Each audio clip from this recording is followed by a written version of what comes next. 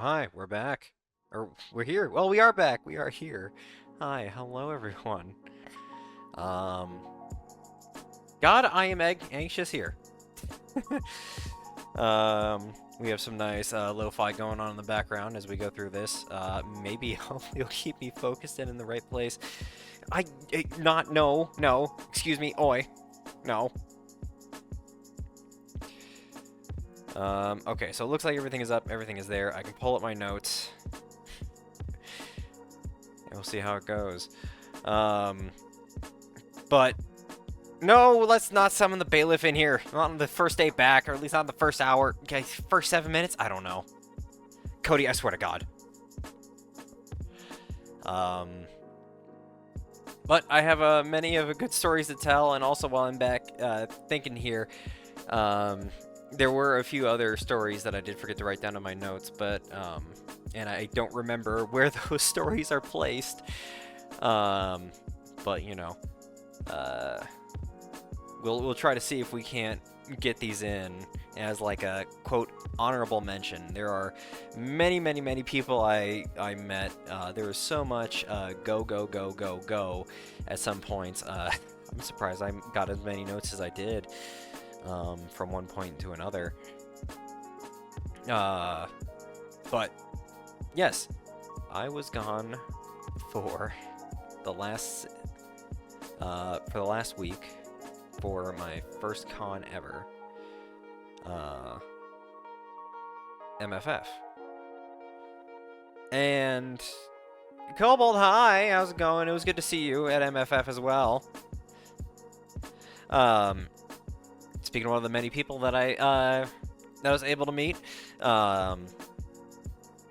so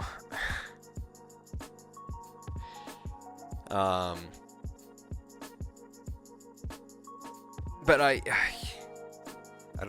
my brain's all over the place. I'm sorry. I'm like so focused. I'm so ready to get into the mindset. Try not to fall into some pitfalls that I will talk about later for a panel that I attended. Anyway, but Cobble, thank you for subscribing at Tier 1. Enjoy those emotes as well as that ad-free viewing. But yes, no, I was gone at MFF for my very first con ever. For my very first planned trip ever on my own. And you know, if I've told young me any of this, I think they would have looked at me sideways to say that my first trip that I chose to go alone would be in the north, in Illinois, in the smack dab center of the winter. You never saw Cody. Cody was hiding and running around. But you know, I saw everybody on my list and then some. Some I wasn't expecting to see. So many other things, but you know, I felt so clickbaity typing this stuff out, the titles and whatnot. But honestly, this was hands down the best time of my life. I think this is gonna be pretty damn hard to top. Pretty fucking hard. Plenty of touching moments, plenty of funny moments, plenty of firsts, plenty of memorable things. Although I say that, and I sometimes look at my notes, it's like, does this really happen right here, when, there? Hazai, hi, hello. Kiba, I see you too. But you know, it's like, I'm putting up the photos, and it's like, because some of these photos I put on here are not exactly when they happen, they're just a representation of somebody that I met, or vice versa. I try to make do with what little I had. So, we'll see how it goes. But, you know, little did I expect... Oops, I want to go back to my notes. Is that, yeah, embellish, I swear to God.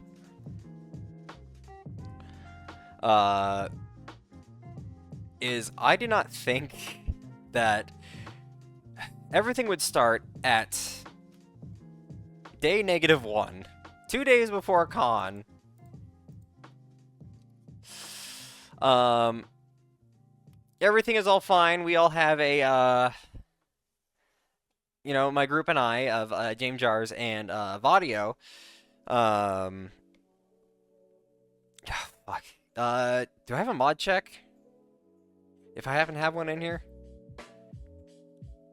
probably make it a little bit easier. Or you know what?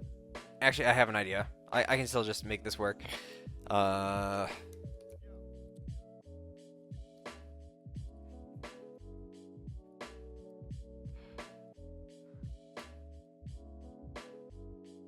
we go.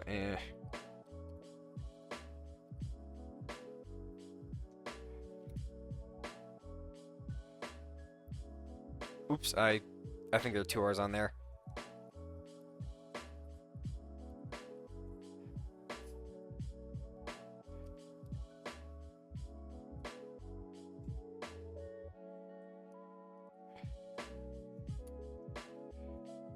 There we go. There we have it. But these were my 2 roommates, 2 very lovely people in person. I couldn't have asked for 2 better very first roommates. And you know, a little bit into October, heading into November, I mentioned, hey, we can do room swaps because we were in the ass crack of nowhere in the Staybridge Hotel. We were pretty far away. Our Figer, thank you for resubscribing at tier 1, 16 months. My God. It was so good to meet you too. I didn't think I'd run into you as I did, but we'll get around to that when we get there. We were over at the Staybridge, very far away from everything. And then Jay managed to snag the hotel at the Aloft. And then from the Aloft, they managed to snag the Crown Plaza.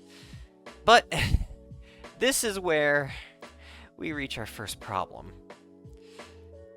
2 days before everything, before the con, I just checked the email for the hotel room and I see I got an email confirmation from the Aloft for Thursday through Sunday. Well, shit. Because I was coming in on the next day on Wednesday. And I canceled all of my plans. With all the backups I had for people. It's like, okay, I know that this is how this is going. You know, it was good. But this is what we saw. This is what we saw when Jay managed to snag the room. Everything was right here, and we have it. Wednesday through Monday. Correct dates. No, absolutely, Figer. The VOD will be there. Hopefully not muted, but I never see lo-fi playing in the background. Mute the VOD. But if anybody knows otherwise, let me know, and then I will stop this music right now, ASAP. And then for posterity of and then, you know, we'll watch it from there. But,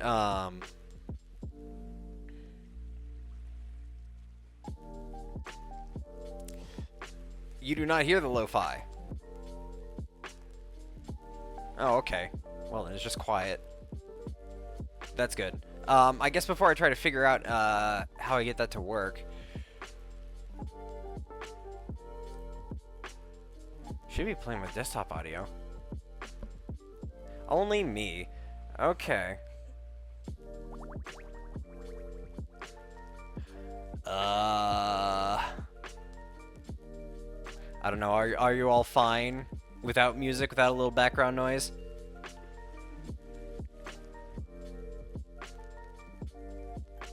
Because I can solve this real fast. Yeg? Yag. Okay. Fair enough. Then I'll have it on for myself to keep myself focused and calm. But normally it'd be picking up on my desktop audio. I don't know. what on earth is going on? But either way, continuing with the story. So, we have all of this. We had all of this confirmed and under belt. And Kieran, hi! It was nice to meet you over at MFF.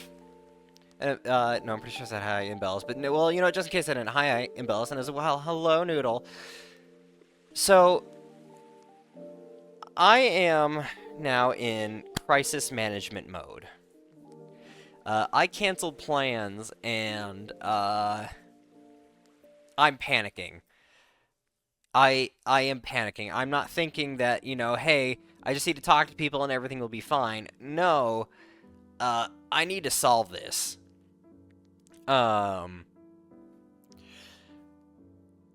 So,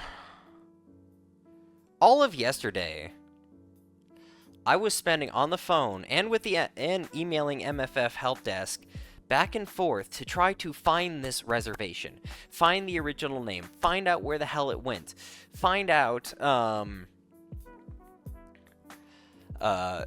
know, just get this squared away so I have a place to stay and I don't need to impose on anybody. So I am calling. I'm calling the Crown. I'm doing all this, and you know, I'm taking a little break from it all, and you know, something happened. I didn't even say the magical phrase, but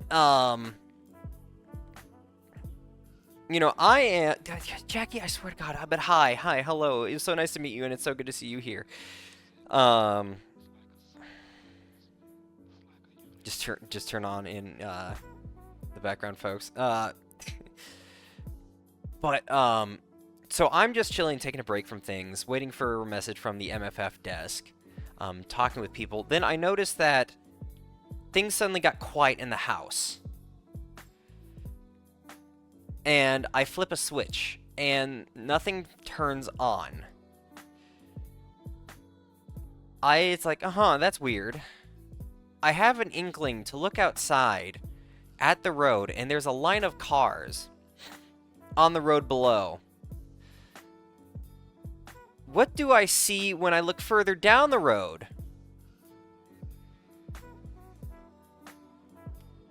Somebody took out our fucking power pole. Somebody driving on the road going this way has gone all the way across from here, past the culvert, right into the power pole. And they were not just going any speed. Oh, no, ladies and gentlemen. Here's the base of where the pole used to stand. Here's the base of the pole right now.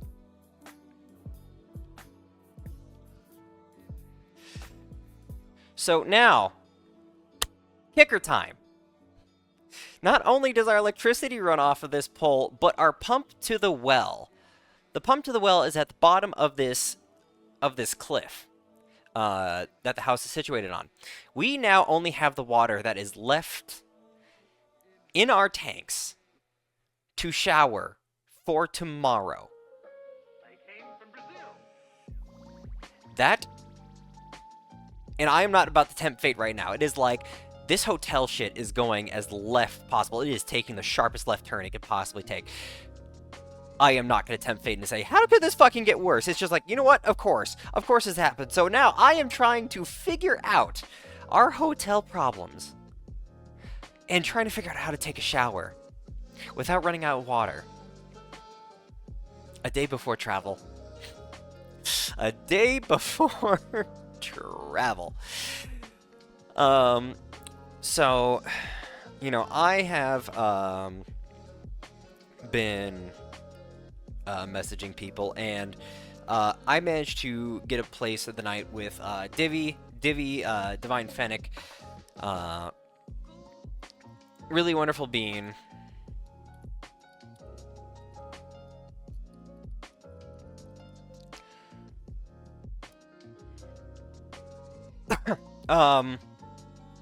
I still had something for Wednesday, and then I had an Airbnb group on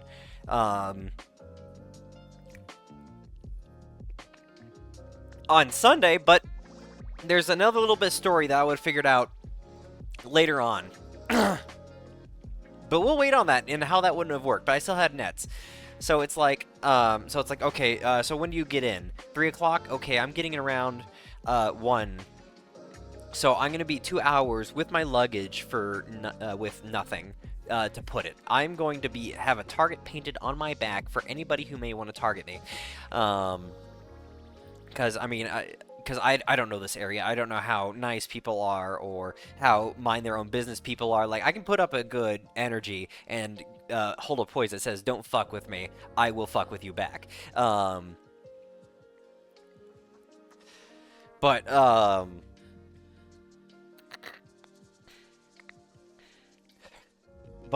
So, you know, I go to a friend of mine and a partner of another friend, Rot Fox, who is partner to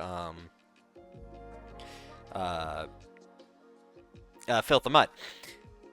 And I sent a message asking, hey. I was not. I managed to shower. Let me get there. So I ask, it's like, hey, it's a little bit of a modification of the original offer that you have made, because I've spoken to Rot, it came up with Rot in VRC, that, you know, it's like, yeah, you know, I'm trying to look for a place to stay, I didn't want to impose on you, so I did this. It's like, oh, no, absolutely, you know, if things need to, feel free to call upon me and Filthy to help out.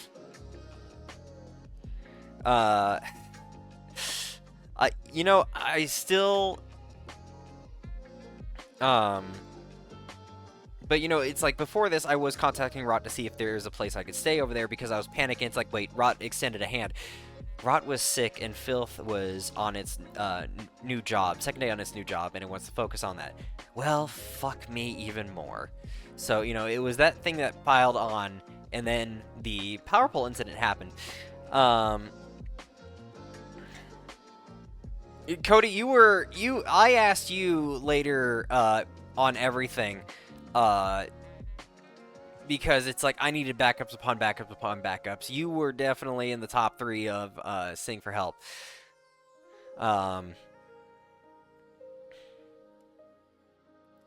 So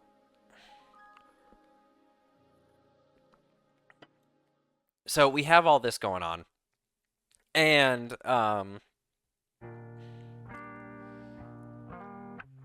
it's just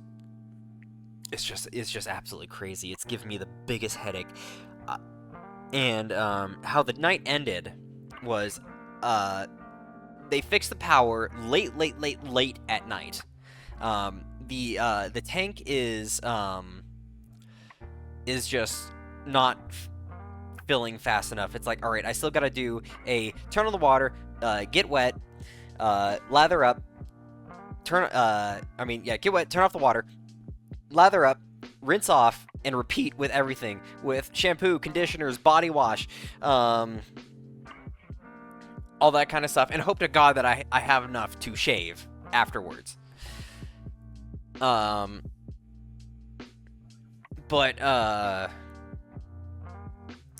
at the end of this, I finally call the Crown Hotel a little bit later, and oops, transport time. Have fun, Figer. Have a good time. So, oh, I'm still on OBS. But I really have nothing else to point to right now. But so I finally call the Crown. It's like, you know what? Fuck it. I'll call in one more time, and I explain the situation again. And this last front reservation lady is being as helpful as she possibly can, looking for this stuff. And so, like, you know what? We tried what we can at this point. You're gonna need to call our sales representative, and they don't get in tomorrow. I am flying tomorrow.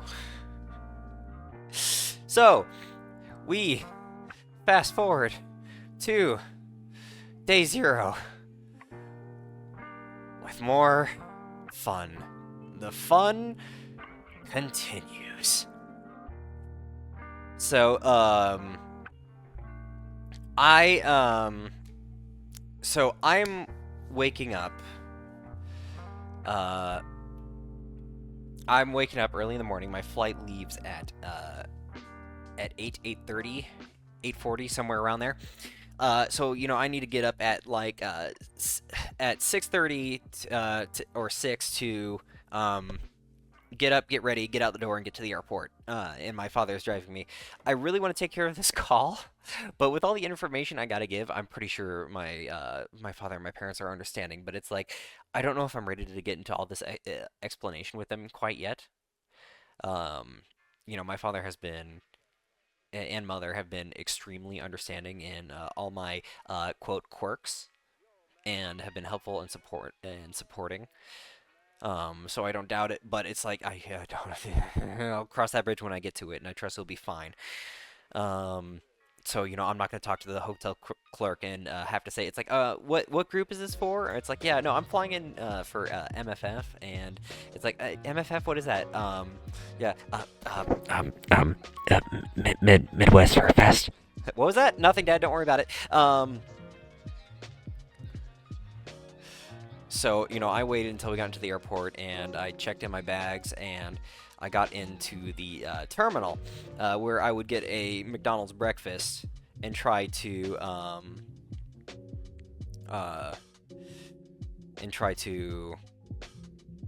call them as I eat breakfast. I call in at the hotel and call for the sales team, and yeah, no, MFF have no idea. For MFF, none of the hotels, none of the people I spoke to had no idea. It's like, what con are you referring to? Or what convention are you referring to? It's like, is there really any other convention going on right now? God, for fuck's sake. So, I don't get a hold of, I do not get a hold of the sales representative. I leave a message, I explain the situation, and I get on my flight. And during my flight, I watched, I have the United app downloaded, and I watched Deadpool 3, which was really good, and I enjoyed myself so much. I probably could have added a picture of Deadpool 3, but, it is what it is. We're rolling with it. I knew this wasn't going to be perfect. Yeah, I noticed the world oddities, but I didn't really see any signage for that up until it came around. But so I flew in, and once I flew in, I got out and I was going over to the baggage claim at O'Hare, and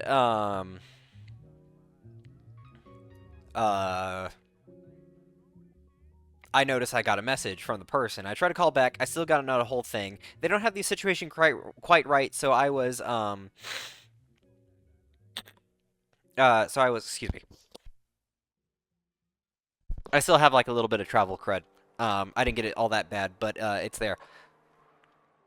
But so it's like I still get no response. It's like, okay, I still have a good friend of mine, Badger Pants, and a well-trusted mod, who drove their refurbished BMW over here and is waiting in a parking for me to get there. I see a message from Divvy, and or I get a hold of Divvy somehow, and they're about 3 terminals over, and it's like, well, they don't have the baggage. Sal, hi. Out already. I will just go over and say hi for the first time. But it seemed like Day Zero had a funny way of trying to keep me from Divvy, but we still did make a connection. But when I got there to the carousel, my bag was already there, and it's like, okay, it's already there. Well, shoot, I guess I can't make a surprise show up over there with Divvy. Badger is so fucking awesome. I was absolutely floored by all the support from the dumpster crew over in Phil's community about how much people want to help, give me solutions, give me things to try, and all that kind of stuff. I am forever grateful, and I was floored. And I have a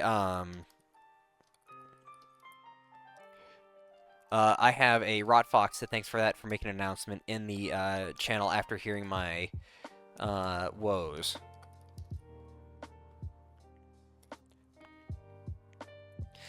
Um, but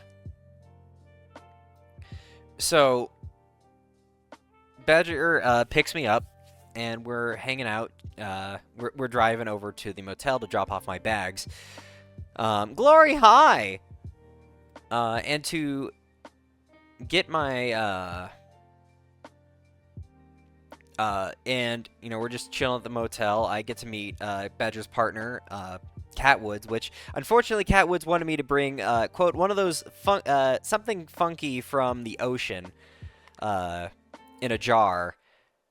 And I unfortunately cannot find such things for Catwoods. I felt so... I failed Catwoods, and I feel bad for it. But, no. Catwoods was absolutely delightful and fun, as well as Badger. It was like one of the first hard realizations, like, hey, all these funny little animals in my phone are not, have a face behind them. They're flesh and blood somewhere out there. Shake a, shake, shake a. Meanwhile, while I shake the phone. But,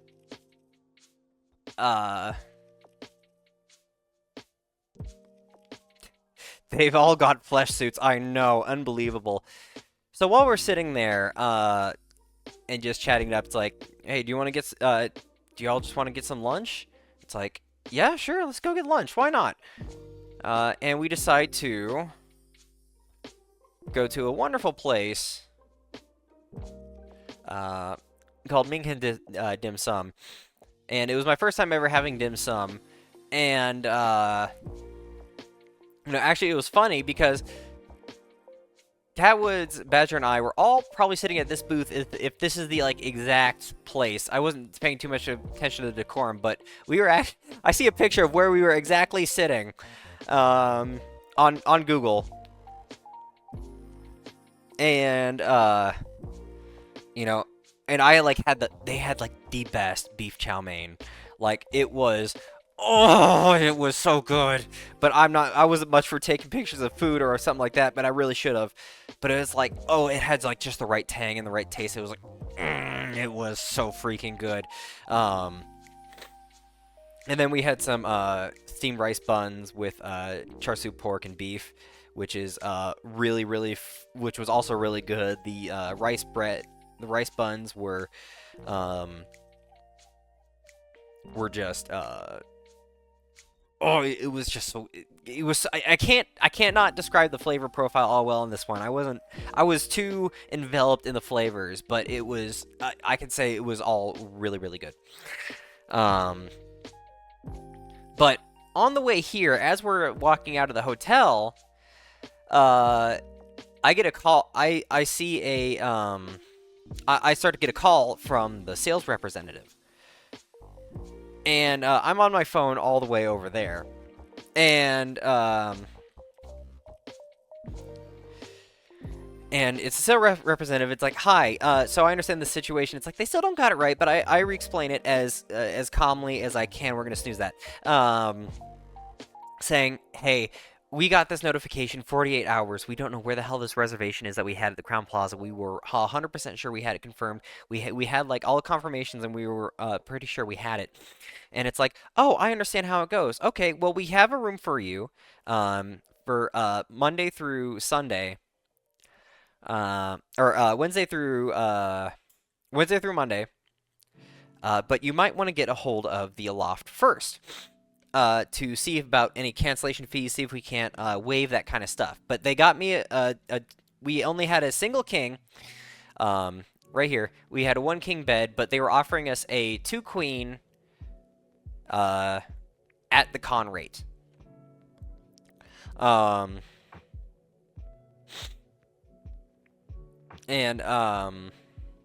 it's like, okay, awesome, great, we're getting somewhere, beautiful.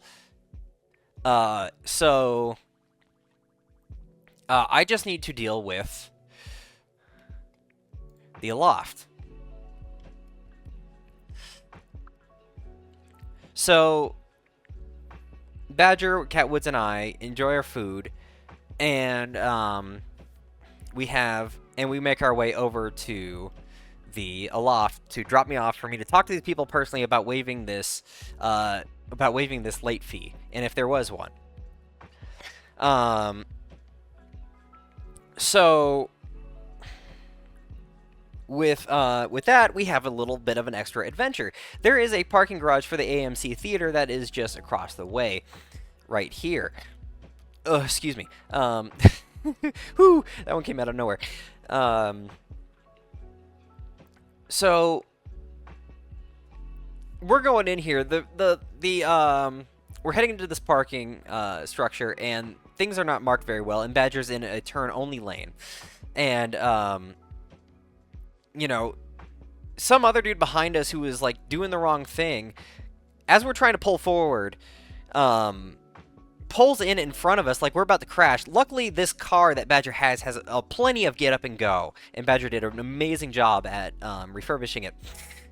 We like accelerate into this one way, but little did we know we were pigeonholed into a one-way only street with a turnstile for paid parking. And it's like, okay, there are not many people coming through, we could turn around. So we turn around, and we're going back. Little do we know, another fucking truck is coming in the way that we're going. It's like, really, out of now of all times, there had to be this one person, the one person that had to come. And they are coming as we're trying to turn around to get our asses out of there. So Badger has to pull the car in reverse, pull up to the turnstile, and I have to call for help. It's like, hi, yes, we're stuck. What do we need to do? So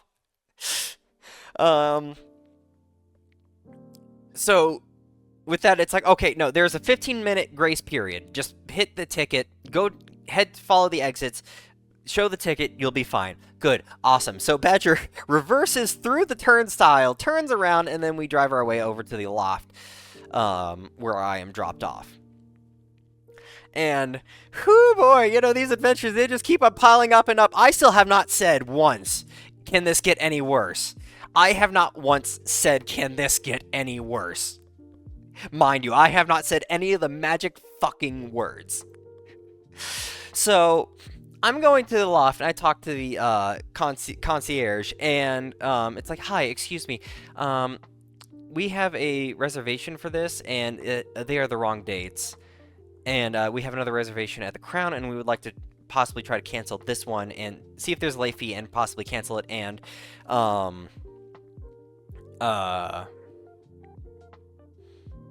try to cancel it, and so we can take the Crown reservation.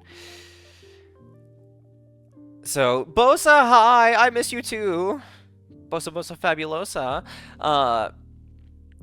But it's like, okay, well, there is a 48-hour cancellation fee. You will need to talk to the manager, because, it's like I explained the situation. I said I feel like I may need the manager for this one. The manager was fucking out. They just left. So, they call the manager, let them know the situation. I didn't sit there for long. And, no, snoozing. And they immediately come back. It's like, I'm sorry, it's policy. You have to cancel within 48 hours. You're stuck with a late fee. Bull fucking shit.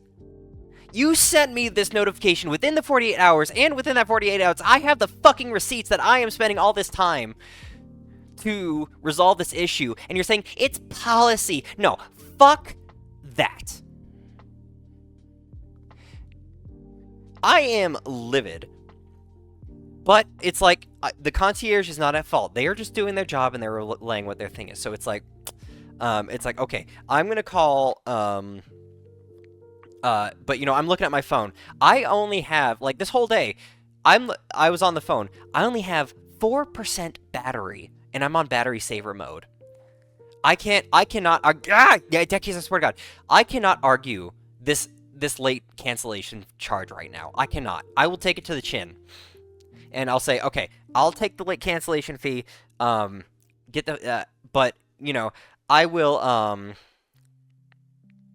I will dispute this charge later. I bless her heart, I try to say, it's like, why would you want to dispute the charge? Honey, did you not fucking listen to the entire story I gave? I gave the same story I gave all of you, I gave her as a TLDR. And it's like, why do you want to challenge the charge? You were not listening.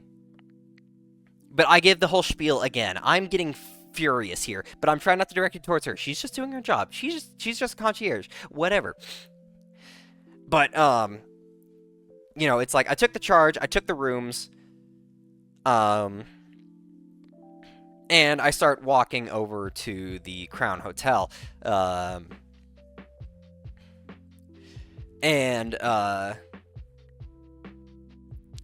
so I get in, I get checked in. They're like, I know it is. Like, I will ding her for that one forever. But at the same time, I didn't have the time or energy. I was already, it's like, I was spending all day yesterday trying to figure this out. As I learned it, my power went out because because for one reason, some dude takes out our fucking power pole. And I could not physically reach someone at the Crown that could help me out until this day. So, but we get in there, I get situated, and it's like, okay, so you have a, so it was the right room and everything, through today, through Sunday. It's like, oh, no, the reservation was supposed to be, from, today to Monday. Okay, let me make those changes real fast. Keep in mind about this part of the story. This comes back later.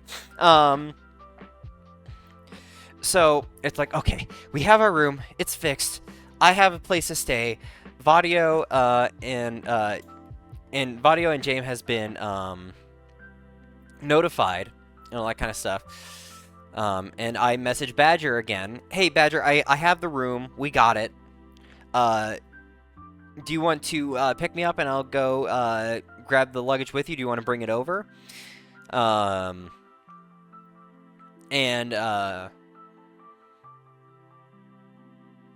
it's like, oh no, we'll drop it over. But, you know, also while this all happened, I was having a conversation on the side with this wonderful bunkle right here. The one I was going to stay with that night had everything fallen through. So, you know, we're talking about it. We're missing each other. And, you know, we missed each other by, like, so much, like, twice. First at the airport, and then while I'm getting dropped off at the loft. Divvy wants to go to Target to buy some stuff. And I get my stuff picked up, and I decide to tag along with Divvy, Badger, and somebody else who with me in the background, lore accurate. Yeah, lore accurate it is, huh? So yeah, Cody. Yeah, Cody. So we're going through, and it's like, oh my god, I finally get to meet Divvy. We're all talking, we're having a fun time, and the side that Divvy's car is on is doesn't have a car door. It would need to be open on from the outside. And we're talking about like how we're supposed to get outside, and it's like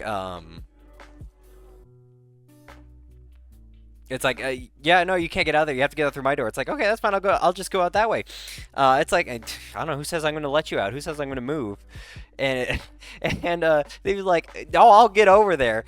And I comment with well, yeah, it doesn't have a handle, a door handle. You know what? Give me a minute here. I didn't say the whole thing. I wouldn't mean it didn't have a door.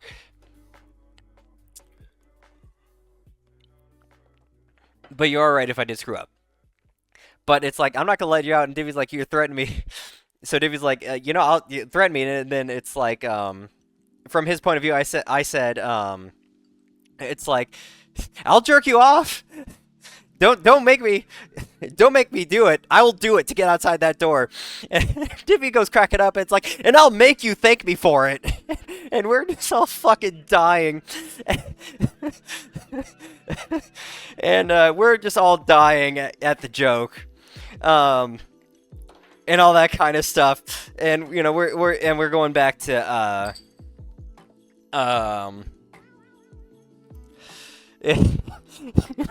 it's it's just like I don't know what the because if you do not know me, I am straight. Uh and all that kind of things. I am straight and I'm ace.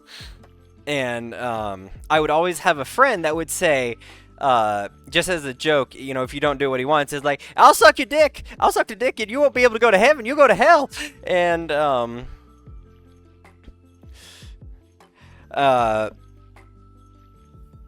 and it's just like, it is the most left field insult that you can have, or threat that you can have someone. And but I ran off of that one to make said joke. But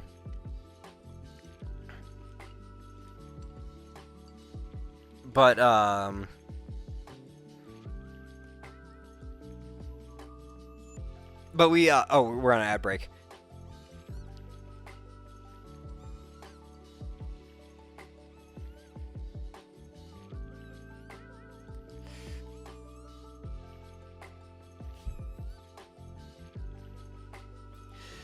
But in the meantime, let's see who all we can say hello to.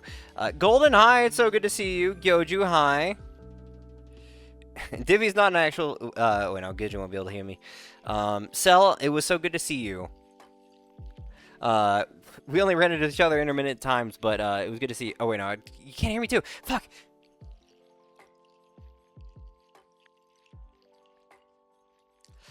I guess we have to wait for the ad.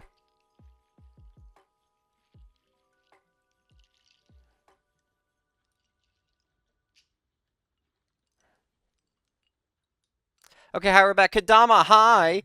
Gingy, hi, hello. Jackie is... yeah. No, yes, I did say hello, but either way, hello again. Golden, hi. We're back from an ad break. Jeez Louise, this one's going to be hard to pace and figure out. So, okay, so I'm running off an old silly joke that a friend would say as a threat with that one. Badger, hi. It was so good to meet you. We're talking about going to Target. And the whole, I'll jerk you off, and you will thank me for it.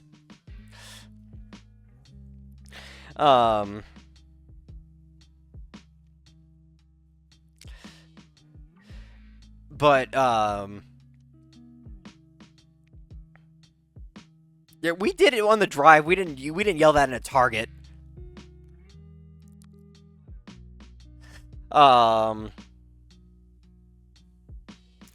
But,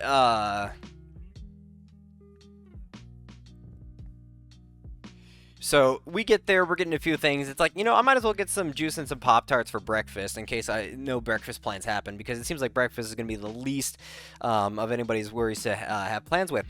But, there's also this person next to me. They're all covered up and all heavily clothed with a mask on.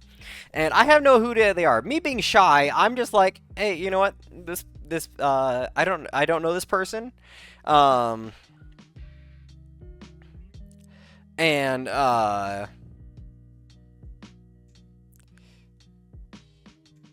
you know what? They're chill. We'll vibe.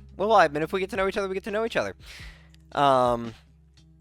So we finish all of our shopping, and so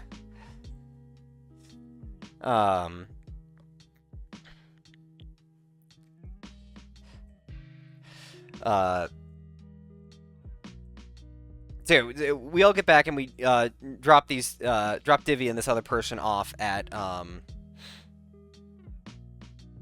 we'll get ready to drop them off at their hotel. But I'm talking about a Cody. I'm talking about Cody, and I don't remember exactly what the context was, but this is after the parking garage incident. This is after.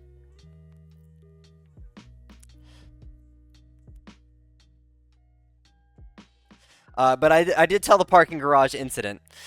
So we have this little shit who started this thing.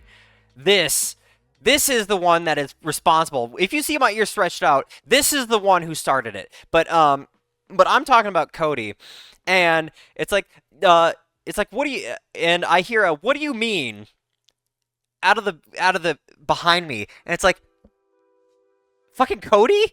It's like, yeah, did you not know it was me? Cody, you were wrapped in several layers of fucking jackets and clothing with a mask on, with no tag on. And I've never seen you before. How do you think I would have recognized you? How the fuck do you think I would have recognized you?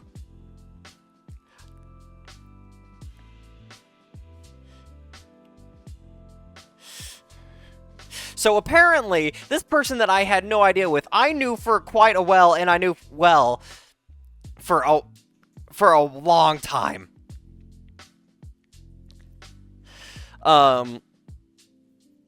But either way, we drive back to the hotel. We drop these two off with their goodies, and Badger drops me back off at the hotel,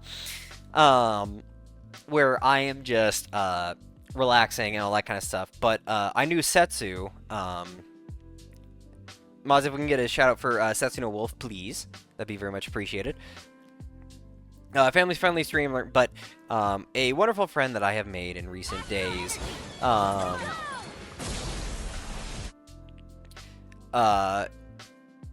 Setsuno, I knew was coming in on today too, so I messaged Setsu, and it's like, hey, is there anything you're doing that I could do? I'll take care of that. Hydrate. He's like, yeah, we're just having a little bit of a room party, just hanging out and all that kind of stuff at main hotel. So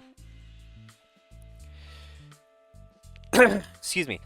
So I go up there and we hang out for a little bit. I get to meet a few people. I forget all of who it was, but there was Rogue, or aka I can't remember their handle name for the life of me. I am terrible with new people, but I know they stream.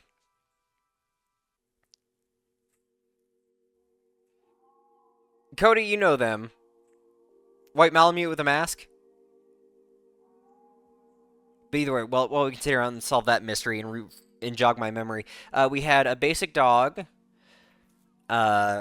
Shit, now I'm trying to remember that. I'm forgetting everybody else who was there.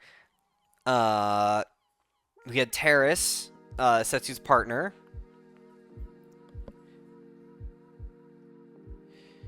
And yeah, I'm spacing. Actually, now I'm thinking about it, I think Lance or Timberwolf was there. Now that I'm thinking about it.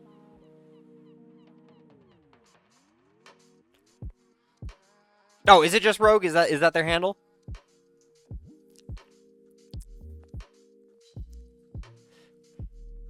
But either way, we were sitting around watching some Twitch, chatting it up, getting to know each other, and getting people to have their first round of Malort. Fluffiest Rogue. Okay, I had a feeling there was something else onto that, but I couldn't remember what. Yeah, Decky's high. Enjoy that lurk.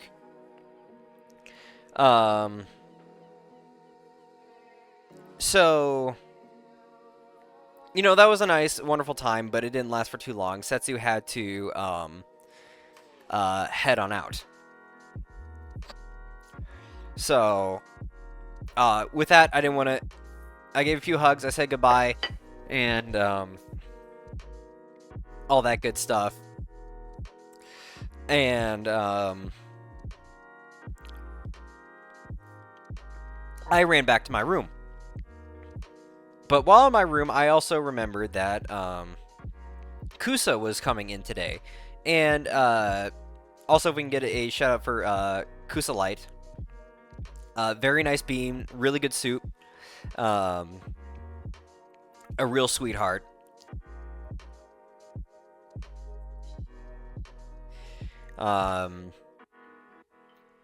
So I knew that they're coming in today, and a few days prior, like maybe a week or so, I was in a call with Goldie,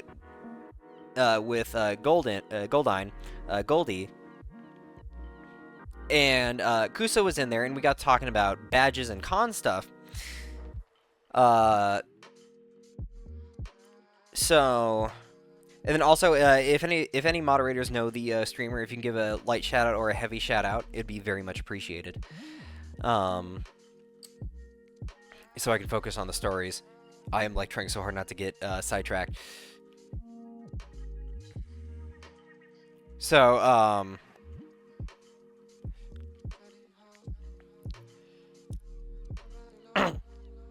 so I sent a message late at night while I'm in my room just chilling. It's like, hey, are you in? By any chance? He's like, yeah. Actually, I'm heading down to the lobby right now. Awesome, great. Well, I cut off from a story. But I hired Kusa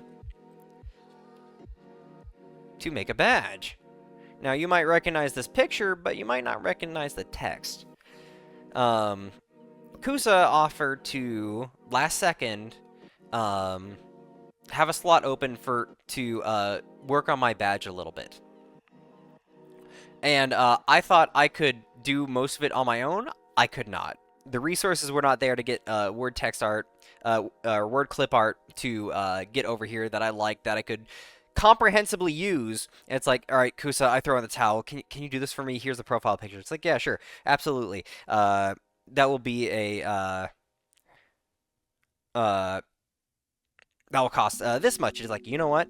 It's last second. That's an absolutely fair price. Let's go ahead and do it. So,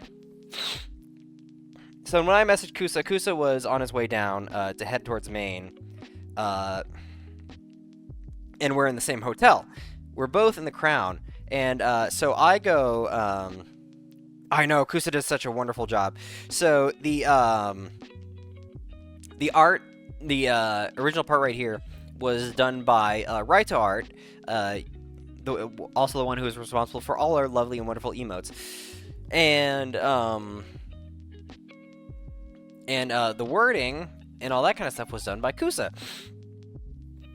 The wording, the cutting out, the laminate, even came with a lanyard. Because I was thinking I still had some lanyards from when I saw Game Grumps live and Markiplier live that it's like, okay, I could use those. I forgot to pack them. Kusa was a godsend. Because it's like, okay, here's the badge. And then I think, oh, fuck, I forgot a lanyard in my head. And then Kusa's like, what color lanyard do you want? And it's like, Kusa, I could almost kiss you. You're a godsend. Excuse me. So, I got my badge, I went on, and I made the post. My very first badge ever, for the con. And, you know, I sat in Discord with friends, and I was just chilling, letting out the night. There's not much else going on. So, now, day one, the magic begins. This is where we have... Well, honestly, the time with Divvy, the time with Badger, the time with Cat Woods, the time with Cody, and getting this badge, we're starting to see a turnaround. But hoo boy, are we not ready for all the amazing stuff that happens afterwards? Buckle up, because this is where this is where things get fun and interesting, and I'm gonna need to pull out my notes. I'm getting emotional just thinking about it. So, day one, I have nothing to do. Nothing is starting until around 5 for us. For general admittance. So, I am walking around the con space and getting a hold on, yes, it is PRF. I am slowly beginning the Kelif transformation to a just chatting streamer. Although I might have just been skirting the edge, and then now I just accidentally tripped in. So, Kadama, I don't know if I said hello to you, too. It was nice to meet you. I know I saw your message a whole lot earlier. So, I want to walk around, get my bearings before things get crowded. This is a big con. This is my first con. I want to see all these con spaces that I see on the schedule and whatnot. So I'm walking around, and I go through to Main Hotel. I am walking around the place several times, looking for rooms, making sure I understand where everything is. And I'm just looking down on my phone, and I have an inkling to turn around. Did I see Pronzo? Having breakfast? No, it can't be. I don't think I have the right person. I walk around a little bit more, and, you know, I'm pacing, messaging some people. I still have an inkling to, look back. I see another familiar face from Twitch, and I'm pretty sure. I see them only from behind, but they're very Merle-shaped. Huh. I don't know. I look down again, like, I look down at the seat of where this person is sitting. They have a hamburger backpack. They have a hamburger backpack. Somebody that looks a lot like Pronzo and somebody that looks a lot like Merle with a hamburger backpack. I'm pretty sure I have some people that I have interacted with.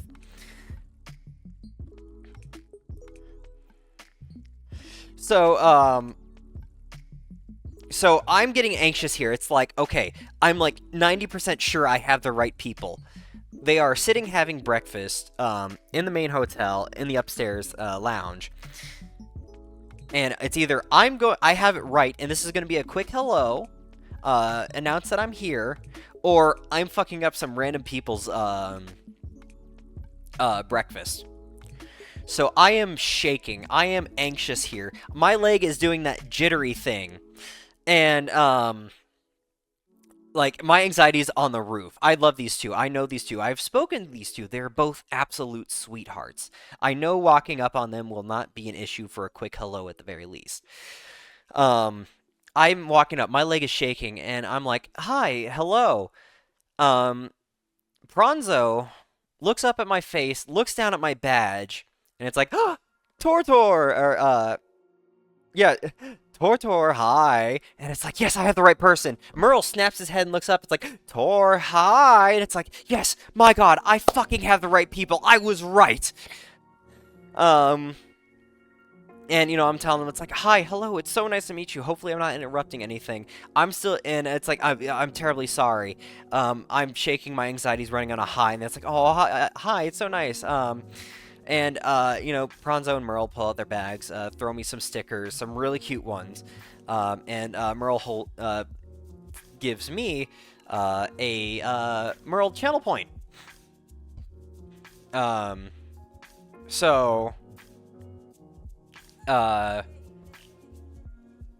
you know, I said a hello, and it's like, hi, it's so nice to meet you. This is really exciting, and I'm on my way. Now, I want you all to, no, it's not gonna be able to work that way. I already have it numbered. No, I want you all to keep a track of how many times I run into Merle.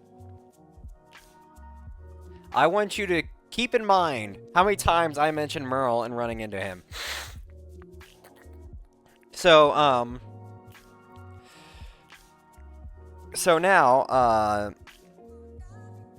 I said my hellos, I walked back to my room, and I'm a part of the MFF group chat, and I get to talking to people, and I learn that Hurry Slowly, is in the same hotel.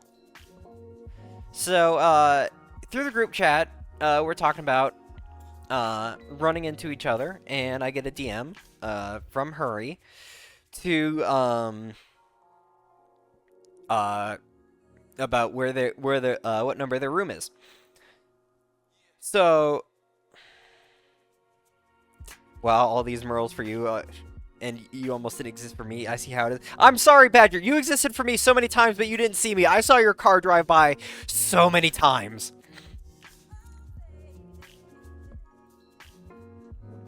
But, so, you know, I get up there, I talk, and I'm met by several faces. I'm a little bit timid. I'm a little bit timid at IRL. Yes, like you actually driving past, like, the Sky Bridge through the main road where you get into, park at the con space. Hurry was an absolute sweetheart. I love meeting Hurry. So I'm looking at some people, and we have no badges, and I just say hi, hello, and the first person I look to, and I say hi, hello, who are you? It's like, oh, hi, I'm Hurry. Like it's like, oh, Hurry, hi. I know it somehow stands out so well.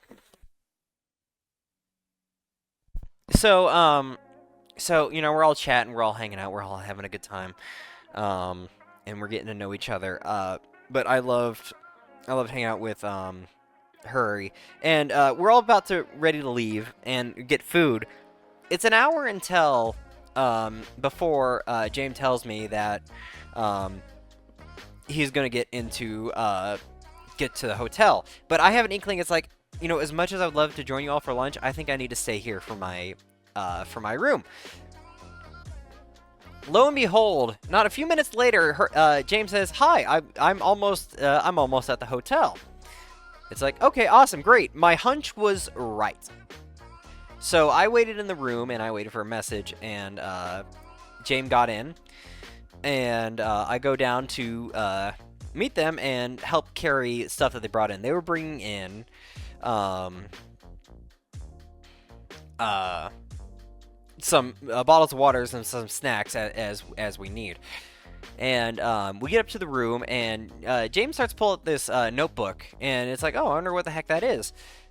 They rip out a page, and they hand me this. It is too fucking cute. I can't get enough of looking at this thing. James made drawings for all of us. All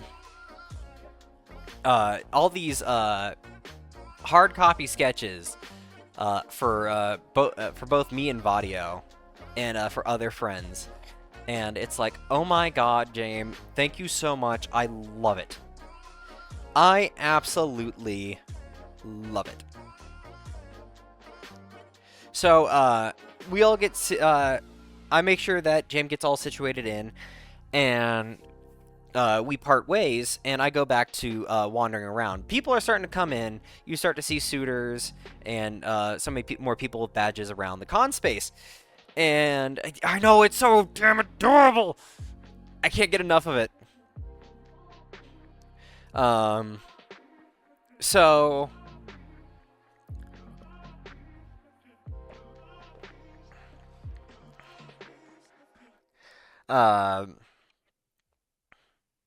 so I'm wandering around a whole lot more, and just minding my own business, doing the thing. I finally have access to the main lobby, so I immediately walk over there.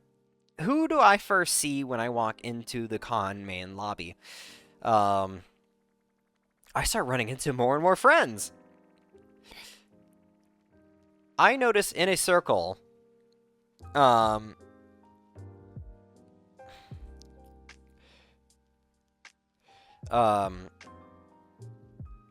I walk into a circle of people that I see. I see Merle, I see Pronzo, I see PJ, I see Who Dat, and a few others that I'm forgetting about. But I run all these and I say, hi, hello, how's it going? So then I hang out with Merle, Pronzo, PJ, and a few others from that group. And we're just all talking, chatting, getting to know each other. And while we're talking, I hear a familiar-ish voice behind me. It's like, Torrent, hi, hello. And I turn around, and it is another friend, Fumbleroo, that I know from VR.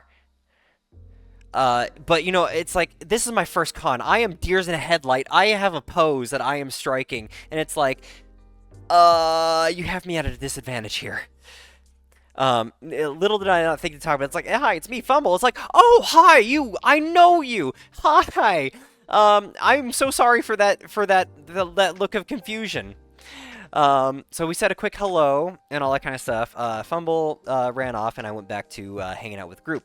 Second instance of knowing badge works, because on the first day, as I was walking around with my badge, I got a message from another friend. Hey yo, it's Yak. Ba, ba, ba. Let's see if I get this right. I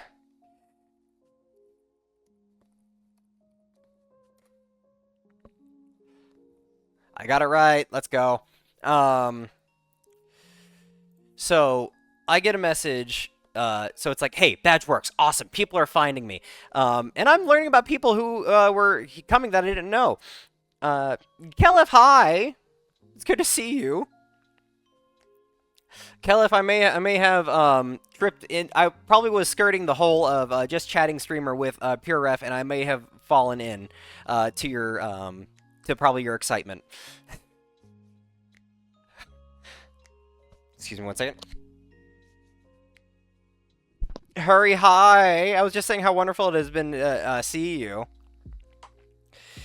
So, but it was time for Pronzo and Merle to head out. They were sponsor level, and the sponsor check-in was happening.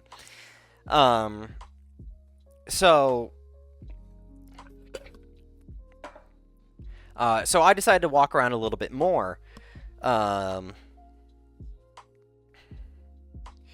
And I walked back over to main hotel through the sky bridge to get a handle on the sky bridge. And the first face that I see when I get out there is a local friend that I know, Crafty Kangaroo. They are real sweet, real lovely, very talented and very whimsical, and I absolutely enjoy their presence. So I walk in, it's like, Crafty, hi! It's like, Torrent, hi! How's it going? We have our nice hugs and introductions, all that kind of stuff. We hang out there, and while I'm looking, I notice, like, I don't know, maybe something out of my core, like, this is going to be the theme of my con. I think it happens. People run into me. I have an instinct to look at a direction, and it's somebody I know or somebody I want to know. It is weird. It is weird. It is like some quantum level magic bullshit. Like I say, the magic begins. I will tell you, and you will agree with me. This is some weird shit. And I don't think, hey, look, there's a Crafty right there. Hi. But you know, I look over and I see a familiar badge. It's Yak. It's like, Yak, hi, how's it going? It's good to see you. Yak comes over, and I don't remember when I got this one, but I'm pretty sure this is where it goes to show how splotchy my notes are. But I will, but by the end, by some of the people that I may have left out, if I do not remember or think of it as we go on, you have been noticed, and your and the interaction has been absolutely delightful. I have not had one bad interaction with anyone.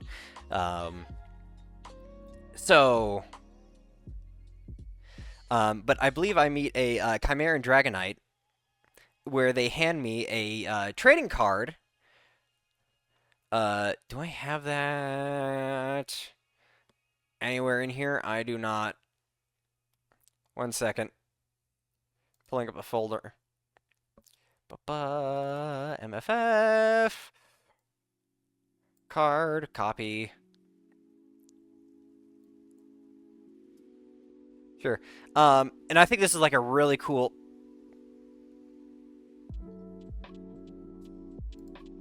No, we already have Sammy up. I don't know why you want to start. They have a Pokesona, and they had a card made for themselves, and it's like, that is a really cool way. That's a really cool gift to hand people, and a way to advertise yourself. It was really cool. I'm gonna make you emotional. I'm sorry. It's gonna happen more. Bring your tissues. Bring all that stuff. I might even get emotional myself. So I'm talking all that kind of stuff, and out of my corner of my eye, I'm starting to see some people that I know of through the grapevine. I see a Cinder Collie walking around and suiting already. But I'm talking with friends. I don't know Cinder all that well, and I made note of it. But you may also want to keep note of that as well, about all this quantum and weird shit that goes on. keep notes of things, pay very close attention. There will be a test after this, not really, but, you know.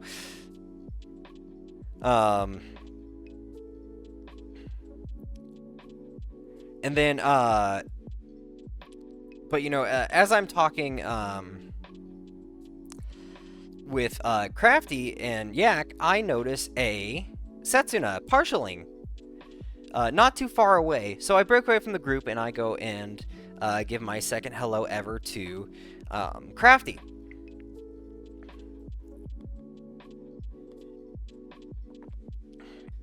Test question 1, where were you while I was raving the night? I did not attend any of the raves. Raves and dances are not my scene. I avoid them like the plague. I was probably in my room because everybody was at a dance. And we're on an ad break right there. So we'll sit here for a minute.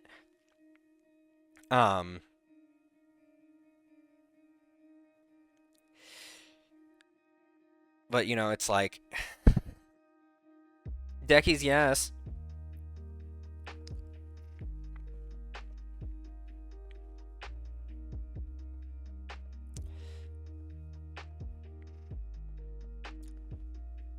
Shadow... Yeah, go check out Deckies. I don't know where the shadow came from, but yeah, no, definitely check out Deckies. Deckies is a wonderful streamer, wonderful mod, wonderful friend, wonderful everything. He sent me a silly DM?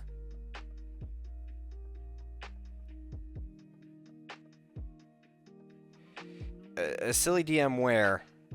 I see no DMs. Oh, are you talking about the ranch dressing?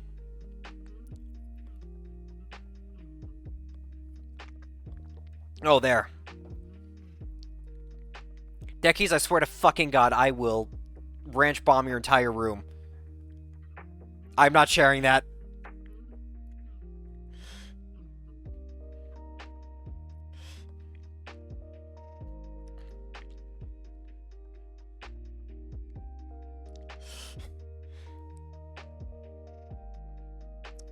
We're back for math. We're back for the recaps. God damn it. But I run into Setsu, who's partialing, where I have my first, any kind of fursuit interaction ever. I have not touched a fursuit. I have not gotten hugs while someone is in fursuit. I have only seen people in suit. The closest, you know, I've only been like in proxy at my Denver, like my 3/4 Denver experience, and during our October, during a local meetup October scary silly scary movie time when Slush Dog, wonderful person by the way, came in with a full suit. So I have not had much experience with anything. So, you know, that was nice. I went, you know, it's like, I know Setsu. I adore Setsu. Setsu is, like, one of the best friends that I've ever made, honestly. And, I go in for a quick hug, and then, Setsu bounces my head in between his paws, and just goes, ah, and, God fucking damn it, Deckies.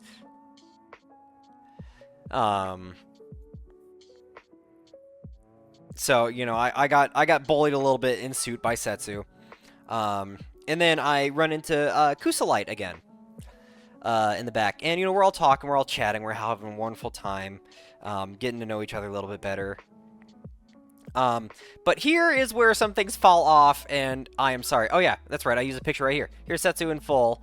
This is the first full fursuit interaction that I have. But we'll get around to this story where this picture was taken later. I needed a placeholder for the show Setsu. So, thank you. Oh, there is a story that I missed. So I told Setsu that I never had any kind of fursuit interaction, and Setsu's like, "Oh, I want to be the first. I want to be the first." So, you know, I'm making jokes like, Setsu, I'm saving myself for you, or you know, jokes along that lines the whole damn time. It's like Setsu's gonna be my first. With little caveats at the end, fursuit interaction in small letters. But as I'm talking to Kusa, another wonderful streamer and a very important person in my journey who I wasn't expecting, Reef Ruff.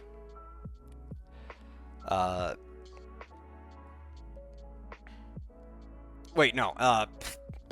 Fuck, am I? No, go with the notes. Go with the notes.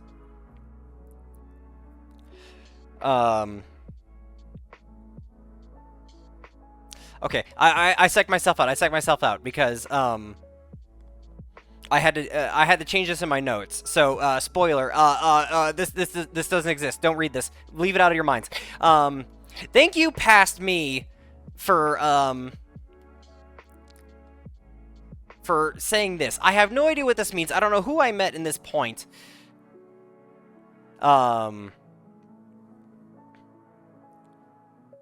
And I don't know. But you know, this is where my notes fall off. Like, this is where I second guess myself because I had stuff like this. But thank you, me. No, I had it right. I had it fucking right. My God, I psyched myself out. So earlier here, where I was hanging with Setsu and Kusa and the others, right after first hiccup of the recap, it took this long. About 1.5 hours. That's pretty good, I gotta say.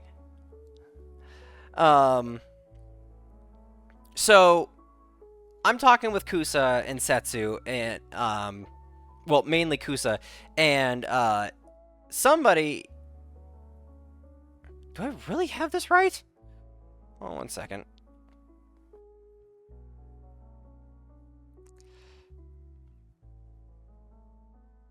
I think I second guessed myself, and as I'm going through the things, I'm.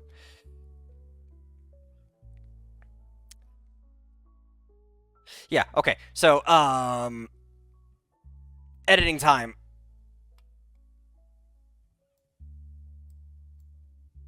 Quick editing time. Whoop. Whoop.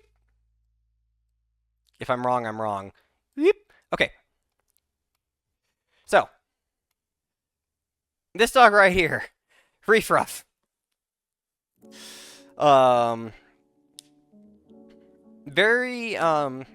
We have a little bit of a background, and it's a very good one and a very touching one. Reef, the more I think about it, it was unintentionally one of the biggest influences in my journey for streaming, and we've only interacted once. But so I'm talking with Kusa, and I see this suit walk by, and I'm pretty sure it's Reef. And it's like, I stop by, and it's like, Reef? It's like, yeah, what's up? It's like, oh, I do have you. It's like, hi, Torn. It's like, Torn, hi! And opens up, offer for a hug, and it's like, Reef is very important in my journey, and I'll explain why in a minute. And I go ahead and move in for a hug. Reef stole my first fursuit hug.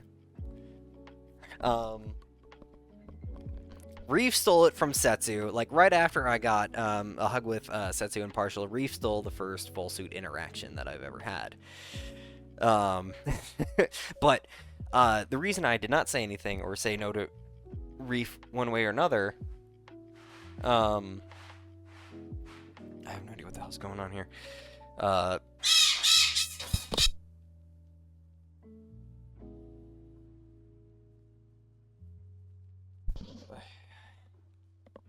Hold on 1 second. There was an unexpected interruption.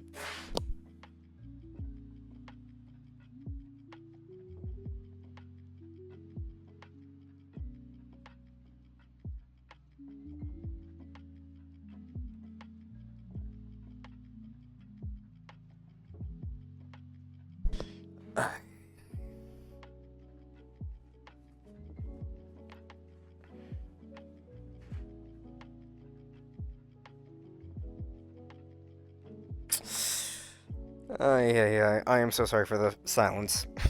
Scuff number 1. Okay, we're back.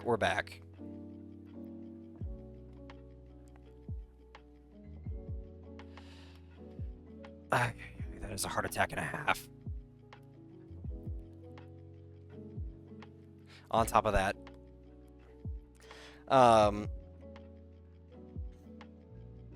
that couldn't have happened. Like, for pretext, I have not, I have not told any of my parents any of this. I don't know how much they know, but it's like, stop it! I didn't need to burst out like that. I am already tense right now. But you know, they're very accepting. They're very nice. They're very supportive. But it's like I'm not ready for this talk at any point at any time. I am personally not ready. But you know, I had this photo up here in big letters right now, as my dad's coming down to collect recycling, and the bird is screaming their head off because they do not like him for whatever reason, and really needs to learn to chill. Just looking at me like, what the hell did I do? So, my story with Reef starts. Actually, it was the sound of bags, of cans clanging in a bag. That was my tip off.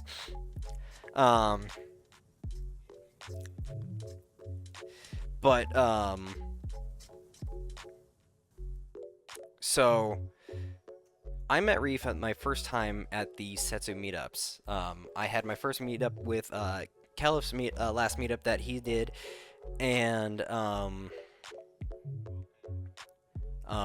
then I meet Reef on the very first Setsu meetup that I did, and I got to talk with Calif, a beautiful time, and I also, but you know, after that I started wallflowering. My social skills were out of there, chill. And I was walking around wallflowering. When I walk by and I hear Reef, it's like, hey, what's up? It's like, oh, I'm just walking around, wandering, trying to find a conversation. And Reef was like, hey, it's like, nice. Do you want to hang with us?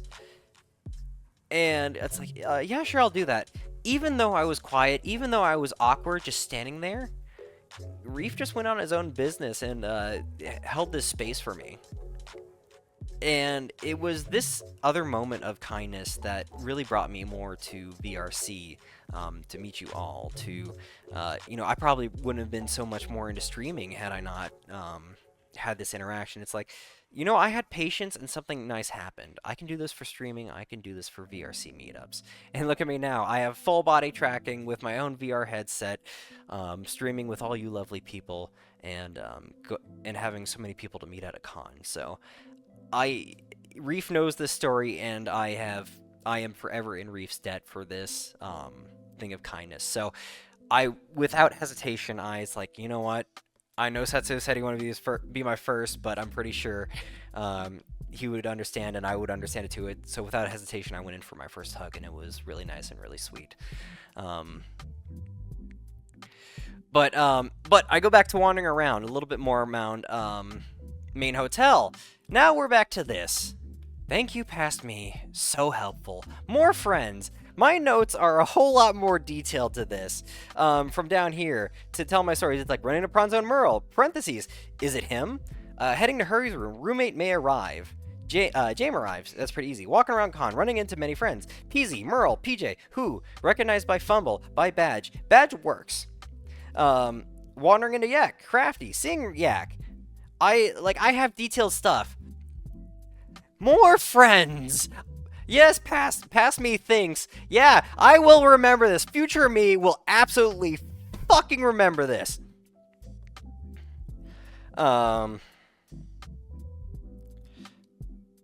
So, but I'm pretty sure this is where I run into Cell and a few others.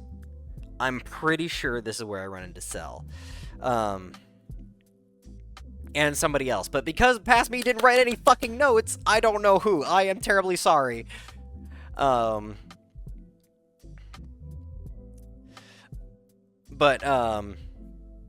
know, Kelf. I'm sorry.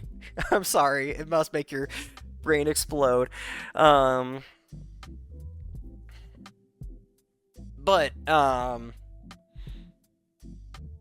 So I run into Cell, and I run into another group of friends, and you know, we're all chilling, And it's like, okay, I think I need to get back to the room. Vadio is due anytime soon.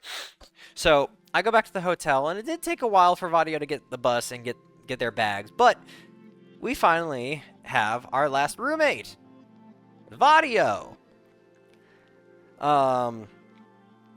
We were cutting it close to the start of registration time for general registration, so I'm a little bit in a rush, which I really didn't need to be. Vadio, so fashionable. Vadio rocked it all so well. Whatever they wore, they rocked it. So we're getting in there. We're getting Vadio as situated as possible. I didn't think that Vadio should probably stop for the bathroom or vice versa. It's like, all right, you ready to go to the line? It's like, yep, let's go to the line. Apparently, I unintentionally rushed Vadio in my anxiousness to get there. Womp womp. I am so sorry, Vadio. I really am still so sorry about that. So we'll be stuck on this picture for a while, but you rushed me so much, hon. Yeah, Vadio, I'm sorry. I'm sorry. I am terribly sorry. But Vadio, hi. It was so pleasant having you as a roommate.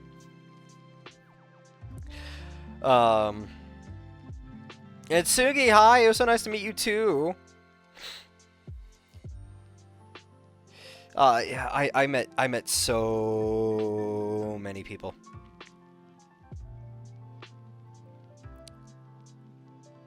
I mean, like, I have no others for the other stories. I don't have any other stuff. Okay, fine. We'll be on this one. You wanna yell at me? We'll be on this one right here. So, lol, that's fine. Keep it on me.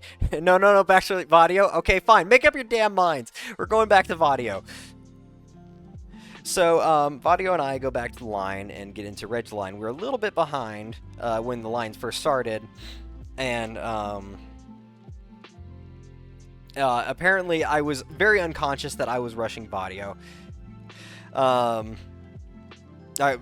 was just rushing Vadio through it. And that is my fault. I did not realize my anxiety was running. I try to be very punctual to make things as much as possible. Not realizing that we have plenty of time to get in there. But it works out. Vadio wasn't wearing a leash. Vadio didn't have time to put it on. Oh, I don't think Maybe is on, because the last stream I did was Ace Attorney. We can fix that. Wait, no, it works. Oh, wait, no, that's right. It was on mod only. Edit triggers, turn off mod. Save. Save. There it is. Ow. So, this is probably where things are going to get worse. As I get distracted by getting bit. So we get in line, and as we go through line, we get into the main area. We're weaving in and out, going in a zigzag formation, and as we're going through,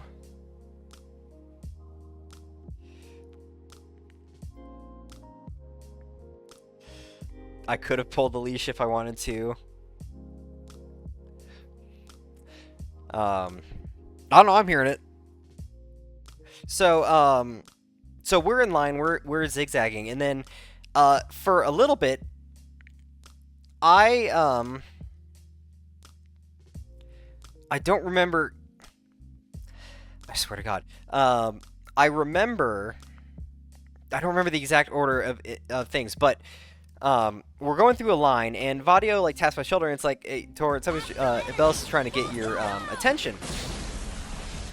And I look up and I see a shit-eating grin, because what did it came to my mind that I heard as we're going through this line? And Bellis with a clicker, a training clicker.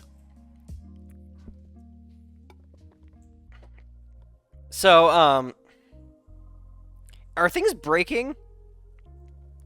Is like everything breaking?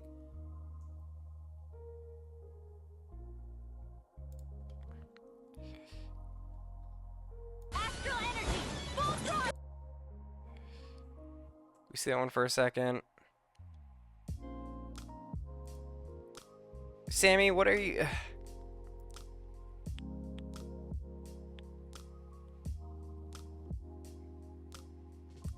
Jovi, hi. It's good to see you. I don't know. We'll see. Why is the power flickering? I'm getting anxious here about all this stuff right now. And what is love? Hi, thank you so much for the raid. How's it going?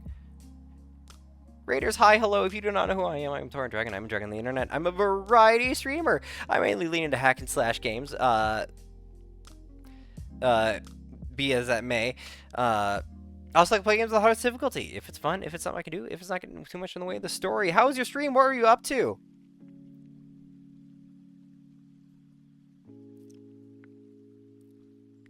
Today we're gonna rate a very cute.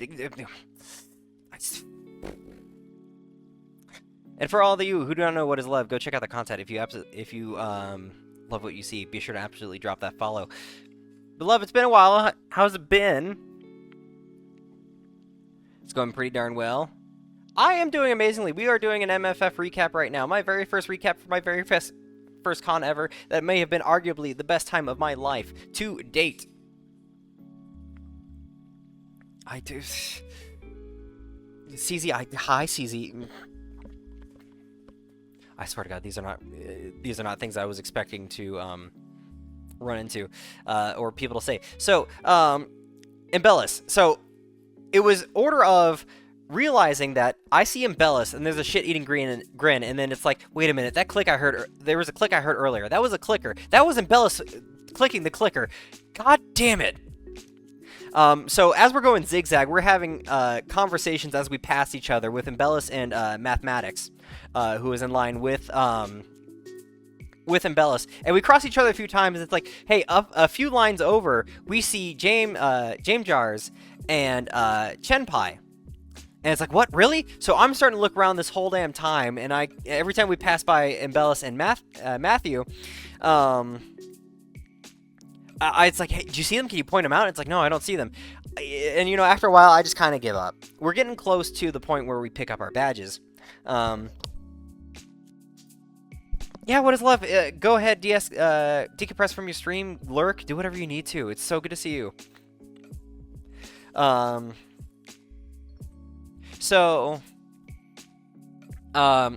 doing this, and then finally, I give up. I spot the same shirt that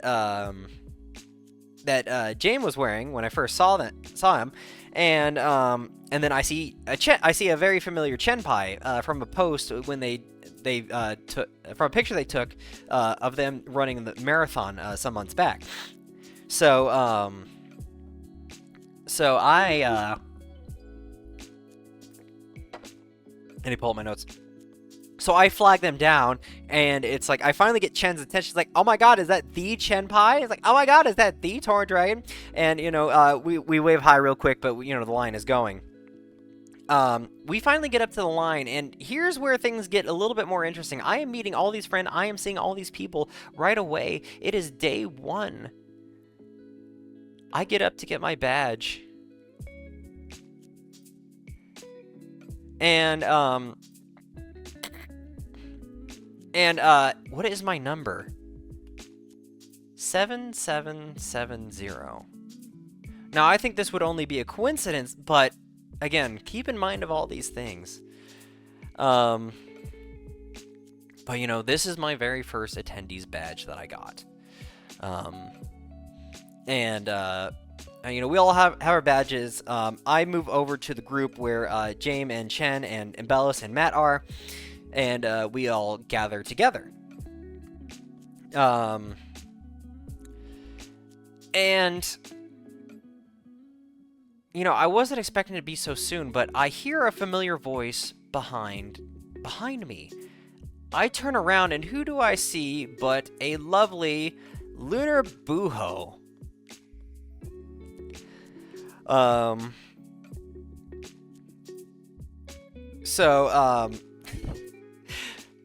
Like right after I ping in my brain, that I ping in my brain, that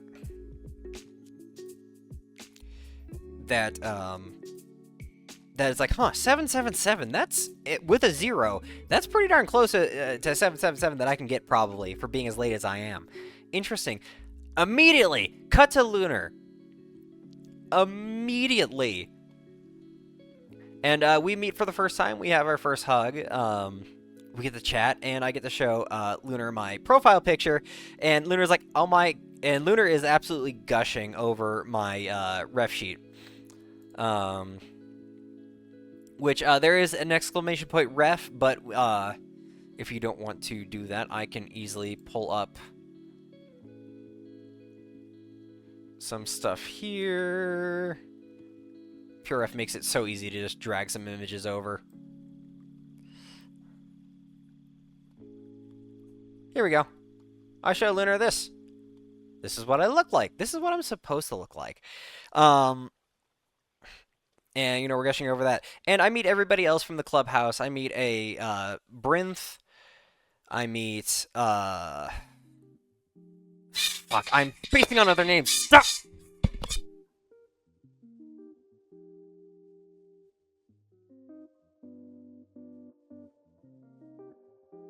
I swear to God, if somebody was coming down again.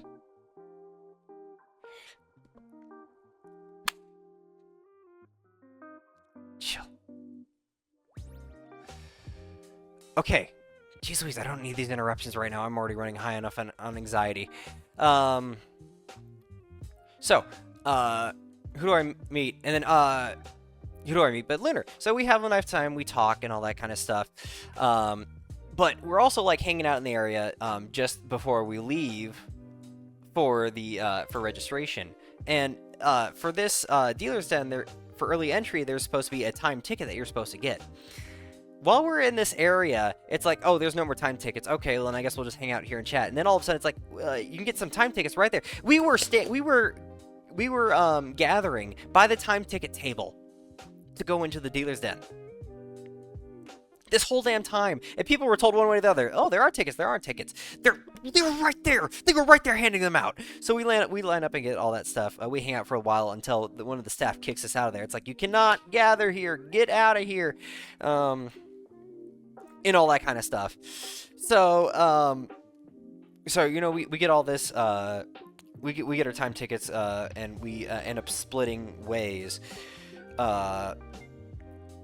from right there, because I hear that there is two very lovely people that I also owe a, oh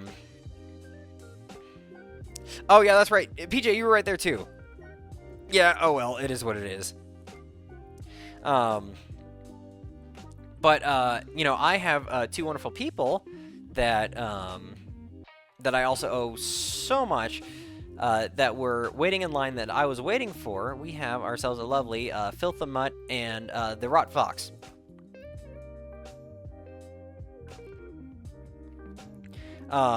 So yeah, with Rot's Borp, this little fox is called Borp. So I'm waiting. I break off from the clubhouse group to wait outside to find these two.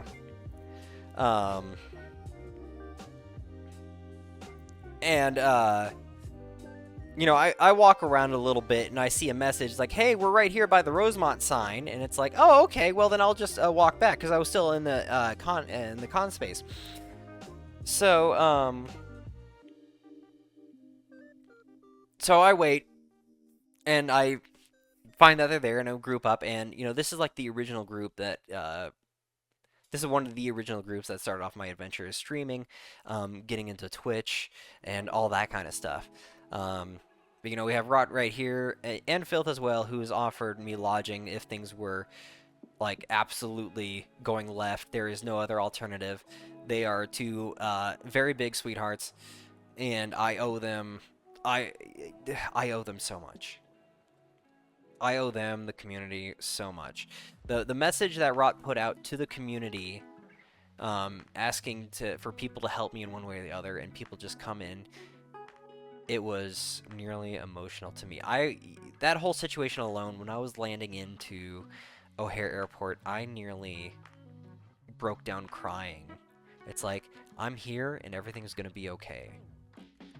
But, you know, I put down my sunglasses and shuddered a little bit and tucked it away because I didn't want to be crying right next, full-on bawling next to strangers out of the blue. I did not.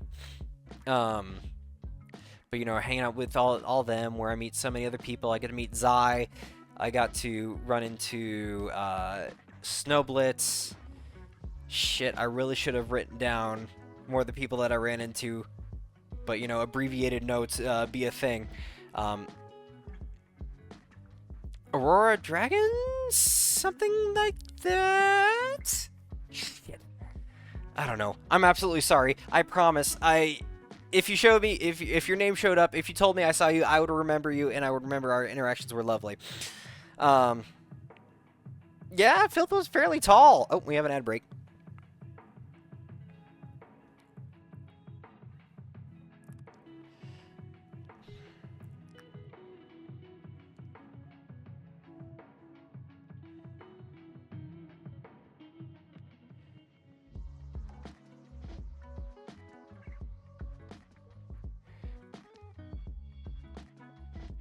You know, I'm still thinking that I might have told Reef the wrong story. I should have trusted the notes that I had and not freak out about the story. But I'm pretty sure I might have had it wrong, and I had it right somewhere, and I'm just second guessing myself. I don't know. It is what it is. The story has been told.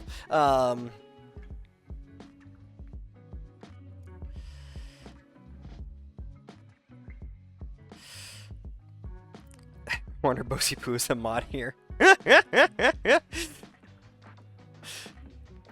CZ, that was before. This is the first time Bosa has seen my face. I think. Maybe. I don't know.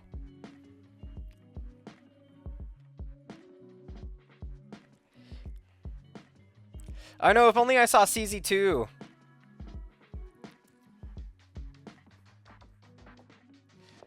I tried to run into CZ and Setsu, hi!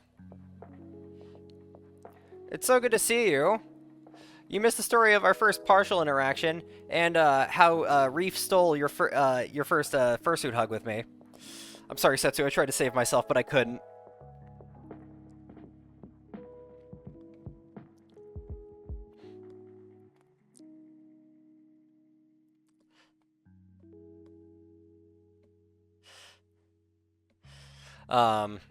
But I saw the picture right here! This one had to come a lot earlier. It was so nice getting to know Setsu a whole lot better and hanging out during the con. It really was. Fuck,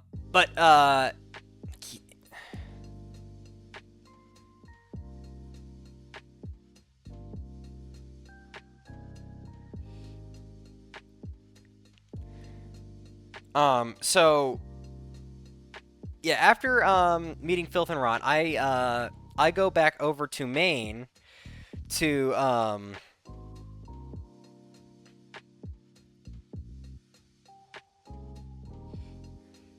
Oh, you've been looking for a hot minute? Okay, that's fair. So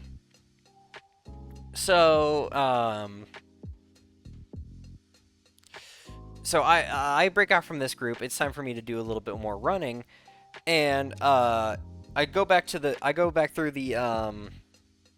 main hotel, or to the main hotel. I am hungry. I have somehow neglected lunch, and you know, it's really getting close to time dinner. But I want to explore more, despite what my stomach is saying. Missing a meal is going to be a theme, and don't worry, I am okay. I was not getting close to anything. Anything bad, and I stayed hydrated. It's okay, you don't eat at cons, that's normal. Okay, well then I'm already fitting in, no problem. But I go back to or maybe this was right. Fuck, am I really second guessing myself right now? You know, the story's been told, we're gonna forget about it when it happened. I really shouldn't have second guessed myself. But, so I run back to the main, and I see, Kusa, Reef... No, these notes have to be right. So I told it in the wrong place. Yeah, so I saw Kusa, Reef, Setsu, Naki, and Crafty at main just hanging out. GHZ dude, hello, welcome on in. Good to see you. So yeah, this is where my first fursuit hug happened. Shit, I should have trusted myself. I should have trusted myself. I should have trusted past me. I didn't. Fuck. I soiled it. I fucked it up. Okay, sorry. It's a floodgate when it happens with SpongeBob. So I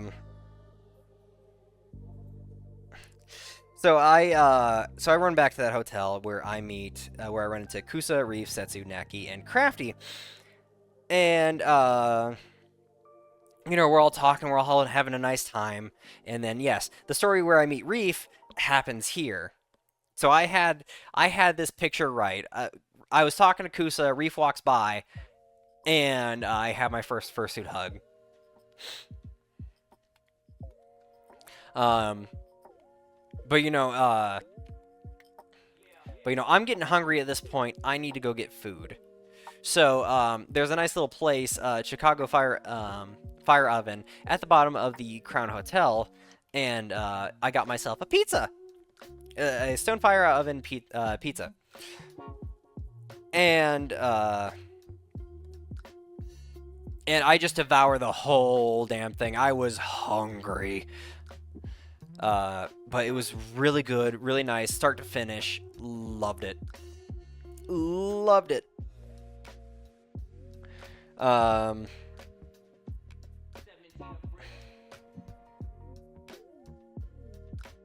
definitely have this in the wrong place if I remember the story of when this happens.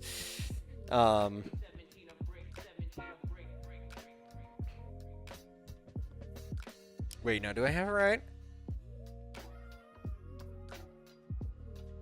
No, that was day 0. Okay, so no, I do have this right. BMO, hi! Thank you so much for the raid! BMO Raiders, hello, welcome on in. If you do not know who I am Torrent Dragon. I am the dragon on the internet. I am a variety streamer. I mainly lean a bit more into hack and slash games, and I also like to play games on the hardest difficulty. If it's fun, if it's something I can do, if it is not getting in the way of the story. Right now we are doing the recap of my very first con ever. So this is my very first recap of my very first con ever.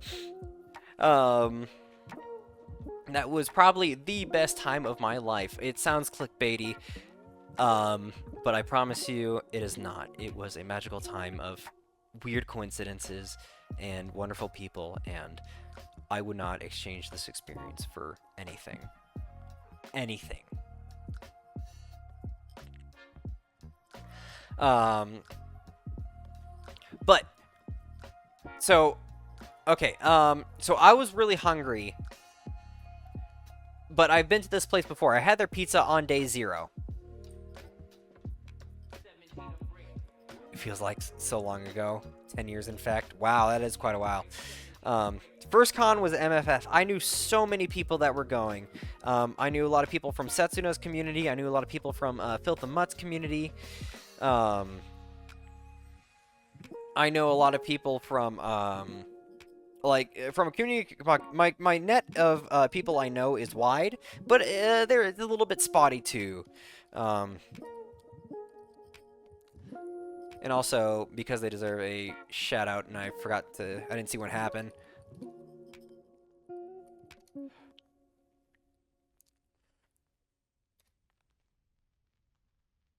Oh, I guess that one is not available. SO.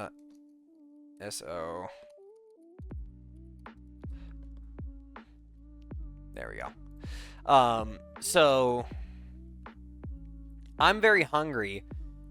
And it's like, all right, I'll go here. And it's like, oh, there's a build your own burger. Sure, why not? Let's go. Yeah, and some from the Bug Pine community, absolutely. Every community that I am fortunate enough to be with, I am ever so grateful. I thought, we'll save the extra sappy stuff for later, because we're gonna get emotional.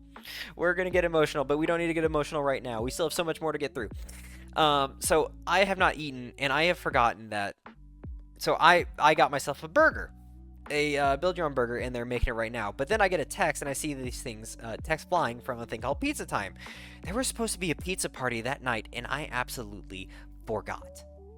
I was so hungry, I forgot, and I was getting food. So So then I'm talking to the waiter. It's like, "Hi, I'm sorry for this inconvenience, but could you make this thing to go suddenly?" It's like, "Yeah, no, absolutely." So I get this burger, I get to go, and I go over to the Hilton, a few hotels over, and I brought a hamburger to a deep dish pizza party. But it is at that pizza party where I met some wonderful friends such as Aura, Matos. There was a Helix Fen. I met Sugi for the first time. Divi was there. Soren was there. Ah, yeah, no, Soren was one of the people in the More Friends group that I met. I'm pretty sure. Soren Jackal. Yeah, Zag's right. Yeah, Zag was there too. Um, I was meeting so many people for the first time in that room, and it was wonderful. But I was hoping to try to get some deep dish pizza. I never had a chance to eat the deep dish pizza. I I had a hamburger. I was so full from it. It's like, I'm so hungry I probably down this and then still have a pizza. No. No, that burger was so filling and so good. I You hadn't known about the party cell? No! I didn't know if you were in the group or not. I wasn't know who was in what group ever. But, it was a wonderful way to round out the night, to meet some friends that I have spoken to after so long. Getting to see them all and talk to them and all that kind of stuff. And then after that party, I turned in for the night. Now, we're gonna be stuck on a whole lot more pictures here, but please bear with me. I had so many pictures. Day 2. This is where the magic and the quantum stuff keeps on happening, and it keeps on getting weirder. So, James, Vadio, and I wake up and get ready to head out. And make sure Vadio is all set up with partialing, that everything is on there, and all that kind of stuff, and we have all of our stuff, and we walk out.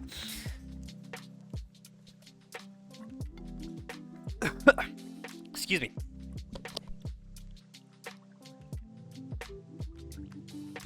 Oh, water down the wrong pipe. Water down the wrong pipe. So... God, one more time. So, we go to the arcade. Into the,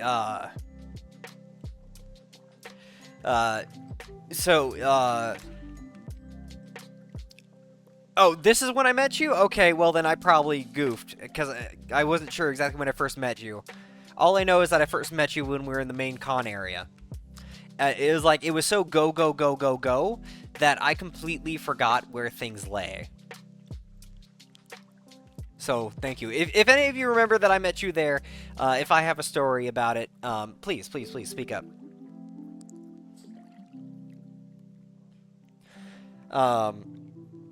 But yeah, if there are holes in there and I met you somewhere, and I don't have notes on it, it was go, go, go, go. I promise. It was like that from things. There were so many things to do. I had to like choose between like 5 things at once at that time. Oh yeah, no, that's right. So we met in the arcade. I was talking with Merle and Carl and others, and okay, yes, okay.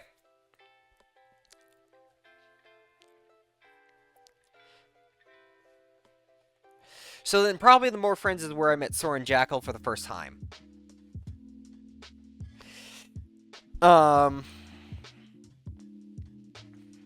Okay, we're building the puzzle. We're building the puzzle. We're putting the pieces together. So we go down to the MFF arcade, where James and Vadio are going to meet some mutuals of theirs, and I wanted to tag along, see where the day takes us. We walk down there, we meet the friends, we flash our badges to get in. The arcade, it wasn't really too much to write about, honestly. I wasn't too impressed. There's a lot of a theme about MFF and the actual organization being...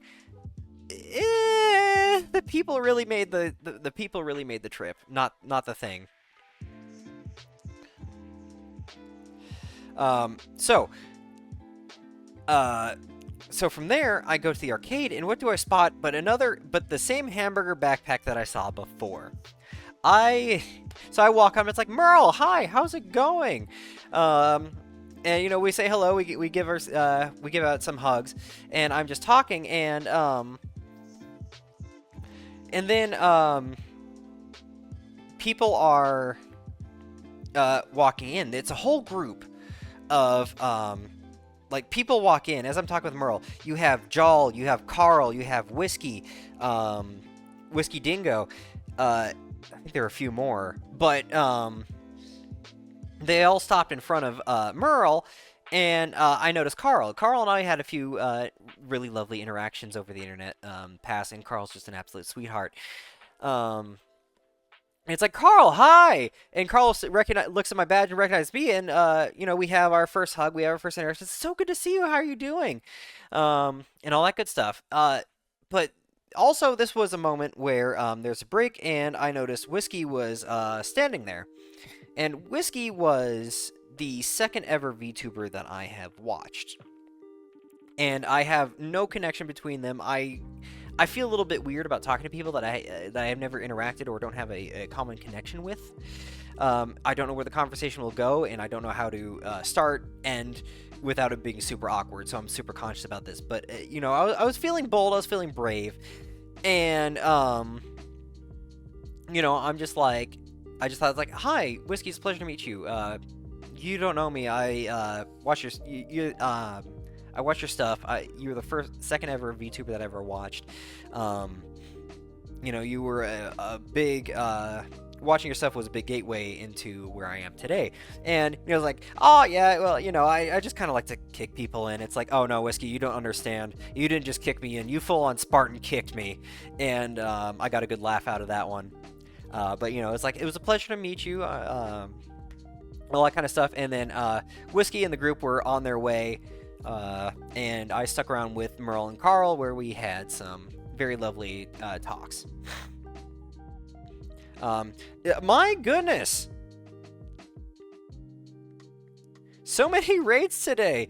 Hawk, hi! It's so good to see you! Hawk and Raiders, welcome on in. If you do not know who I am Torrent Dragon. I'm a dragon on the internet. I am a variety streamer. Please do not bite me! I mainly like to lean into hack and slash games, but and I also like to play games on hard difficulty if it's fun, if it's something I can do, if it's not getting in the way of the story.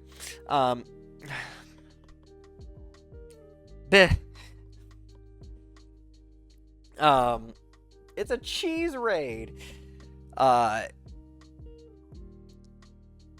But I hope you had a wonderful. I hope you had a wonderful time. Hawk, please tell me what you're doing, how you're going. This was your first stream, and it came to a surprise as so many. I know you were talking about it the night before, but I didn't think you were gonna jump on it that fast. I'm so glad to see you getting into it, and with such a big raid.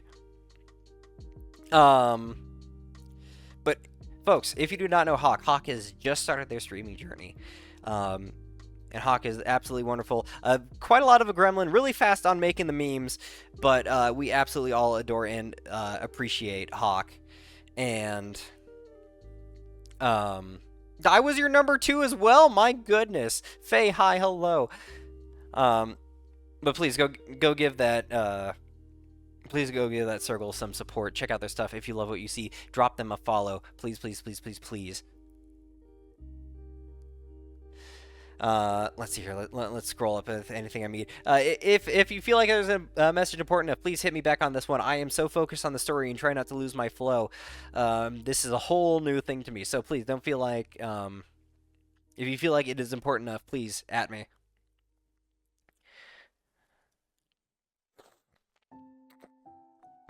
Excuse me. I'm still working through this travel crud. Geez Louise, I'm a whole lot of people's top 5. I'm surprised. Like, a whole lot of you came into my community, like, so late. How am I suddenly, like, number 2? Yes, no, absolutely, Hawk. Take care of whatever the heck you need to. That was your first stream.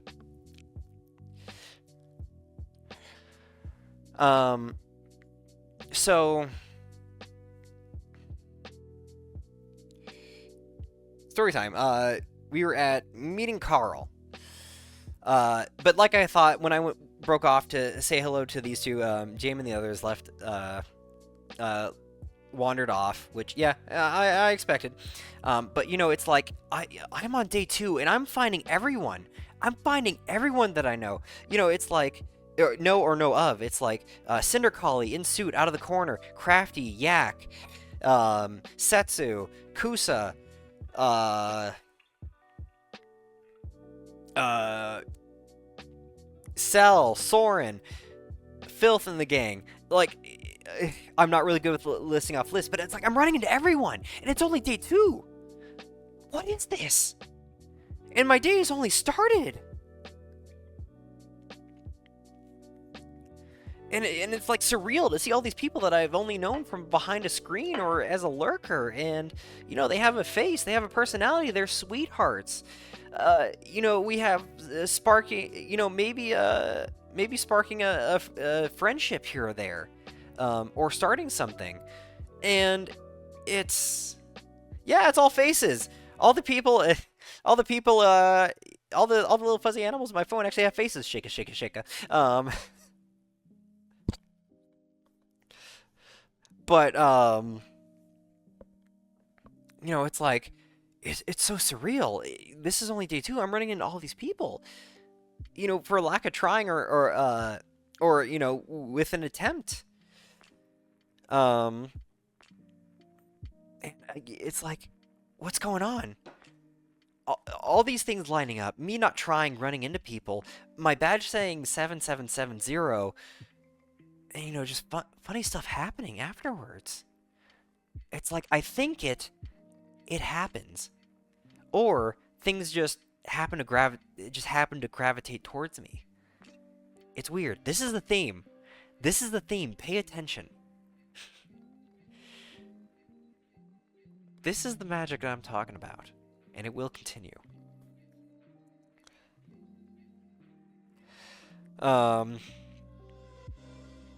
So with that, I finished walking around the main hotel. There wasn't much else going on, and I go back to the hotel, the con space main lobby,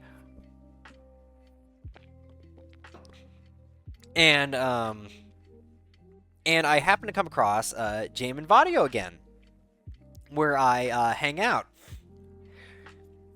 and we're going through, having a good time talking about it, and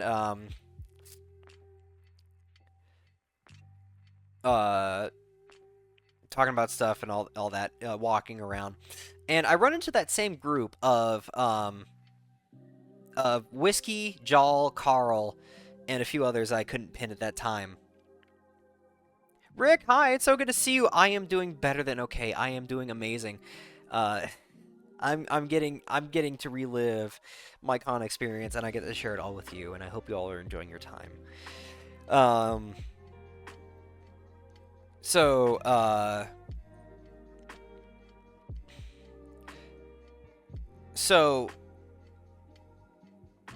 it's interesting, and we run into that group of people again, and Jamin and Vadio are in line for a Pokeball. So while they're in line for a Pokeball, I see that Carl and Jal are right there in line, and I thought, I have mutual friends with Divvy, with Jal. I might as well try and say hello. So here it goes. I'm feeling bold. I said hello to Whiskey, who I have no connections with, just for the heck of it. And then it's like, hi, Joel. It's nice to meet you, Torrent. I'm a mutual of Divvy's. We haven't crossed paths yet. And we had a nice little introduction, a little small talk. And that Divvy was here, and now a spider will be hunting Divvy. But Joel was just very nice, very sweet. I have no complaints from that first interaction. It was quick, sweet, a nice hello, and all that kind of stuff. And it's like, I don't know. It was weird. It's weird. I'm not trying, and I'm running these people, but um, I wasn't sure what I was gonna get food for. But then it's like I'll probably just worry about lunch later. But then I see somebody with a like I looked at the other place you can get food within the main hotel, or the main hall of the con space. And I see something like a beef quesadilla before, and it's like, I don't know if I'm feeling adventurous. But then I see somebody eating a beef quesadilla, and I was like, oh, that actually looks kind of good. That actually looks kind of good. I'm not gonna lie. Did I get my gay sex license? No, I didn't get anything from Joel, but that's okay. I did get a sticker from Carl, though. Um, but so I get that. Everybody's over there, and we're all eating, uh, and whatnot. And from there, we walk around the main space a little bit more. Then James has to go to the bathroom, and I'm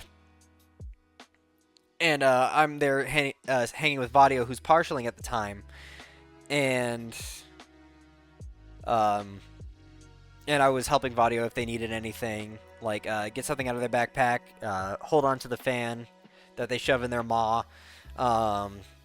Darius, hi, hello, how goes?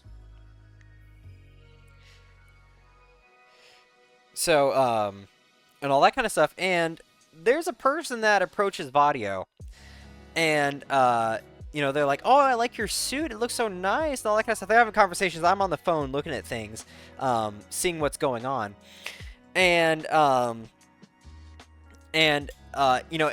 any point, the person looks over in my direction, and it's like, "Oh, I'm sorry. Am I interrupting partner time?" This person who is interested in Vadio mistook me for their partner.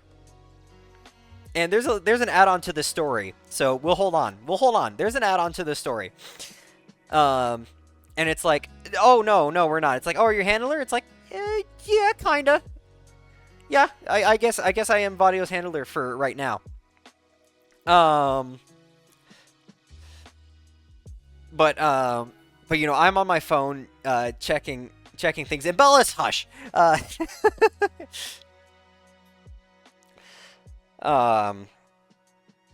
So, but while I'm on the phone, I see that I was looking out for when Setsu said that Setsu changed their status to suiting, because I still wanted Setsu to be a very first full suit interaction.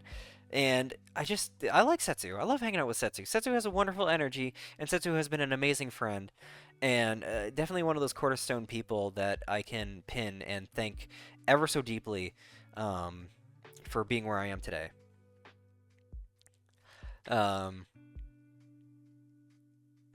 They were roommates. God damn it! Who wrote that?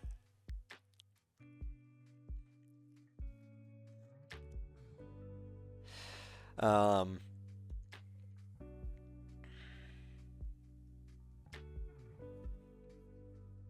Everything is scrolling too fast. I don't know what the heck is going on here. I'll just have to continue on. We'll also give us news because we're having a party. So I'm looking, and then it swapped over to Setsu's status swapped over to suiting. It's like, okay, I believe it was a Soren. Believe it was Soren in the standing with Vadio. I don't remember. A friend of ours was standing by. And it's like, hey, would you mind helping Vadio if they need anything? I got to get over to Maine. And they're like, yeah, no, absolutely. My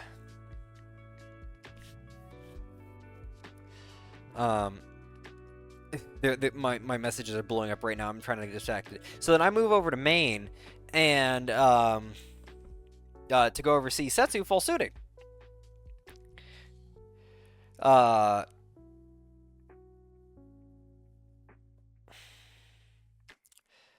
But it's like, oh my god, the one time I'm actually trying to find Setsu, I can't find Setsu. I can't check video. What do you mean check video? Wait, wait, is feed not working? Is feed busted? Oh, whoops, I got so caught up in the story. I completely forgot. Oh well. Let's move over to here for right now. Back to this moment. I got so caught up in the story, I'm not even moving things.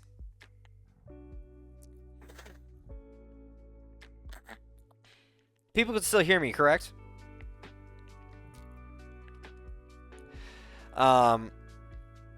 It was so cute.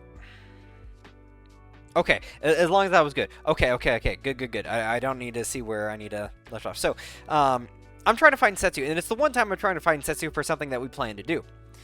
And have a fursuit interaction. But I can't find Setsu for the life of me. I took a gander at a guess what the fishbowl was. I saw this room before, and it's like, I'm pretty sure this is the fishbowl. And I'm looking around and looking around and looking around. Then I run into Setsu's partner, Terrace. And they're suiting. And it's like, hey, Terrace, it's good to see you. Have you seen Setsu anywhere? And it's like, yeah, he's down on the first floor. I look all over the first floor. I don't see. I go upstairs. It's like, Terrace, I still can't find him. Can you try to point me out? And it's like, oh, right there, behind you. Oh, hey, there we go. There's Setsu. We meet up, and we walk to the outside balcony of the fishbowl. Matos, no, that is not average. No tentacles.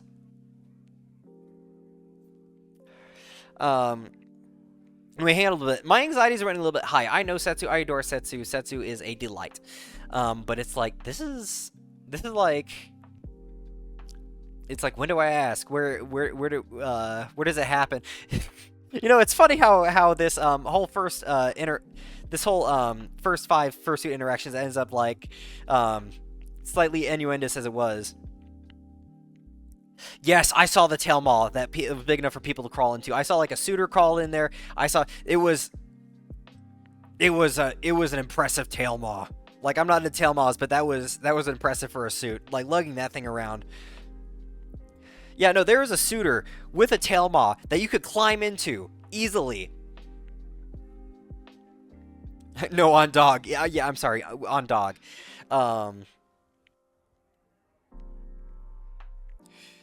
So we were outside for a little bit. Somebody wanted a picture with Setsu, and then it's like, okay, Setsu, shall we do that hug? And it's like, yeah, absolutely. And then we just go in for a nice long hug. It was really soft, really cozy, really nice. And then we moved in for a selfie that you see right here.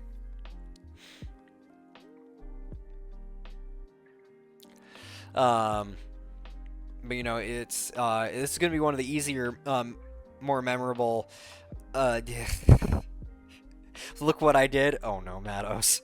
I didn't do it. You chose to do this. You chose to do this. Apparently, Matos' most used emotes are the Corlith eyes with the tails / tentacles. Blaming me for it. So you know, we had a nice, really lovely interaction, and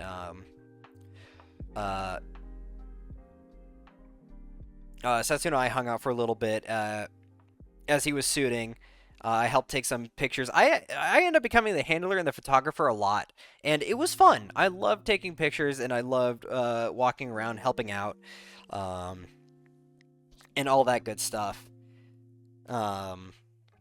We saw so many good suits, and took many good pictures, and had a really wonderful time walking around the con space, where I'm pretty sure I ran into Kadama. It was either this time or the next time that I was walking around with Setsu while suiting, that I saw Kadama.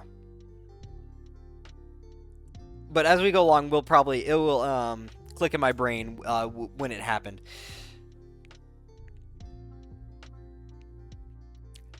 No.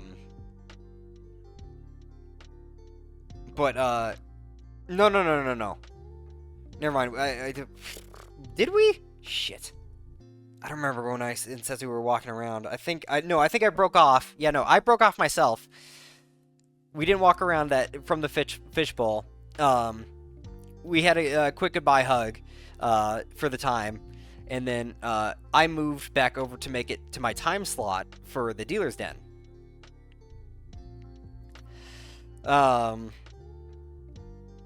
So I went in there, I got in line, I got it for my time slot, and we were all lined up, and in the area that we're lining up for the time slot, I see a group from the clubhouse, Lunar's group, and I'm back in line, and it's like I'm a little, oh, yeah, we hadn't had a break, shit, I should have checked it. But whoo boy, so many stories, so many things, so many memories.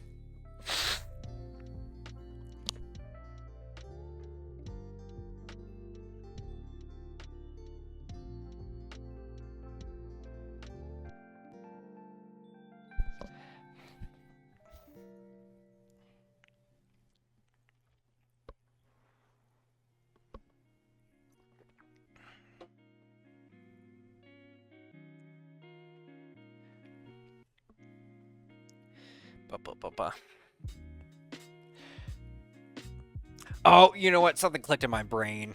I remember now.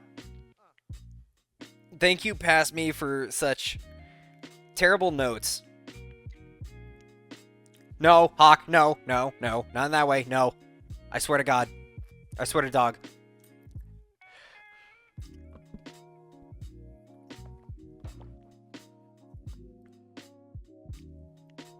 Check these notifications. Okay, they're notifications that can wait.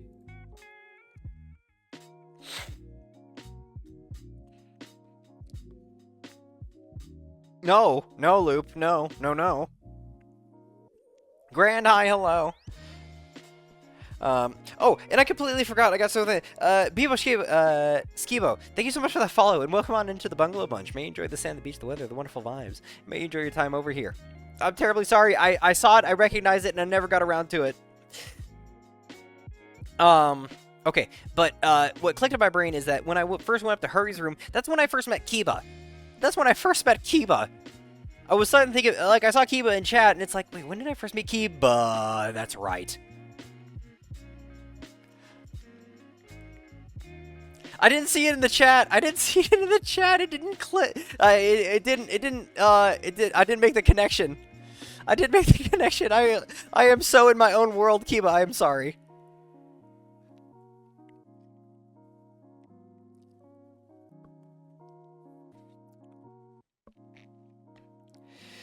But okay, where were we at? Dealer's Den,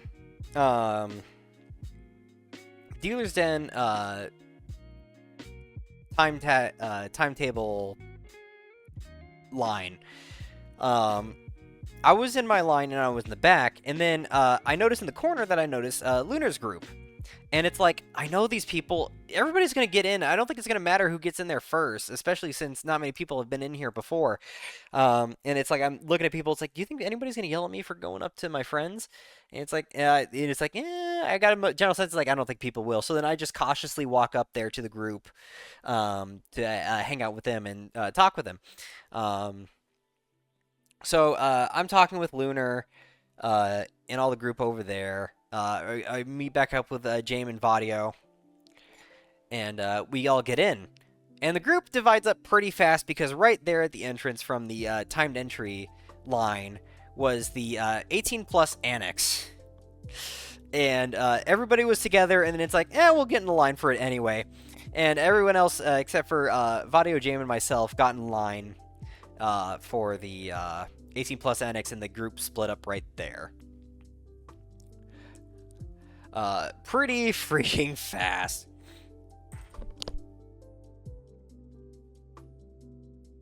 Oh, did it, Kiba?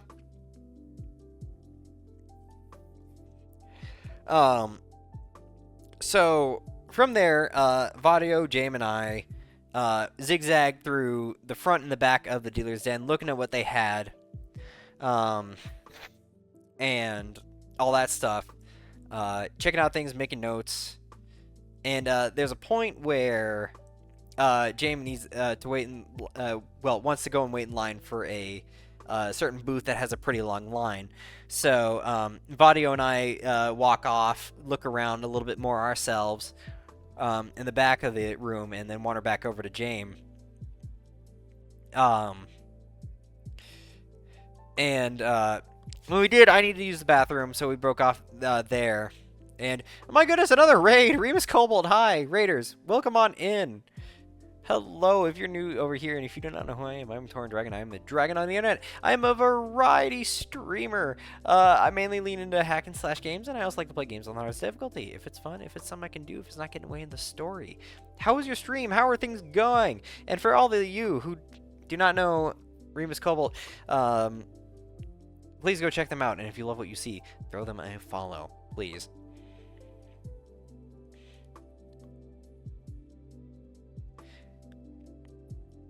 Yeah, I'm pretty sure I asked, but yeah, how did your stream go? How was it? What'd you do? And hopefully I won't forget to look back at chat to read the message, because I have been on a roll and in my own little world. So, honestly, please forgive me. Breath of Fire 3! I never heard of that game. Yeah, Matos, I didn't notice you! You didn't even come and say hi to me!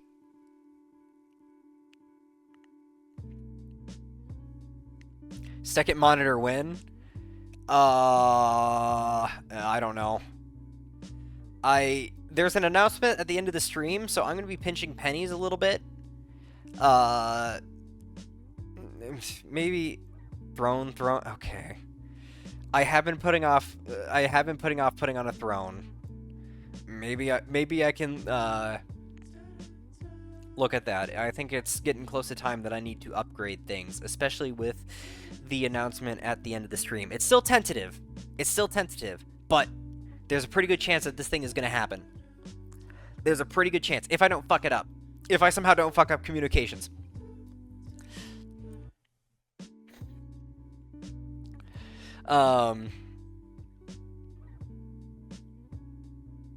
So I'm going through the dealer's den, and but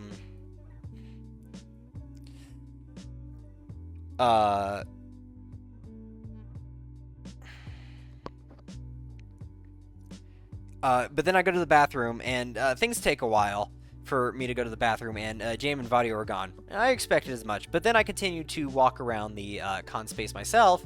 Hello, hi, stick with me, and find some things on my own.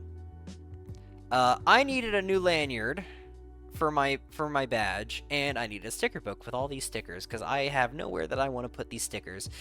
And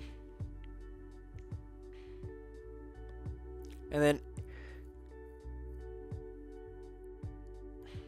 calling me by my name like an angry mother, my goodness. Remy, my memory's a little bit foggy, but did we cross paths in MFF, correct?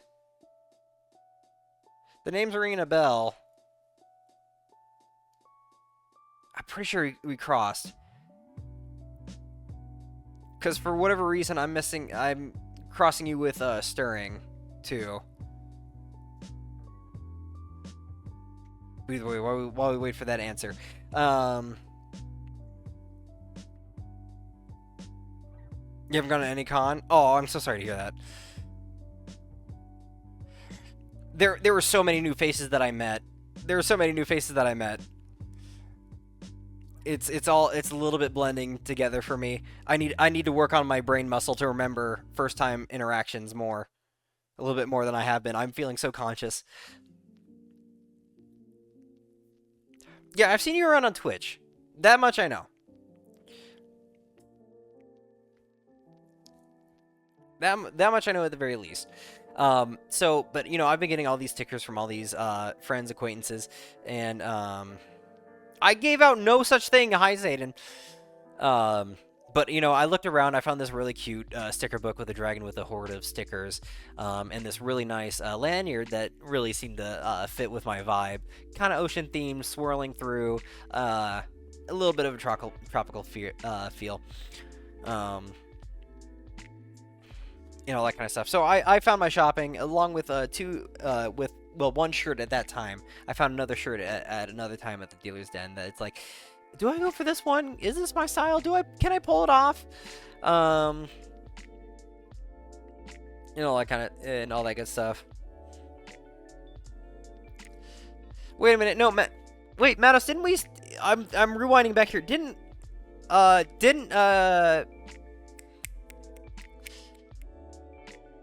yeah, no, we ran into Soren, we ran into Soren at the dealer's den, and then Soren pointed you out, and I said hello. What do you mean I passed you by?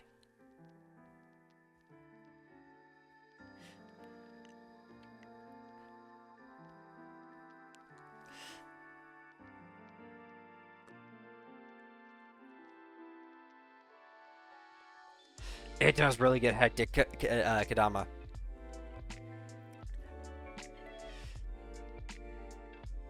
Oh, okay. Yeah, running out of the bathroom. All right. That one's fair. That one's fair. I was running. I really needed to go. But you know, but while I was finding stuff and separated from the group, I run into a VIP that you all know and love in here. Our wonderful gremlin Ocelot, Fire. And Figer recognizes me through my badge, and it's like, hi, Torrent. It's like, Figer, hi, how's it going? How's your con going? It's like, I haven't been finding anyone. And it's like, I have been finding everyone, and I probably got a little bit too cocky for what has been happening because of, like, all the happenings, all the meeting the people, talking to people that I've known through passing, through mutual friends. It's like, you know what, Figer? Stick with me. I can guarantee that I will help you run into someone you know. I can guarantee it. It's still held up. Because not too long after that I took Figer with me, did Figer run into one of their friends. Like, not too long after, like 2 minutes after. 2 minutes after, Figer runs into their friend. Quantum, magic, remember, I'm telling you.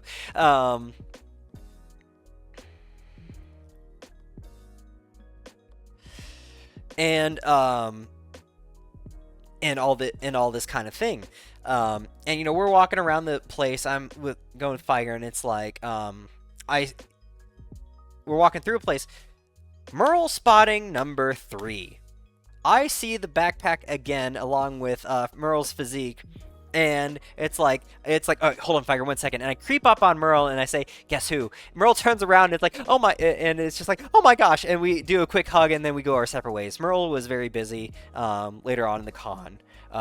Merle had a goal to worry about himself and having a fun time at MFF, and I do not blame them for it in the slightest. So it's like, whenever we interacted, it's like a quick hello and a funny joke. But it turns out that Merle, every con has one person that always finds them, and I was that person, and it just became a funny thing. It's like, Merle, hi. You know, we're just both laughing. It's like, oh my god, we keep on running into each other. We're not even trying at this point. So, you know, we had a fun time with that. So I get a quick hug and a hello to Merle, and a funny, I found you. And we went back down to the staircase where I knew Filth and the gang was. Where Filth and the gang was, and all that kind of stuff. So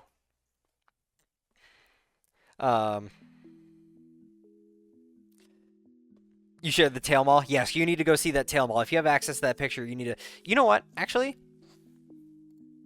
Because Pure Ref makes it so easy.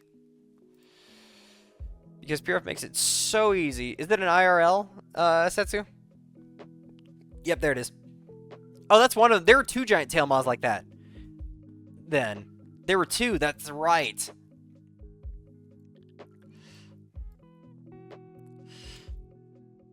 Yoink. Yoink. So there's another one.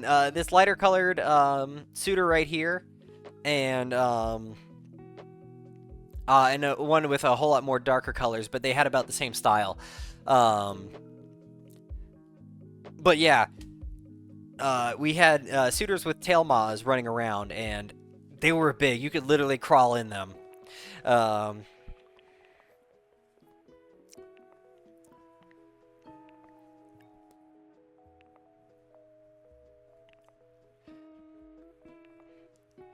but so we did that. We hung with Filth, and Rot wanted to take a picture of me with Borp. Uh,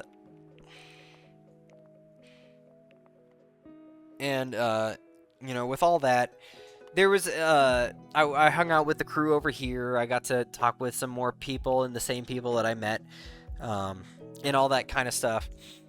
And it was just a wonderful time. But you know, there were 2 times I was hanging with the crew that there's a rest of the people in Phil's community that were in an Airbnb, but they took their sweet time getting over there twice, and I just couldn't stick around, unfortunately.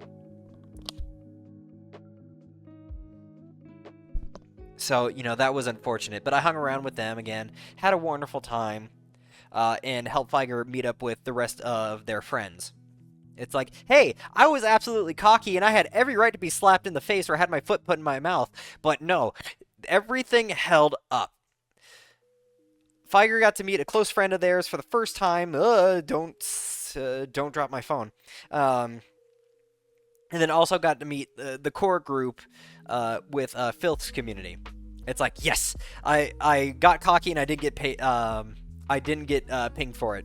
Like, Fate had every right to make me fall flat on my face. You know, the hey, check this out, dies immediately. So you know, with that, I left and went back to the room where Jaime and Vadio were waiting. Back in the room, I heard an interesting thing from Vadio. So, we're all chilling in the room. I'm sitting in the bed. James sitting in the bed. Vadio is getting ready, getting all gutsied up. I believe actually, yeah, no, I had to help unhook a zipper from the bag for Vadio's shirt. So I'm pretty sure this is the exact style and this is the exact time that I was told this thing.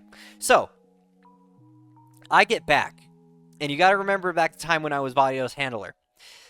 I get back, and Vadio's getting ready, and it's like, oh, hey, Torrent, did you know that 3 people thought you were my boyfriend?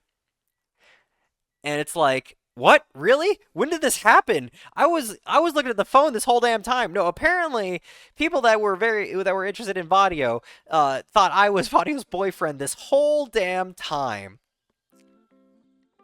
This whole damn time. So now Vadio is Vadio, are you in here? My partner, you in here?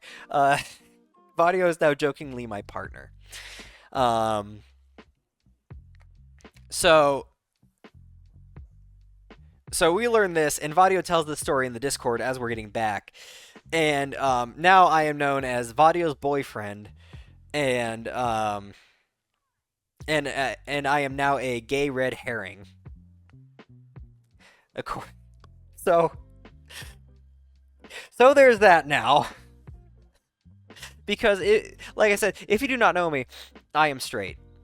And hearing this, Vadio and I just laughed so hard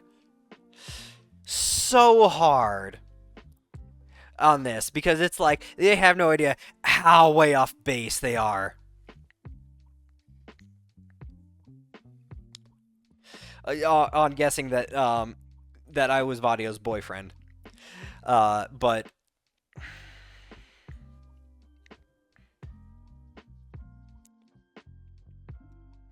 here, look, I may be on thin ice, but that ice hasn't broken yet. I may be on thin ice, and I will admit it, but that ice is not broken yet, if ever. So, you know, we learn about this. We have a good laugh, and then I decide to talk to James. It's like, hey, James, what's going on? What you got going on? And apparently there was a Korean barbecue with James. But at this point, I had there's a Korean barbecue with Lunar. Pardon me. Um, and so wait, why? Oh no, that's right. That's why I scrolled over here. Um, so I had a choice between the VRC meetup or first time Korean barbecue, with a friend that I haven't gotten to interact with more. It's like I'm gonna take hanging out with James, Lunar, and all those others that I know about but haven't had a good chance to have a conversation with.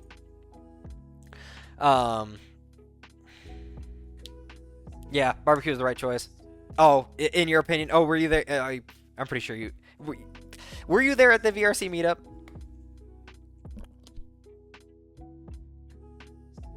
And okay. So yeah, this is bringing up to furthermore the point that it was the friends and the people that I knew that brought this whole experience together, not the con space. Not the con. Like, we'll talk about that. But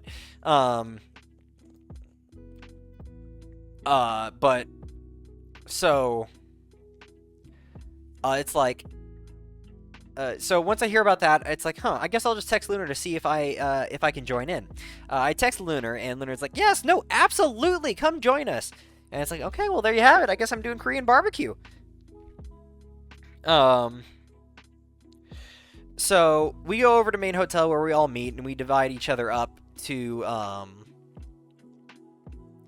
see who gets an Uber, who rides in the car, yada yada yada. Just kind of a huge ball of people. Yeah, I need a little more organization. I have a story on this, and this will be a rant and a half. And this is the kind of rants that my best friend from middle school, loves to get me into because it's just so fucking funny to them. Meanwhile, I am going up a storm and all that kind of stuff, and I don't know. We'll get to it. We'll get to it. So, we're organizing. We are organizing. We're getting there, and I am in a Uber with Lunar and one of their mods, one of their friends. I know they're part of the channel. Cora, a red panda named Cora. Every VRC I've been meet up to has been way too busy to. Yeah, I heard that from Divi. I heard about like the lines being ridiculously long and whatnot. So attendees beware. But so we're going into an Uber and Lunar, Core, and I are there. Our Uber hops in. No, that's right. We had James in there too, I believe. In the front passenger seat. So yeah, me, Lunar, Cora, and James were all in the car, and on our way to a Korean barbecue. And Cora's, and we're driving a little ways.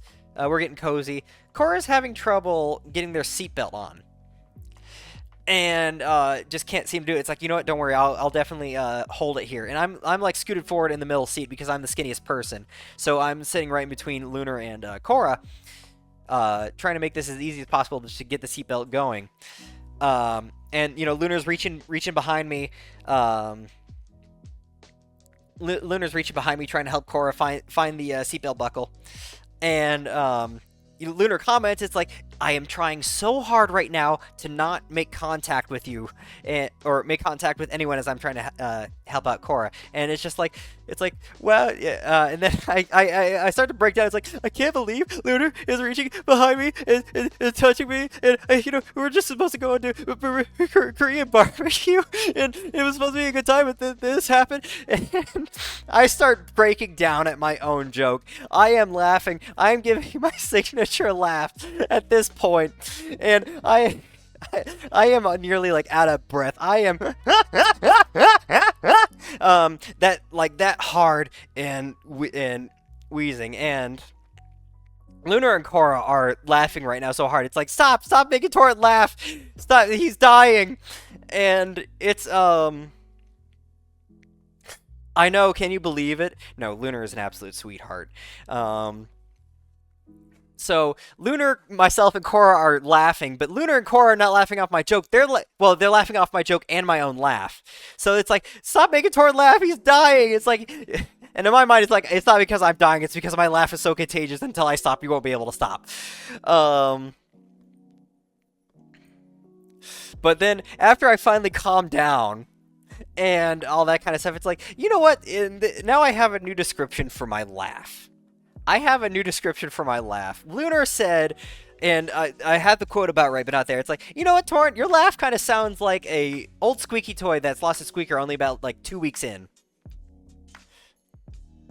And it's like, I don't see the line there, because if you're in here, you know I explain my laugh as a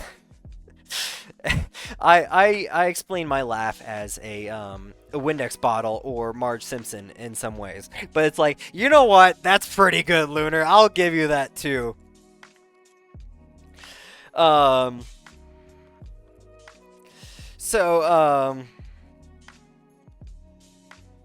Somebody said the same thing. I had that same laugh. Somebody said that too.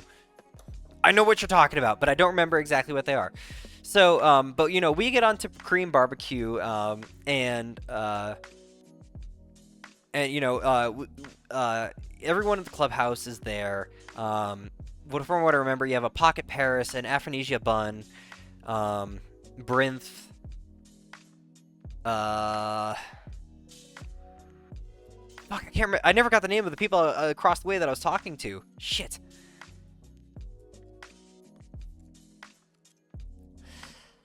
Fuck. We just got into conversation. We got going. We never really got into introductions. And we had James and myself and Lunar. And you know, we get to talk into voice acting and funny things. Because you know, it's like we gotta talk about like TFS, and I just did like my little Majin Buu impression. Like, you're talking about Dragon Ball Z and something about why you shouldn't be eating Majin Buu, and it's like, Buu turn you into candy! And like, oh my god, that's actually pretty good! And then I go into another one, it's like, yeah, no, I just kind of mess around, especially moving around the house sometimes, especially when there was a, when Team 4 Star did a clip for the Boo Bits, for their Boo Saga, hurrah. And, you know, I would just go around the house and go like, boo, boo, boo, boo, boo, boo! You got into a Stitch voice off with someone.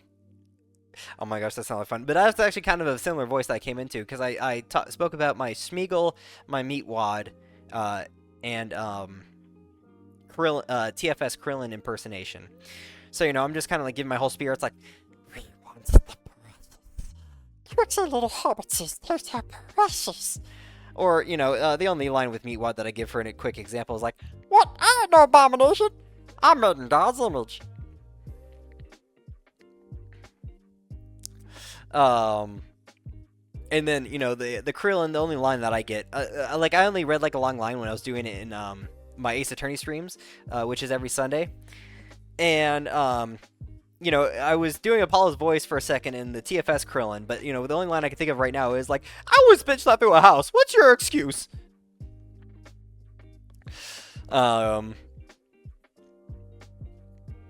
So, you know, we had a good laugh with that one, and then we went over with our SpongeBob laugh. Lunar and I had a SpongeBob laugh-off. Lunar has a pretty good one, but, you know, nobody ever said one way or another that one. But, you know, if you heard me about this one, it's like, I'd say, I soiled it! Soiled it! Soiled it! Soiled it! Or, you know, it's like, when somebody says Bucka's fucked it, and I just went off of SpongeBob, and like, I Bucka's fucked it! I'm a good noodle, Mrs. Puff, I'm a good noodle! Or, you know, a quick little, I'm ready! People seem to love that one. You gotta hit your throat. You gotta hit your throat to do it. You get the pitch right, but, you know, we're doing all that kind of stuff. There were many wonderful conversations to be had at barbecue, and then everybody said their goodbyes, and we got our Uber, and we drove back to the hotel. But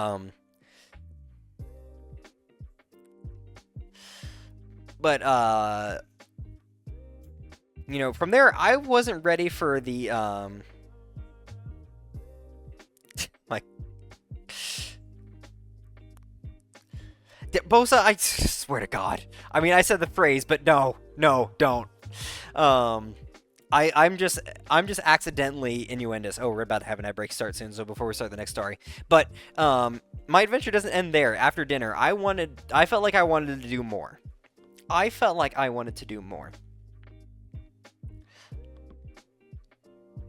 Oh, no, actually, there is a little bit thing in that conversation that we had before we left. So I talk about how Lunar described my laugh, and then Afro heard it, and it's like, oh my God, your laugh is just like wheezy. My laugh is wheezy. Oh, we just hit an ad break. I didn't beat it in time.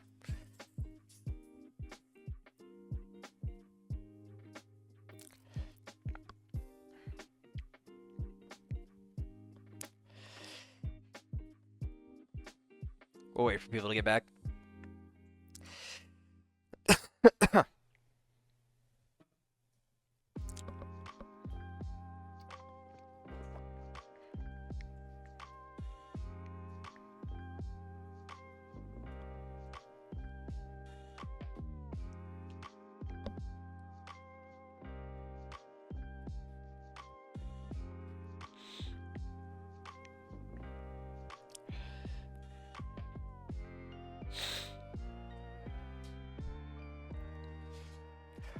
Hooey.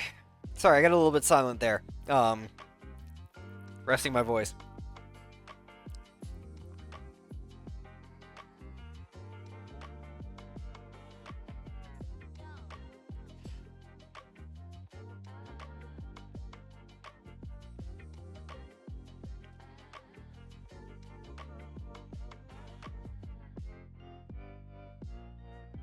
Bum, bum, bum.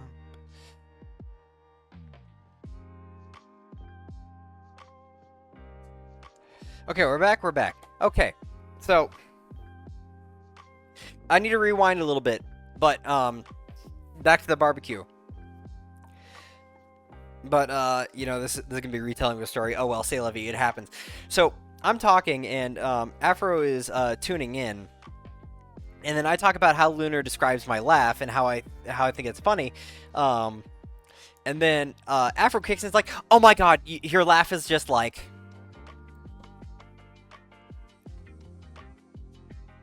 wheezy. My the old squeaky toy that's lost its squeaker about a week in, and I reminded of this gem. So now I have a wheezy laugh.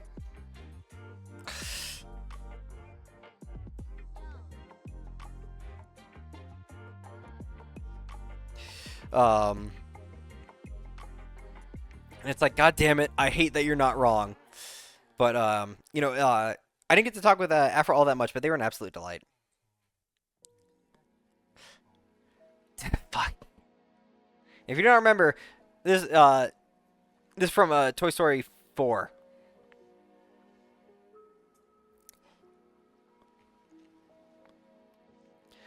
But, I don't know why that got put up down there. But either way, from there we go back to. So we're back at the hotel. We're fast forwarding again. We're back at the hotel, and I want to do more, but I'm not finding anything going on in the chats, and I'm not seeing anything really going on. So I'm walking around the main hotel, and I walk down the stairs, about to head out the door. Who do I see? Or who do I hear but a Hurry walking up behind me and whispering, "Good Durg." Eh, I was not ready. Hurry needs a bell. Vadio and I were talking about this, but Hurry needs a freaking bell. But you know, it's like I was about to give up, and then things came to me. It's like, "Hi, what are you up to? What's going on? Was there things What's going on? Uh, um, what's going on with things? Apparently, Hurry was about to head over to a room party. And there were so many familiar friends. And it's like, okay, let's go that way. And we go over there, and it was Naki's room, where I finally met for the first time a Kuin. And Kuin is a good friend as well as a VIP over in Setsu's channel. But you know, for the longest time, I remember Kuin saying something that they were going to be at MFF, but I've yet to see them. I was thinking about it at some point earlier today. I was thinking about Kuin. Or a few of the days, I don't know. All I know is that I was thinking about Kuin. Lo and behold, I run into Kuin like sometime later. It's so weird. And then there was a Naki, there was a Kusa, there was a Basic. There was Naki, Basic, Kusa, Setsu. Fucking hell, I'm spacing. There's so many other people there.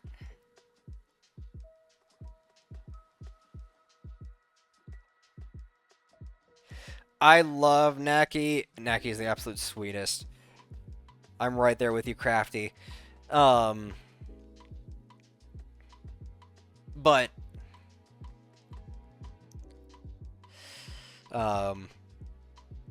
you know, so I'm running back into all my friends, hanging out, but I'm running into a sudden problem. My own personal battery's a little low. You know, it's like I'm getting a little tired, I'm getting a little unenergetic, and I'm starting to move to wallflowering. You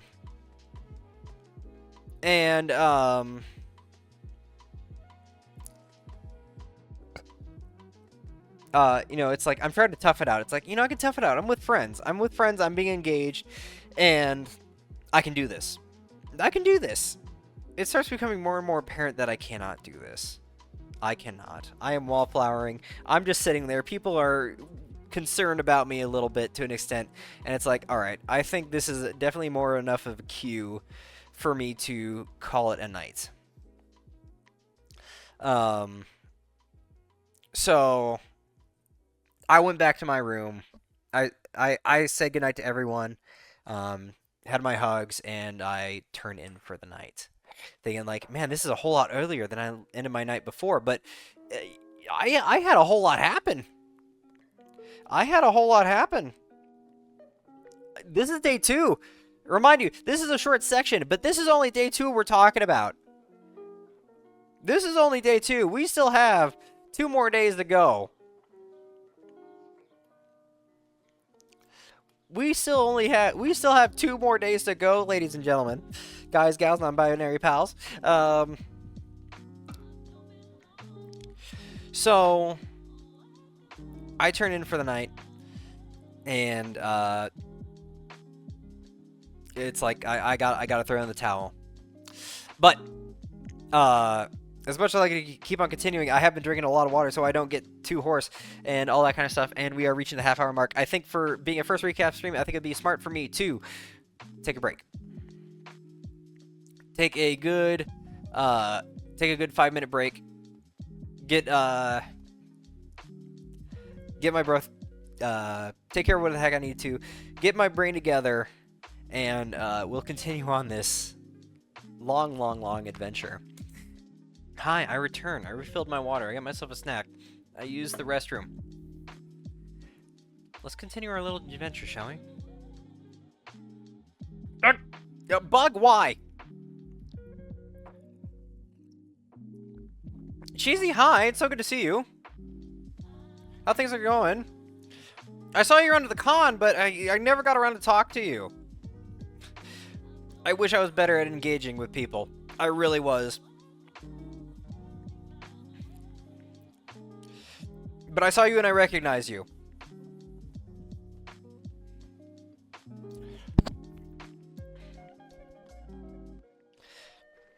Oh my gosh, it's Bug. Hi, Bug. Okay. So. Day 3.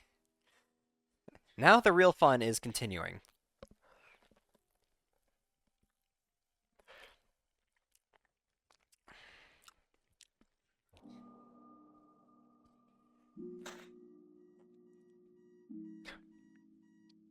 Yeah, same vibe. Okay, I think we pretty much all understand this trouble of talking to new people and all that kind of stuff, which I love.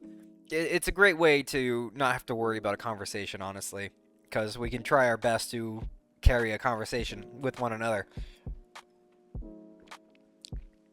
But um, so day 3, weird things are happening. I'm thinking about these things that I would like to have happen, and in one form or another, they happen. It's like, um, uh, walking around, wanting to see friends. Boom! I see Crafty and Yak. Or I'm just wandering around. Boom! I see Pronzo and Merle. The theme of this whole thing is I wish it, I think it, it happens. It happens, and there's like even more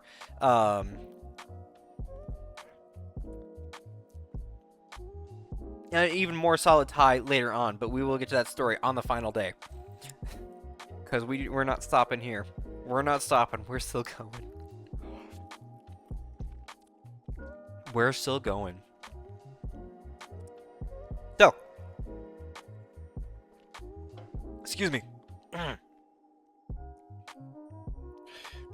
Let me pull up my notes again because I had to pull up my video feed to make sure that the BRB screen pulled up. Day 3. Okay, so I wake up and Vadio and Jam have their ideas, so I go off on my own.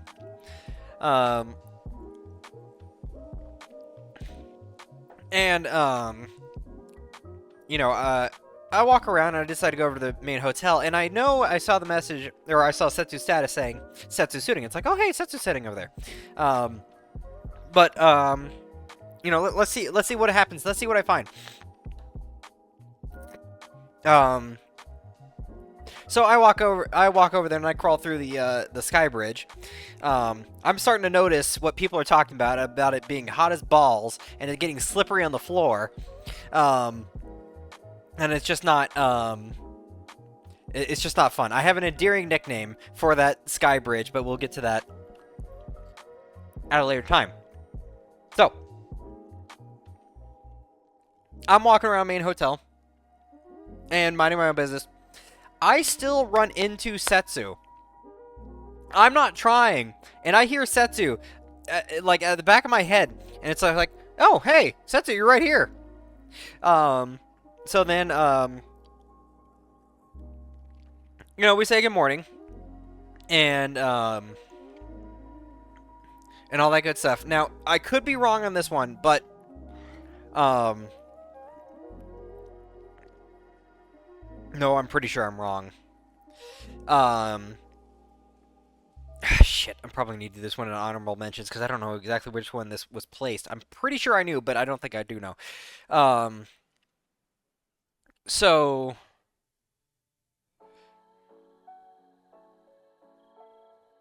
Yeah,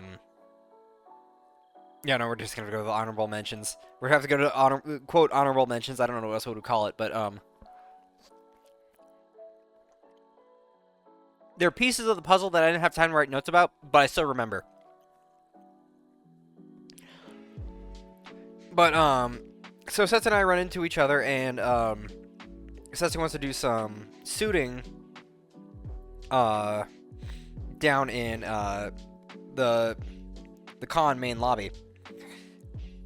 All that kind of stuff, and it's like, and it's way too hot to go through. It's getting way too hot to go through the sky bridge. So we wanted to go outside. It's like, I don't know how to get to the con space from outside. It's like, no, don't worry, Setsu, I got you. Let's go together.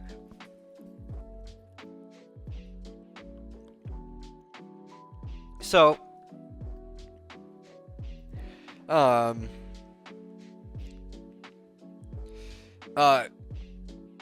Well, no, first we did some walking around in the main lobby. And then we run into like this really, really nice coyote suit. It's like really big, really fluffy, really imposing, and just really cool. And Setsu walks in and asks for a hug, and they said yes. And it's like, you know what? I feel like there's an opening here. Let me try it. It's like, hi, I like your suit. It's really nice and lovely. May I have a hug too? And it was my first ask with someone I didn't really know about hugs, and it worked out. I got a hug. That suit was really nice, really soft, really lovely. But afterwards, there was some talking going on, and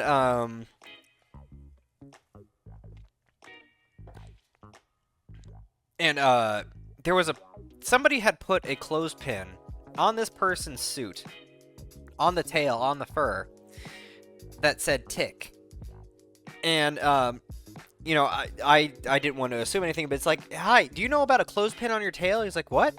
No. It's like, okay, here, let me get it off. And I pulled it off and I brought it up to their eye. And it's like, does this look familiar? It's like, no, that's not supposed to be there. Where'd you say you saw it? On your tail, on your fur. So somebody put a clothespin with a drawing of a tick that said tick on there. It's like, yeah, that doesn't seem very polite. That seems a little lowball. That doesn't seem very funny. But, you know, there was that. And then I think Setsu and I split apart for like just a second. Setsu was talking to someone. But I see a very familiar purple dragon suitor that I've seen through Twitter. And I think their suit's really cute. And all the content I saw is really nice and lovely. And I decided to have my second ask. And it was like, yeah, hi, I seen you around the internet. I love your suit. I love the colors. It's really cute. And you know, it's like, oh, thank you. It's like, would you mind? Do you give hugs? Would you mind? It's like, yeah, no, absolutely. I go in for my second hug ask, but my hands get caught on the pits of the wings, and it's like, ooh, whoops! And I stop immediately, and he's like, what? It's like, no, that was me. I'm so terribly sorry. My hands got caught on the wings. But either way, it was very nice, really, really pleasant. But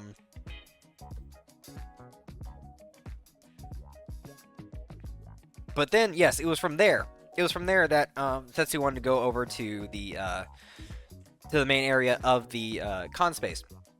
And yeah, we went around outside because it was uncomfortable. It was very uncomfortable in the sky bridge. Like, Setsu made the right call. So so from there, it was I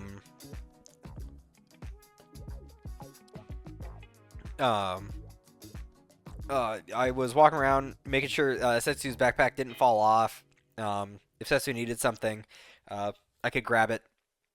I became a handler again. Which, you know, again, it wasn't a bad thing. I enjoyed it.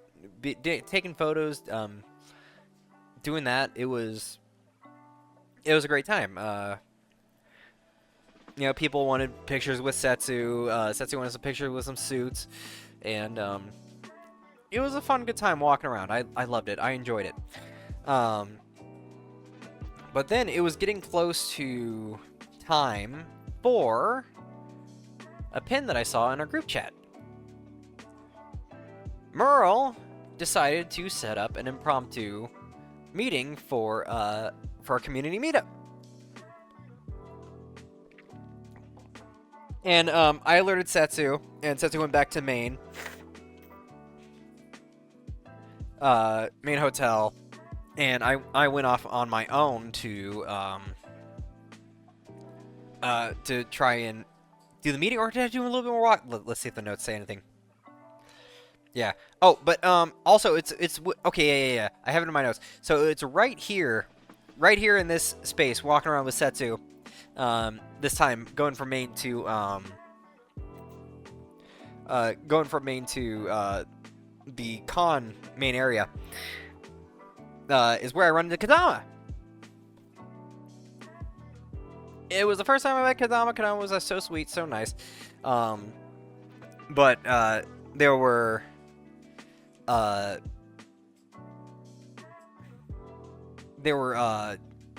plans in motion, so it wasn't very quick meeting. But I did run into Kadama again in line for a rave before I broke off.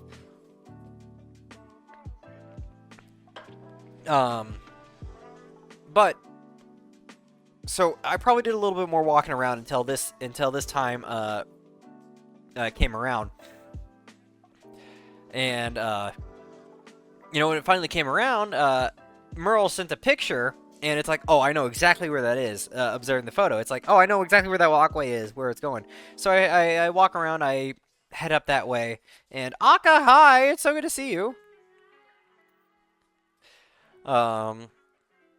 We go that way, and who do I run into? But I end up running into a Merle and a Bronzo. So, MFF was the best time of my life, hands down. Oh, I forgot to run an ad when I ran a break. Shit. All right, I'm gonna run I think I'm just gonna run this earlier so we have a little bit more time to talk about it. We'll run it now, and we'll get to the story. We'll get to the story of this Twitch meetup, because this is where some interesting things happened, and you gotta pay attention to what happened in the earlier stories.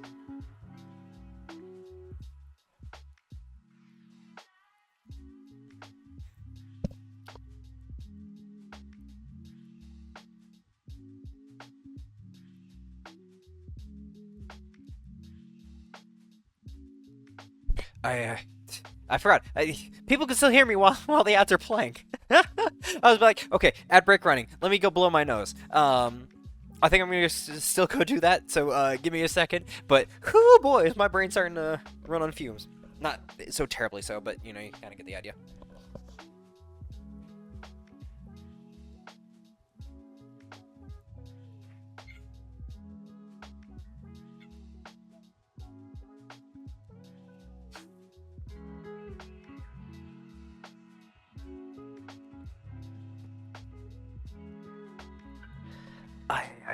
But I'm being very serious. I'm back. So, like, this is where some, like, really, really interesting things happen. Really, really interesting.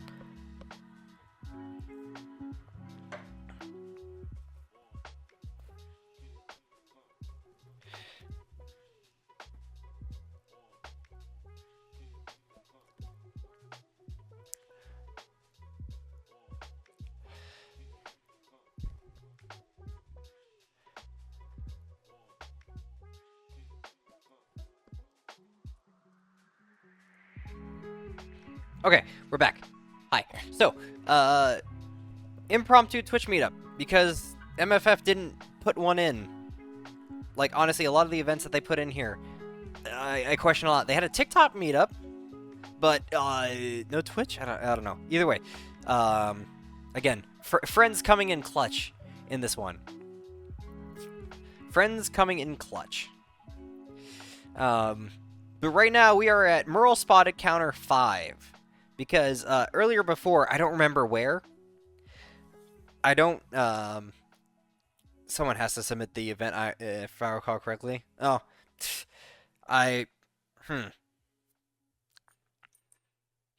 Interesting. I have no idea how they go, but I'll take that. I'll take a look into that. But so. Fuck, brain, please don't do this right now. I got off track at one point. Alright, keep track of what I said. Keep track of what's happened in the past. Something that I noticed. Oh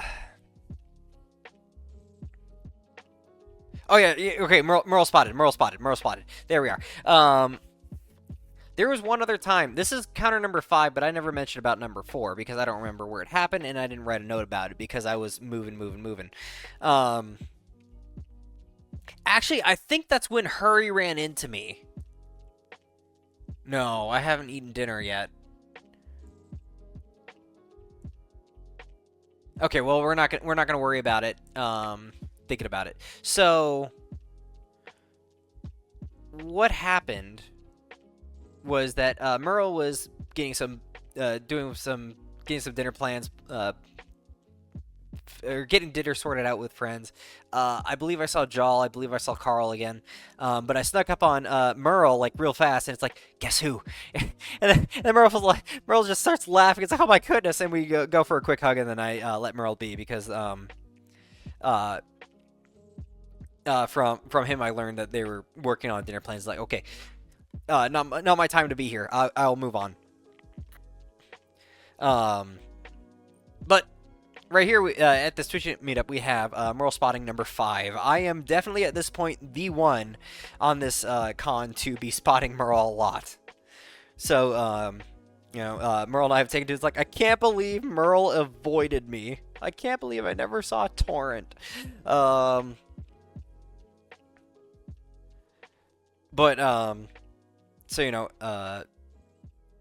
I gotta say hello to Merle real quick. A whole lot of close friends from the community hopped in, and Merle was preoccupied with them, and it's like, oh, that's fine. But I did spot a Pronzo. We were standing right over here, and there was somebody talking with Pronzo, and they're curious about streaming and stuff. And Pronzo and I had a little back and forth with them about various aspects of streaming, do and don'ts, recognizing when people are just in it for the clout, or people recognize it's like, you don't want to do that. People can pick up on it very well, and yada yada yada. So we had a really good informative back and forth with this one person. Hopefully they left with some very valuable information. But I loved hanging around with Pronzo. We unfortunately didn't get to talk all that much. This was like our first meeting, and I don't think we ever had much interaction when we learned too much about each other, so we didn't really have a jumping off point. But I absolutely... Pronzo's a delight. Pronzo Merle is an absolute delight. While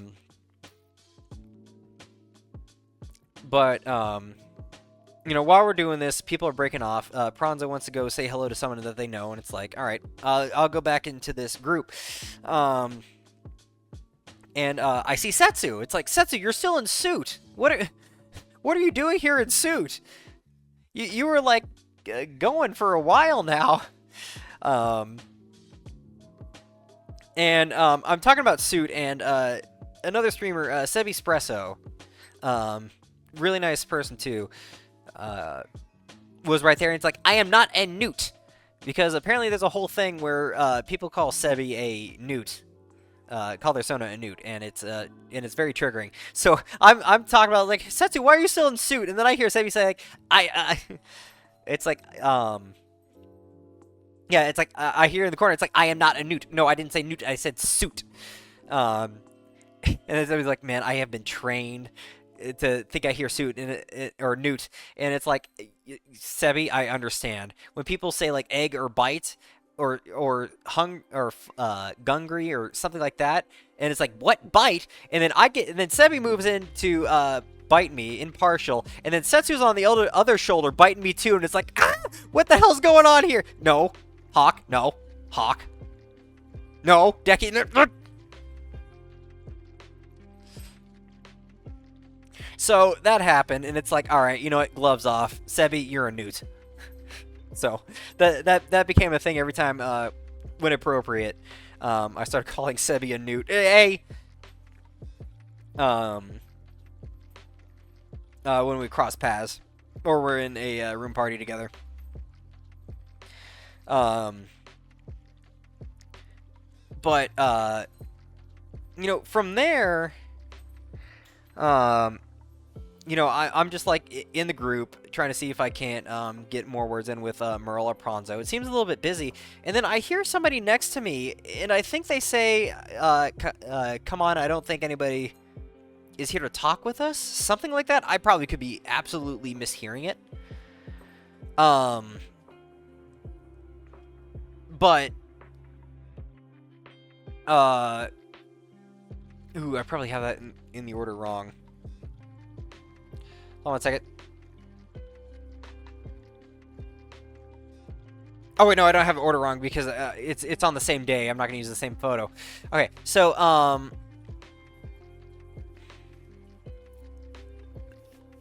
you know, I hear somebody break out from the group and they sound a little depressed, and I look over and I notice their tag. It's a Cinder Collie, and it's like, oh, I guess something's not going right. I don't know. And you know, they walk away into their to a far wall, into a away from the group, and it's like I hear like Cinder seems so really nice and really sweet, and I've been hearing good things about Cinder from other friends. And I worked up the courage. It's like, we have no connection other than a few mutuals here. But it's like, you know what? Fuck it. I'm going to go over and I'm going to say hi and see what comes of it. And, you know, I walk up and it's like, Cinder, hi. You don't know me, but I'm a mutual of Setsu's, and I like to lurk in your streams. It's a pleasure to meet you. And it's like, hi, it's absolutely nice to meet you too. And Cinder's just waiting for a hug, and it's like, yeah. So I get to hug Cinder, and you know, it's I'm going out on a limb here. Cause I'm telling Cinder, it's like, I'm going out on a limb here. I'm not really normally good about starting conversation or talking with people. I get really anxious. Talking to someone new, and you know, Cinder just comes right back and is like, yeah, no, I totally understand how that is. And you know, I can't remember how the conversation would lead it, but you know, we got to talking about streaming beginnings, the wonderful people that we got to meet, and how it's just been a wonderful adventure for the both of us. And from there, we got to talking about dragons. If you do not know Cinder absolutely... People, why? Cinder loves dragons. They actually have their own Sona, Belmont, who is very, very lovely. I love both of Cinder's Sonas. But, you know, we get talking about dragons. I show him my Sona. He absolutely loves it. I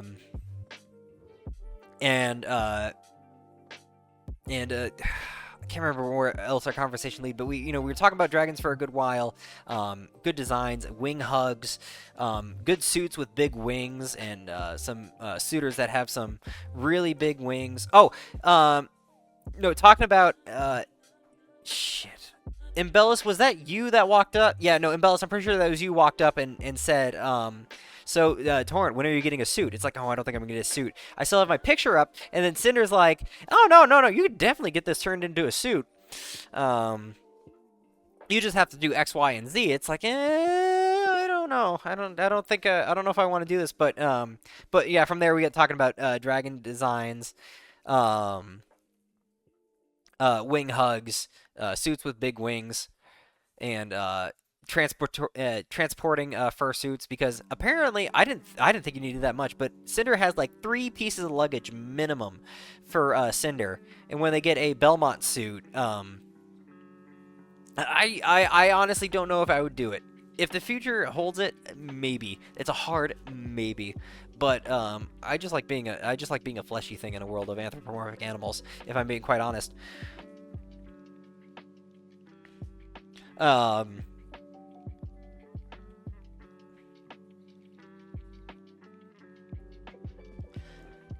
you know, you almost got your suit in a carry-on? Wow.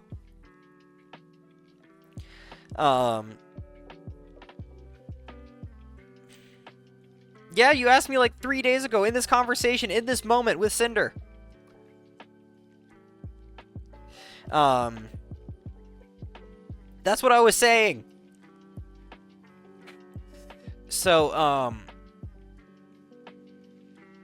So Cinder and I got into some very lovely conversations. And I wish we swapped contacts for like Telegram or something, because I would love to talk with Cinder more. So I don't know. Maybe a good friendship has started off there. I really hope it takes off, because Cinder is just an absolute sweetheart and a delight, and I am so happy that I worked up the courage to talk to Cinder. But from there, Cinder had to go, or no, Cinder wanted to go right back into the group to talk to people, and we went our separate ways in the group, where I walk up to the wall, where I run into a Timberwolf, a Setsu Timberwolf, and Timberwolf. Which, why I'm thinking now that the first little room party from day 0 at Setsu's room, I'm pretty sure Lance was in there sitting on the bed, and that's how they knew me. But I completely was unaware, and I didn't make the connections, because I think someone did say Lance there, and I never connected the dots. So, yeah, no, Lance has a wonderful energy. I enjoyed our, I guess it would be our second meeting, in this case, if I'm right. But,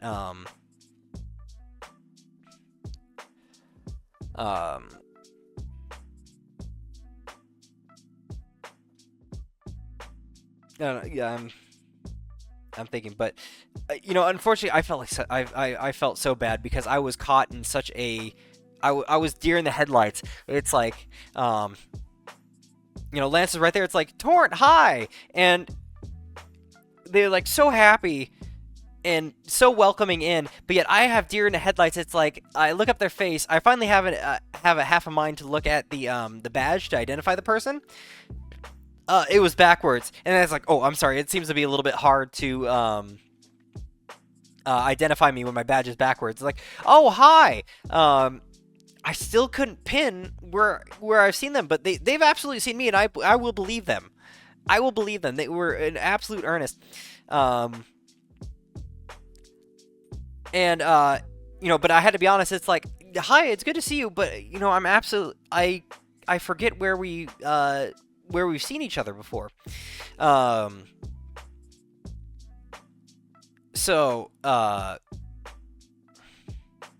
I think I'm pretty sure, if I'm remembering things correctly, it was on day 0 that I came across Lance. But I let him know, it's like, I'm sorry for the deers in the headlight look, but really sweet, really nice. A quick hello.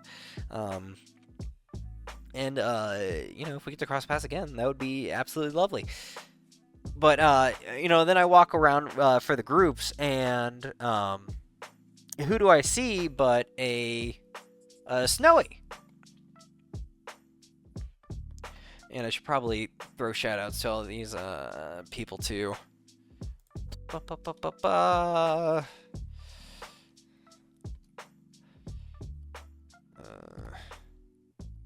Oops. I don't know if I'm messing this up or not. This is my first time typing in Lance's username.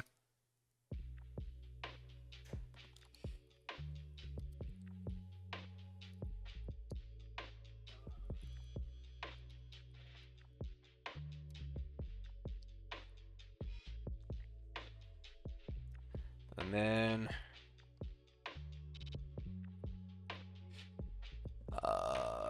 I'm not too familiar with Snowy's full username either, but I did throw them a follow.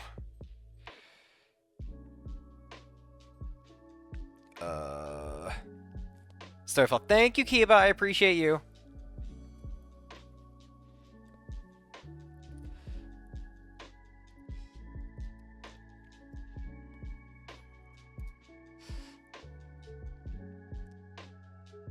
What, do we see an Aki? Is there an Aki in here?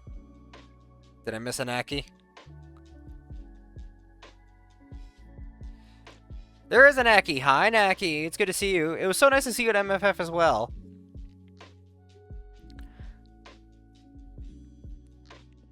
Um, oh, I am gonna need to rewind at some point. Um,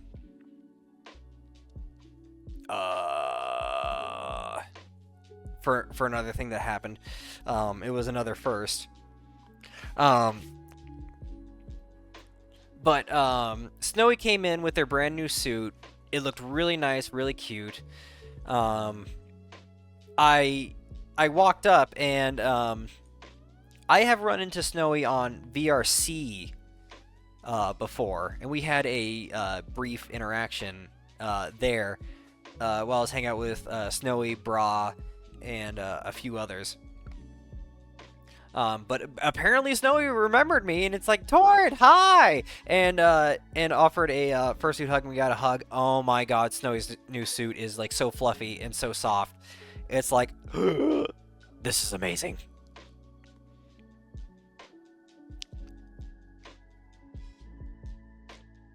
Oh, the snowflake on the back came undone? I didn't notice. It looked like it was still intact when I saw the snowflake, but I loved the snowflake on the back. It was a really nice touch. But okay, but that's maybe what Snowy was saying by the suit's not complete yet. That makes sense now. But you know, rewinding a little bit before I ran into Snowy and Lance, we had a or no, was it after? Well, sometime during this thing, we had a huge group photo. Like a photographer came in, and you know, we're all lined up, and then somebody next to me, who I've never met before, recognized me from streaming. Okay,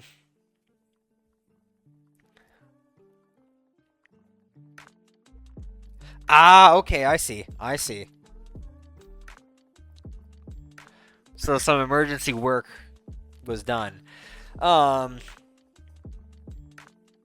you know, somebody who lurks in the stream from time to time said like, "Hi, I lurk." You know, it gave like the whole feel. It's like, "Hi, I watch your stuff. I only lurk in your streams though." And it's like, no, that's absolutely fine. As long as you're having a wonderful time, that's all that matters. Russ made the suit. Oh, nice. Russ did a wonderful job. I love the work. Really cute, really lovely. I love the flopped over ear. It just comes together so very well. And Snowy wears it beautifully. But you know, it's like this is my very first recognition from a fan of the stream, and I wish I got to talk a little bit more, but you know, the photo was going on, and then my mind was already somewhere else by the time the photo was over. But I hope it was not a bad interaction with them. I really do. They seem really nice. They seem really sweet. But it seems like there's another area of growth that I need if I want to. Should I? Well, I mean, as I continue streaming. So, you know, more skills to develop. What can we say? So,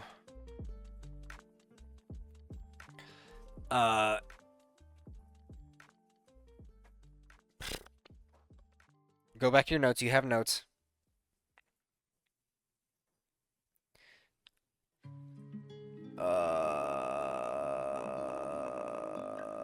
That's not my notes, that's my Discord. My Discord has so many notifications right now.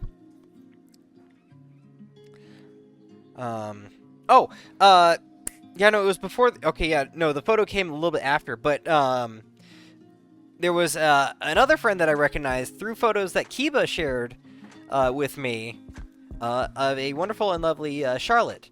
Or, if you go in the VRC meetups, you'll see their name as, Pickle Pizza, but they go by Charlotte. But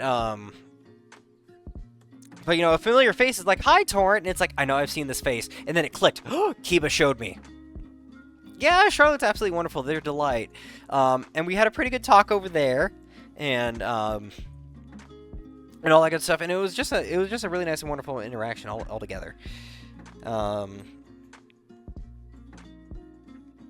But you know, after that, But you know, the meeting started breaking up. Everybody was heading out. And I felt like I've done my things there. I've met some very wonderful people, and I have no complaints whatsoever at that little meetup. It really gave me a feel as to some things as to what I can expect when it comes to these. And I'm just glad I did not approach it with an expectation, and I just went with the flow. It's like, all right, what's happening here? What do we got? So I go wander around, and I go get food again. I go get a beef quesadilla because it's just right there, and I don't want to walk around anywhere. Exactly. And, you know, I'm doing more and more walking around, and I reach, and I get to main hotel, and I go through the skywalk, which at this point, you know, I walk through. It's miserable. It's hot. It's not crowded. Well, I mean, it is pretty crowded. It's hot. It's sweaty. I'm not happy. I get to the other side, and what message do I have? But from a digital dog, or Digi.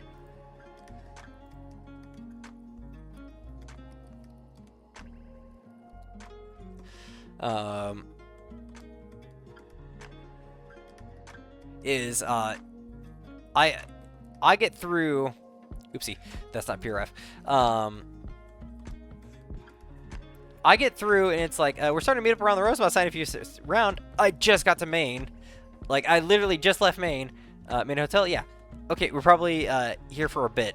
Now, at this point, I have a endearing name for this place as it's getting hotter, and it's like, I'm thinking to myself, it's like, well, shit, I gotta crawl through Satan's asshole again.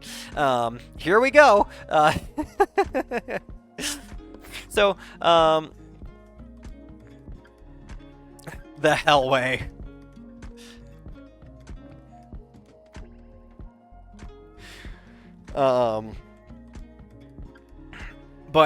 So I make it through. I go back to the Rosemont sign in the round area where I see everyone else that I know from Filth's community. From this community right here with this puppy and Undead Fox. So you know, so, you know, I got to finally hug and say hello to so many people.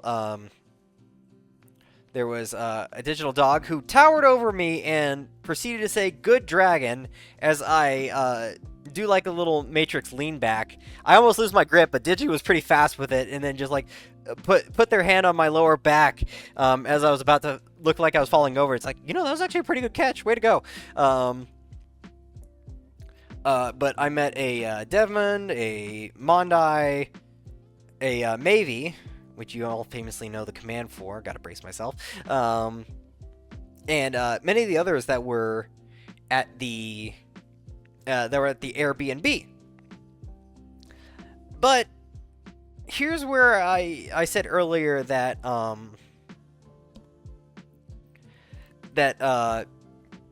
learned that my Monday plans wouldn't have been good. Apparently, the person that set up the Airbnb did not know the nuanced art of lying and gave the exact number of how many people were staying in that Airbnb, and they were not allowed to have any more guests at any point. So, I would have been stranded had I not gotten the hotel fixed, because they were not allowing more people into the Airbnb. So, that was a thing. So, I finally got to say hello to the rest of the people that I was hoping to do from that community over there. They were having a room party that I was tentatively looking at, but things didn't really didn't work out all that much. And then I had some free time from here. I thought I would try a meetup, and I wanted to look at the kimono meetup.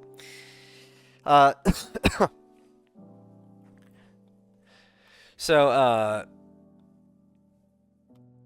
I have nowhere to put my stuff right now. It is what it is.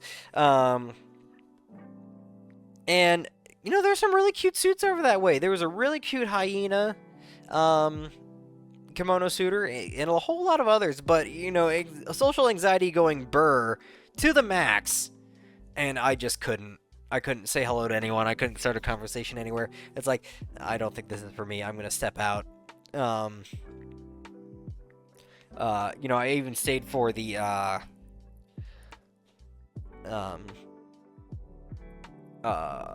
for the group photo, and afterwards, it's like, yeah, I just can't. I can't even try to interact with the Yin suitor on a whim, or just say hello. So you know, it is what it is. But interestingly enough, I also saw a Marcy catfish here. Like I was seeing like all the well-known suits throughout my time here, and it was a little bit interesting and surreal. You know, like a whole lot of them from TikTok, Twitter, and then from Twitch, seeing all those suits. Although I don't know Marcy all that much, but at least I didn't know that Marcy didn't. Had a suit too. But it was really nice. I really like Marcy's character, and they also seem to have a really nice vibe.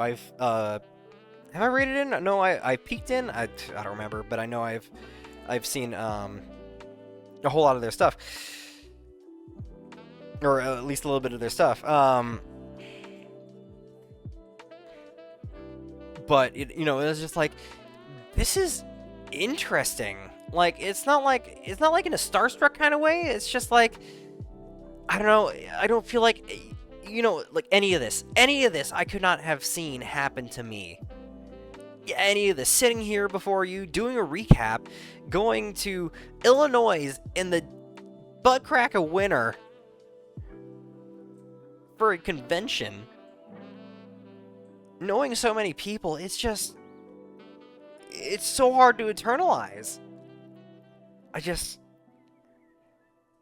know.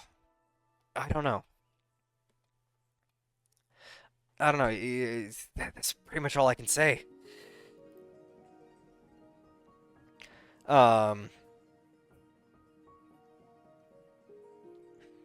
But we do have an ad starting soon. But when we come back, I went from the kimono meetup to go right back over to where everyone was over here, with Filth and Rot. But maybe I can just talk a little bit more of my thoughts on all this kind of stuff, because while all this is going, it's a little bit of a background is I just started by on a whim checking out a VTuber that had a proto gen model, and it just sparked into so many things, because I have, like, at that point I just co-signed my life to somebody who was just gonna be a hidden gem in the shadows with a handful of really good friends. And I mean, look where I am right now. It's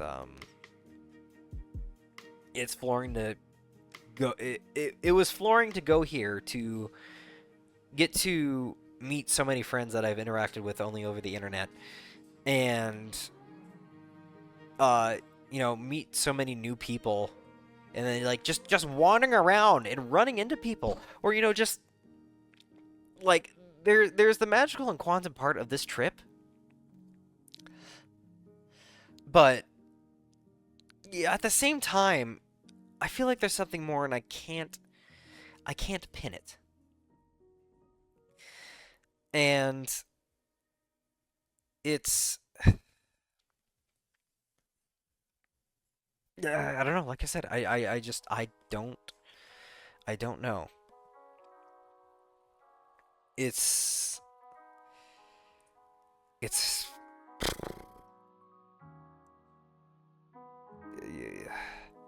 maybe I'll find the words by the end of this. Maybe I'll find the rest of the words by the end of this. But in the meantime, we're back. So I wander back here, And Filth and Rot go off to one of the a few tables that are spread throughout here to get some water. And Filth comes back and it says, "Hey, I saw Ahmed's and Cece over by the water." And it's like, "Oh, that's interesting." And it's thinking like, I could try and say hello. I'm still riding off of some wonderful interactions that I've had with Whiskey, Cinder, and who else did I just send it with? Jal. It's like I've had these wonderful interactions where I just sent it, and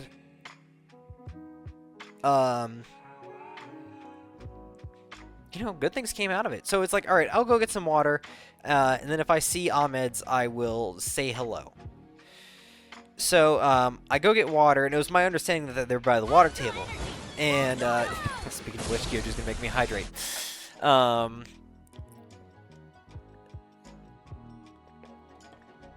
So it's like I don't see them, and I walk by. It's like maybe it was out in this area. I look around a little bit, and it's like, oh well, I don't see them. I'll just call it. Then again, no rhyme or reason to do so. I gave up, but then suddenly a ping in my brain tells me, "Hey, idiot, look to your left." I look to my left, and I see a very Ahmed's colored and shaped badge. So it's like, oh shit, that's them right there. That's Ahmed's and Cece. I'm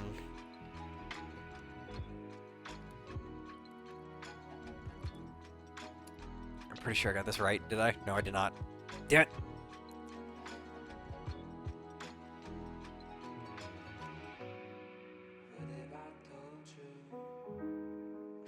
Know their name, but I don't know their spellings. I'm floundering here. This is going to bite me in the ass because of the rant I'm about to go on a whole lot later. Because I have fallen into these pit traps so many times. Like, I'm still feeling conscious about X-naying on trying to figure out how the, I'm not trying to shout out myself. X-naying on trying to get the music going through here because I still have the lo-fi hip-hop playing through my headphones. So I have, like something to listen to as I go through and to keep me as focused as possible. Because I used to listen to like the lo-fi girls so much during college when I went to study. If I needed to study, if I needed to get work done, I flipped that on and I sit down and I did it. Okay, I need to go to watch mode. Browse.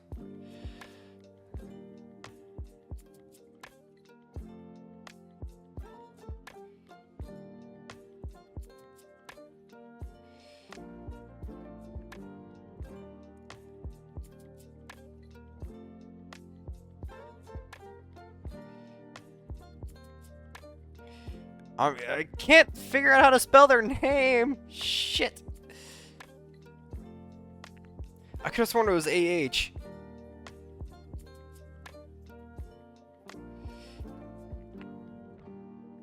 Fuck. Does anybody know? I'm gonna have to phone a friend on this one. Does anybody know how to spell Ahmed's username? Oh wait, no, that's right. They went to Wait, no, they went to Boofer, right?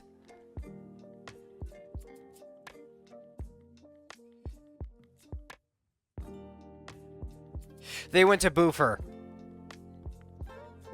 And a stroke of genius, I remembered.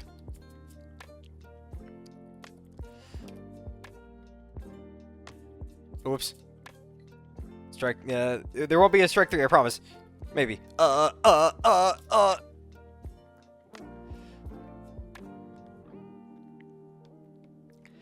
That's right, there we go. Kusa, hi! It's good to see you. It was fun crossing paths so many times over in MFF. And again, thank you so much for helping out with the badge. You are a godsend. Especially, I still have that lanyard. I still have that first lanyard that you hand me right here in my hand. I'm actually messing with it right now. Jeez Louise, what the fuck is this quantum shit? It's still going on!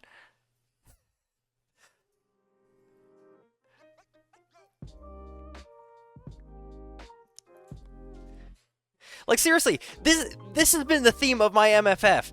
It's like, something with the person. Hi, Sufi. It was so good to meet you over there, too. It was fun watching you all. It was all fun watching you all play Mahjong, too, even though I did not understand. I hardly understood a thing that was going on. I was still glued to the game. But no, it's like, seriously, right now, in my hand, I have the very first lanyard.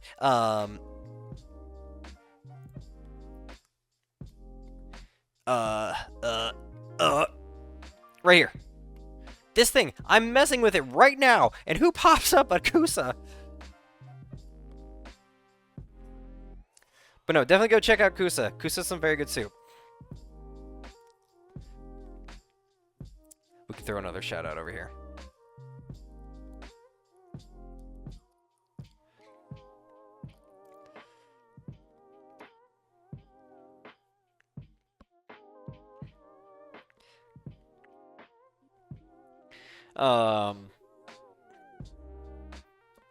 But okay. So yeah, I'm about to give up. And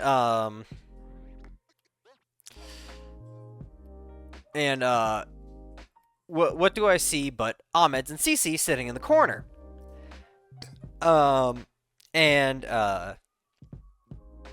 You know, it was still, they were both very lovely, very sweet. It was about the same interaction that I had with Whiskey, but you know, I said, hi, hello, how are things going? It's like, hi, I'm Ahmed, this is Cece. It's like, Cece, hi, it's so nice to meet you. I've heard about you. It's like, you have? It's like, yes, I've seen you, I've heard about you on, Twitter through, Populous Ursus. They did a model for you. It's like, oh, yes, absolutely. And, you know, we're talking about, Pop's work and how it was awesome and how I was looking to have a model, made by Pop at one point. And I showed my ref sheet, and Ahmed thought, like, ooh, that would look really good in Pop style. Yes, Cece, what? I almost said Fifi. Cece looks, looks really good. They have a really good fashion sense. So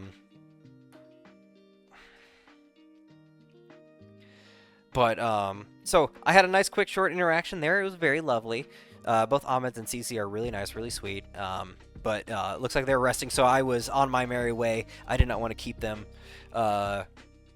very long. Because, I mean, like, I was literally, like, out of the way. They would need to walk past me to get things. It's not like I was holding things there, but, you know, it might have well as felt like that. So it's like, all right, I've gotten near here enough. It is time. It's time for me to head back over to Filth in the Gang. But you know, thinking of looks and stuff, but it was so funny. I went to go get water. When I went to go get water, Phil was like, "Torrent, wait!" It's like, what? I'm just gonna go over and get water. It's like, but what if I don't see you again? And then Phil puts on this puppy dog face. It's like, okay, fine, you can have your hug. You're more than welcome to your hug. It was really sweet. I really loved running into Filth and everyone. But on my way back, I find out that I get a message from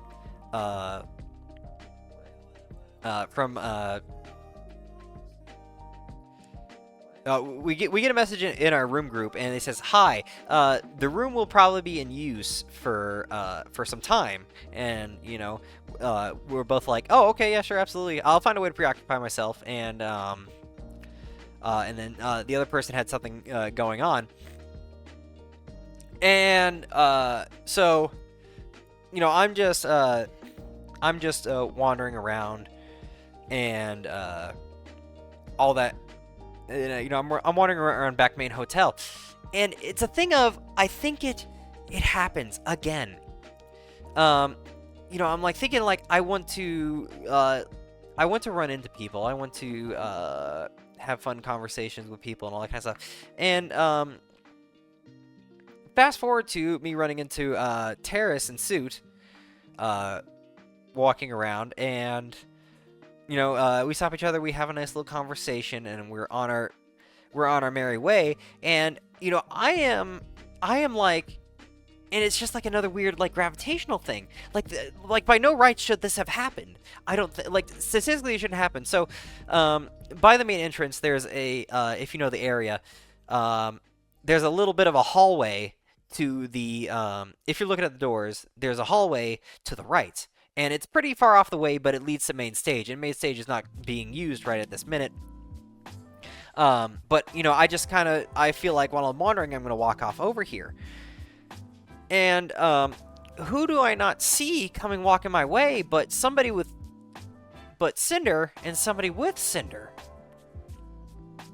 And it's like, holy shit. What the hell? I wasn't expecting this. So, the person that was with Cinder wanted a picture with Cinder, and it's like, would you mind taking a picture? It's like, absolutely. I took one picture standing up, and then I kind of took a kneeling position to get another good angle. And then Cinder's like, I know I'm short, but you don't need to get down that low. It's like, it's a good angle. What are you expecting of me? So, I'm already getting the Cinder sass, and I'm loving it. And then it's like, while I have, it's like, it's so good, it's like, it's so good to see you. We go in for a hug. Cinder's suit is really soft and just absolutely adorable. I love it. But, it's like, back to when I thought at the beginning of the stream, at the beginning of the stream and the beginning of this recap, I saw Cinder when I first ran into Crafty, and I was thinking, it'd be nice to get to know Cinder. They seem so nice. They're so cute. There's just like so many check boxes off to how wonderful Cinder is.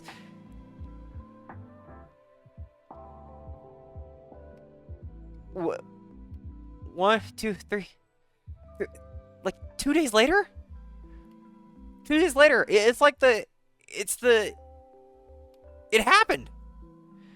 What the hell?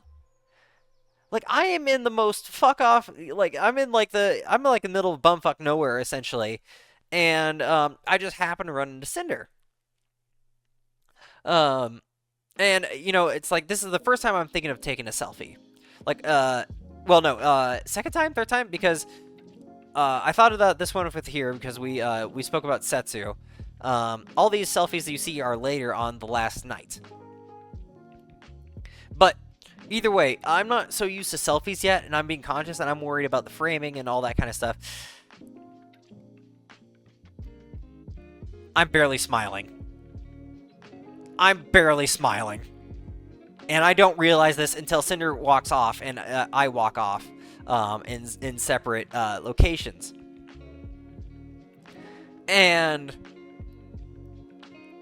it's like, oh, shit. I'm going to show this in the recap, and if Cinder finds his way over here and sees this, I'm gonna get the third degree. I'm gonna get the fucking third degree. I'm going through my mind. It's like, what? You weren't happy to see me or take a picture with me? I see how it is. And it's like, well, shit. I guess I gotta same height? No, Cinder was shorter than me. Or were we the? Yeah, Cinder was shorter, but ever so slightly. I don't know. I didn't pay attention. Like, I joked that I didn't see height, and I knew that there were jokes about Cinder's height, too. But I really didn't pay attention to it. Yeah, so we're gonna get around to that. So Cinder and I walk separate ways, and I'm walking on the stairs, and I run into Crafty. I'm like, "Hey, Crafty, how's it going?" And we get in a whole conversation, and I get to talking to, it's like, yeah, I got a picture with Cinder, but I realized I wasn't smiling. I'm gonna get it. And Crafty's like, oh, I saw Cinder outside sitting on the bench. And it's like, oh shit, okay, well then here's an opportunity. Again, I think it happens. I want a second opportunity. It shows up, and I know exactly where Cinder is. Thanks to Crafty. Crafty, you were a godsend. Although I still got the third degree. So then, I turn around and I go look outside, and I do, in fact, find Cinder cooling off on a bench. And I talked to Cinder. It's like, I know I'm gonna get sassed for this, but I looked back at my photos and I realized I wasn't smiling. Is it okay if we do another selfie? And it's like, all right, fine, make me stand up. It's not like I was cooling off or anything. It's like, I'm here trying to fix this, and I'm still getting the sass. It's like, it's part of the character. It's what you're gonna get, and it's like, you know what? Fair enough. So, we got up, we got, this picture. I'm actually smiling, trying to look at the camera and stuff like that. Like, I'm still trying to focus and whatnot. So we got that picture. I left Cinder to cool off a whole lot more, all that kind of stuff. And I was gonna make face reveal. And I was gonna let Cinder chill, and I was gonna go back to Crafty, upstairs. So oopsie.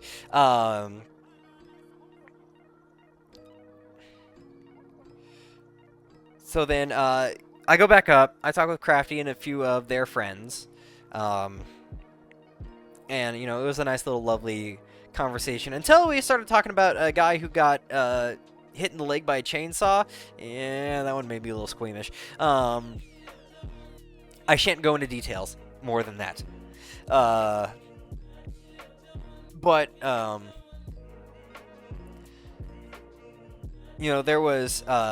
There was also another notification that I saw on my phone that there was going to be a pregame,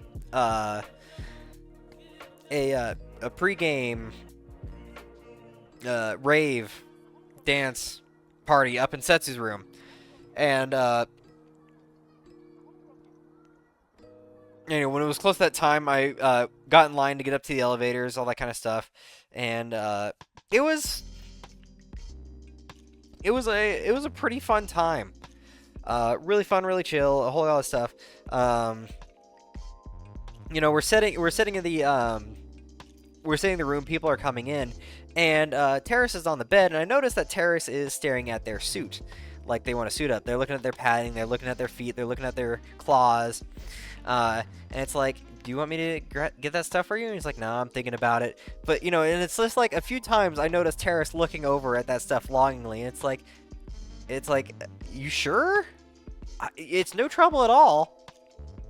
And it's like, no. And then I catch Terrace one more time staring at the suit stuff. It's like, I'm just tempted to grab that stuff for you if you keep on looking at that stuff longingly. And Terrace gives in, and it's like, okay, fine. You can grab this stuff for me. It's like, okay, I will do that for you.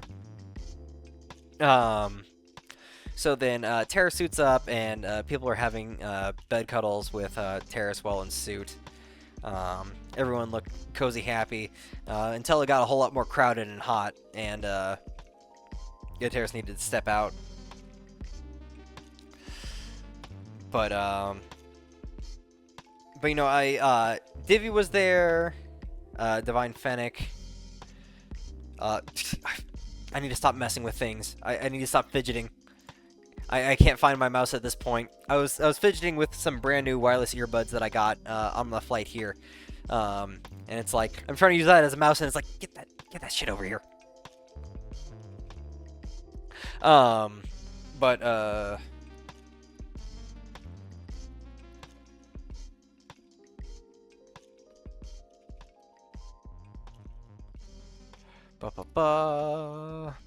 Here we go.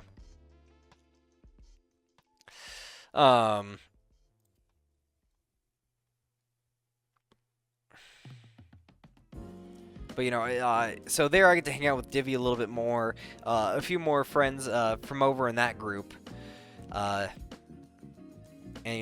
quite a few others. There was another person named Knightley. When I moved over to the bed that I got to talk to, they're really nice. I had a fun interaction with them. And then also who came in, but Carl and Cinder yet again. It's like I am not trying. I am running into Cinder and Carl so many times, and I know it's fun. in hindsight, I probably had more of a chance to talk with Cinder, but you know, I didn't because there was so much going on and I was a little bit overwhelmed or something. I don't know. Well, no, I did interact with Cinder a little bit, as well as Carl. But you know, in hindsight, I probably could have done that a whole lot more. But you know, it is what it is. You know, now I'm thinking I'm gotten another thing turned around. But you know, the time has passed. It's not all that important. But it's like my brain's finally kicking in as I'm like going through this whole story bit by bit, every moment. But here's another story that I don't have notes on, but it is absolutely hilarious, and Poppin loves this story. So the pregame party was over. Everyone was heading out to the dance, and it's like, I don't see any other events going on right now that I want to do, so I'm gonna turn in for the night, because I think everybody I'm pretty sure that everybody I know is gonna be attending. So what do? I go back to my room, and what do I find? Waiting in our room, on top of my shit, right there. Embellis, I am going to chokeslam you when I see you next time in AC. I hope you're here, and I hope you're quaking.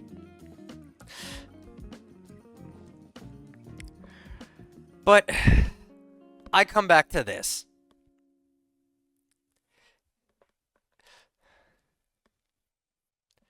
But you know, I knew a roommate was in here, with somebody else,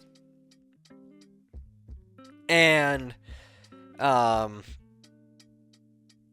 know, I look at the beds, and it's like, I'm pretty sure this bed had the deed done, and this bed is the clean one. So I get all nice and cozy and comfy. Vadio, with no prior message, walks in with a, I guess you see my toes, walks in with another potential, prospect. And, it's like, oh, Torrent, hi! And it's like, hi! And Vadio's like holding, is like holding their arms close to each other. It's like, ooh, Torrent, you shouldn't have laid in that bed. And it's just like, why? That's where things were done. And I'm sitting in there, I'm tired. I'm like, you know what? The deed was done on top of the sheets. I'm lying here, I'm comfortable. I'm not gonna worry about it. I am not gonna worry about it. But, you know, I'm telling this on last day. I'm talking about this, last day to, Thun Thun and Poppin in a call, and those two are fucking dying. But, you know, Poppin is like, yo, there we go, that's my straight ally, let's go!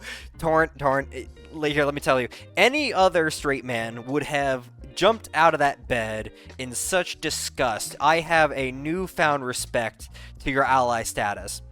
And it's just like, here, look, oh my god. So, so, you know, so now there's a whole story, and Poppin, like, definitely wanted this story to be told, and I didn't really think of it being a story to be told until I spoke with, you can't write straight ally without slay.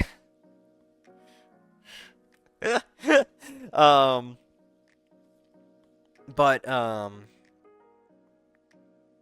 you know, it's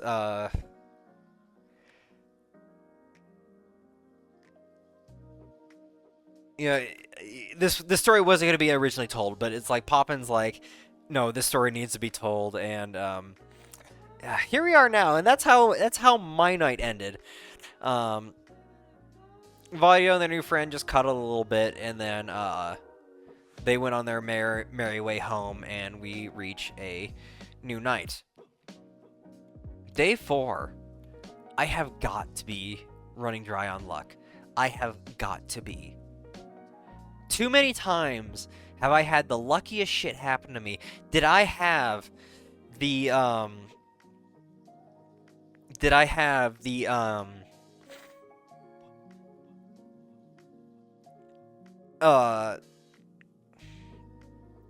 you know, have all this stuff like gravitate towards me?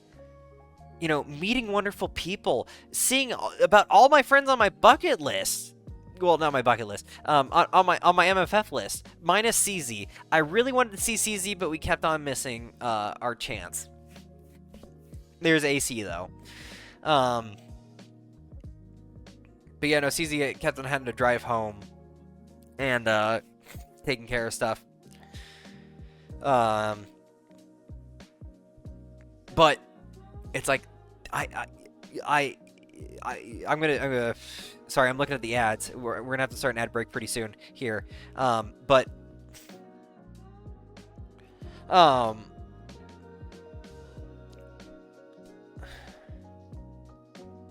yeah, I'm signed up for AC. I just need a room group.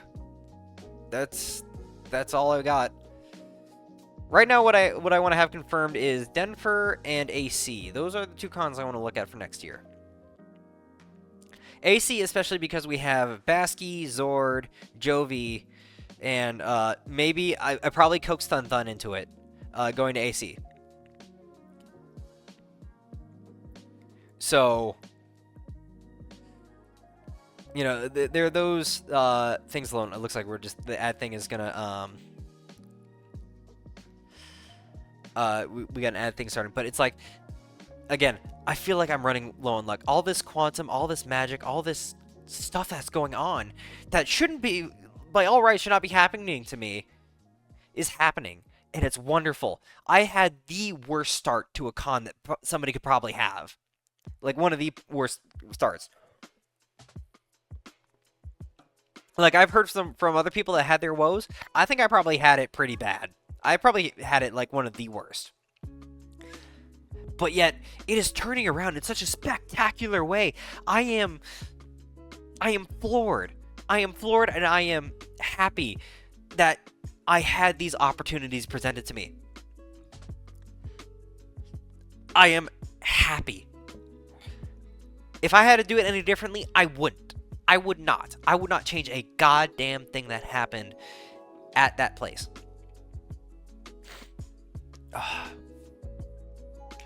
And then, while we're on an ad break, Deckies, can you pull up a poll to see if people want a little bit more background sound, or if things are fine as they are? Because I've just been going on my groove and I haven't checked in things. So it's like, should we try to find some music, or can we continue with things as they are right now? Music, no music.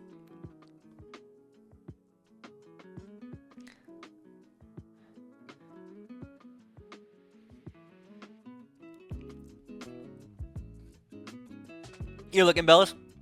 It's fine. You were a gremlin, an absolute gremlin. Most of the times I didn't notice, especially when I was waiting for Vadio and you were clickering me so many times and I only managed to hear one clicker. You were in the same fucking elevator. And I didn't notice you were clickering me.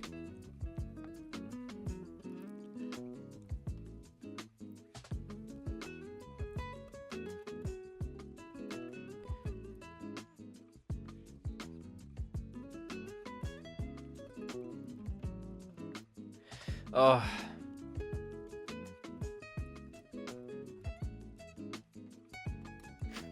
Oh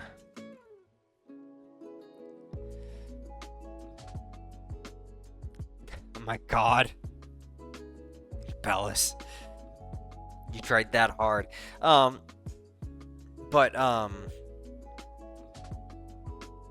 you know, okay, so I want to get a feel of the room. Is everything as it stands right now fine?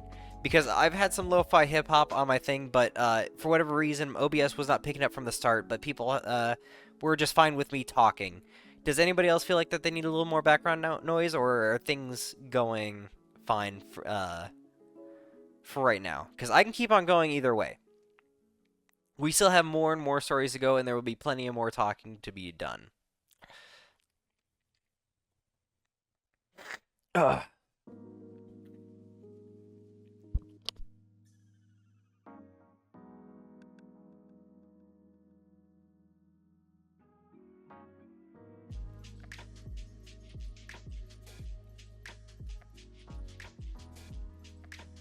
Okay, we don't have anybody coming out of the woodworks. You're just vibing, listening to my voice? Okay. If you're all still fine with this, then I'm still fine with this. I can just, I can shut up and stop worrying. Nobody felt like they need to jump up. It's like, yeah, throw some on. Okay. So, we'll continue on as it is. I appreciate you all so much. So, back to it. I've got to be running dry on luck, magic, quantum stuff, whatever the heck is going on, whatever the heck is drawing me to these things. I've got to be running out. I've got to be. Sorry, my internet died. Oh, it's okay, Deckies. It's fine. It happens. Not your fault. So, don't worry about it. It seems like my question has been answered. I mean, I guess we'd probably. I mean, it still kind of involves pulling people out of lurking. You know, up to you. I'll leave it to your judgment. I want to see if people want me to try to throw music back on, or try to throw music on because it didn't work when the stream started, or just continue talking as is. But it seems like nobody is jumping out immediately. It's like, yeah, I would like something in the background. So, in my brain, I think we'd be fine. But up to me. All right. Nobody is explicitly jumping out for this to hope for a chance. We'll continue on this one. I just wanted to check, make sure everybody was comfy cozy. So. This is the last day I'm walking around. Yeah.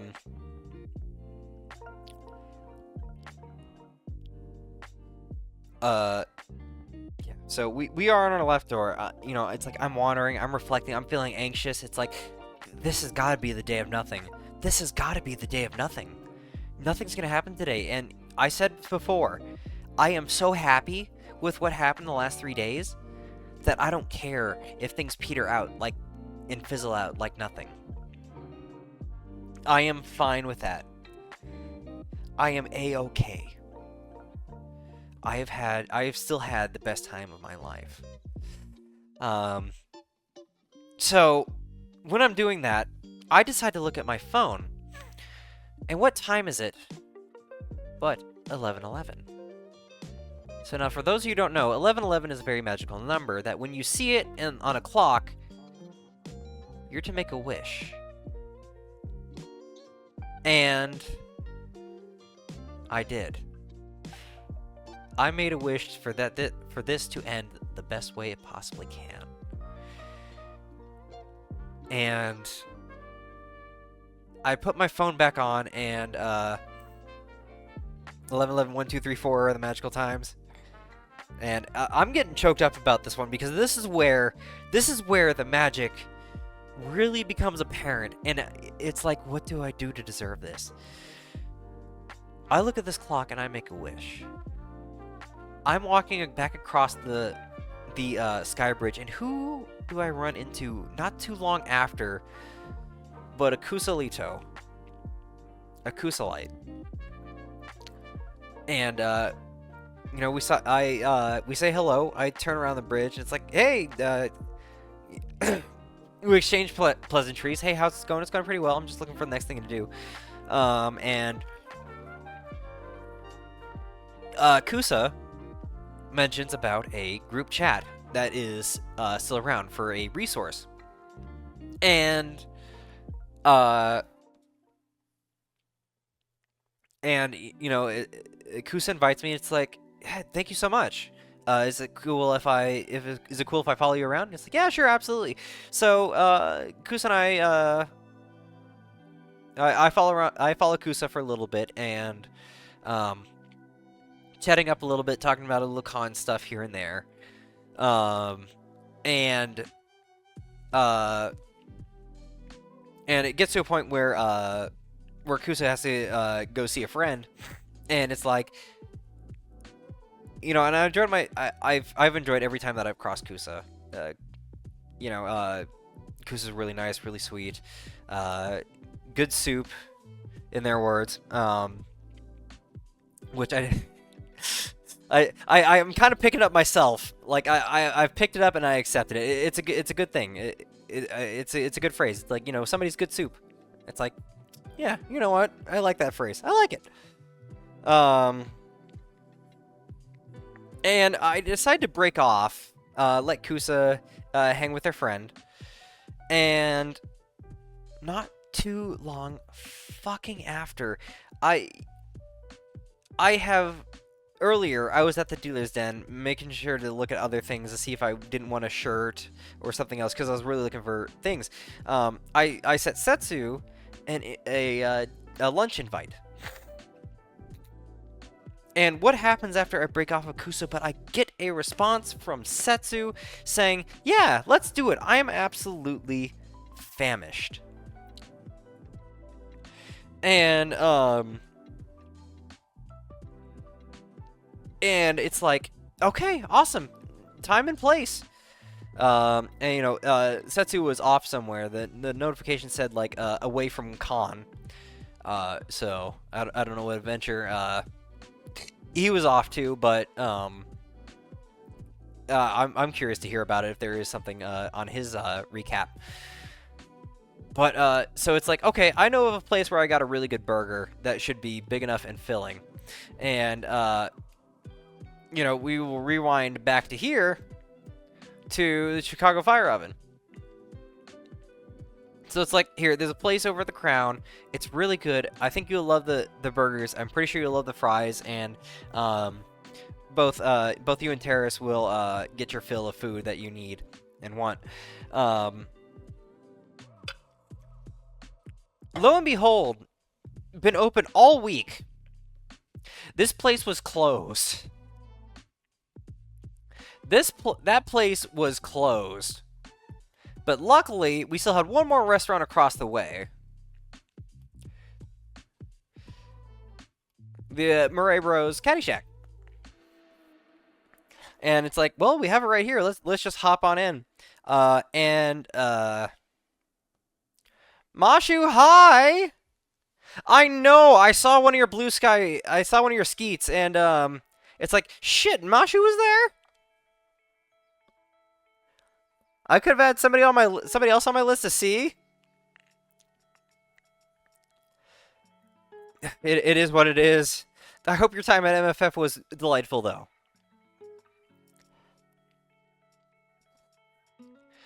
So, so Setsu and I are, Setsu, Terrace, and I, go over here and we sit down for, some food. And, you know, for that whole time, we're all telling jokes, or telling funny stories.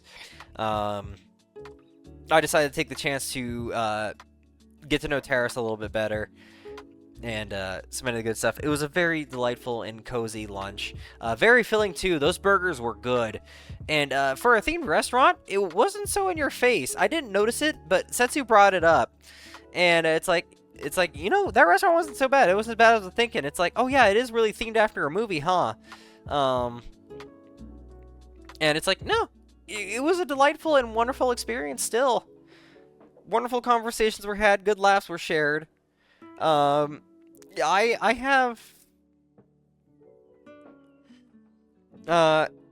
have no complaints.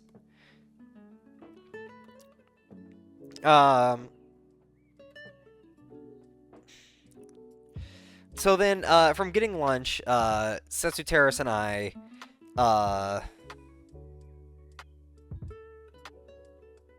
Divvy tricked us into going to a place that was like Shoeless Terry's or something. It was awful. Oh no!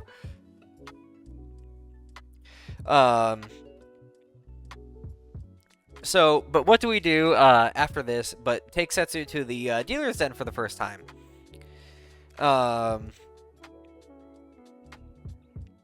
So, we're walking around, we're having a good time, looking at stuff, coming across everything. I didn't find anything I knew. I think the 2 shirts and the sticker book and the lanyard was about all I was buying.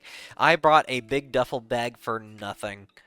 I was ready to spend that money. I had money saved. I was good to go. It didn't happen, which honestly I'm not going to complain about. I have enough souvenirs and long-lasting memories.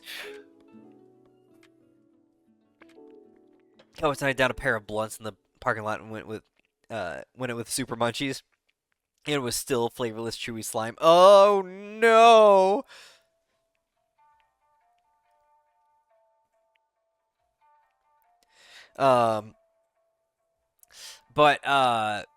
So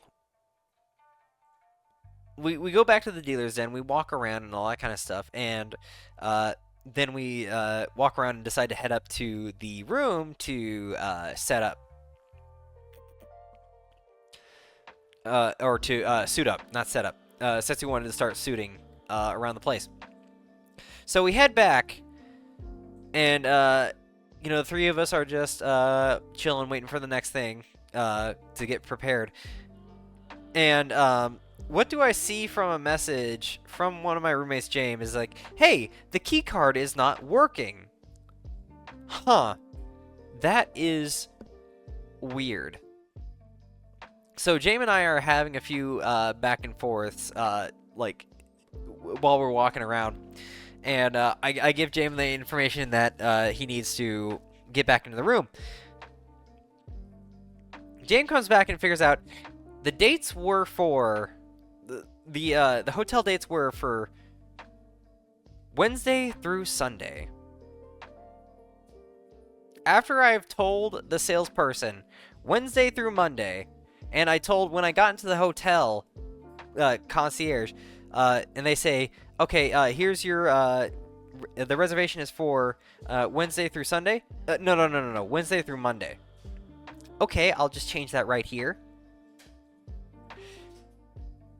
They didn't change the dates. And we had room service in there, getting ready to clean up our shit. By the time that James walked into that room.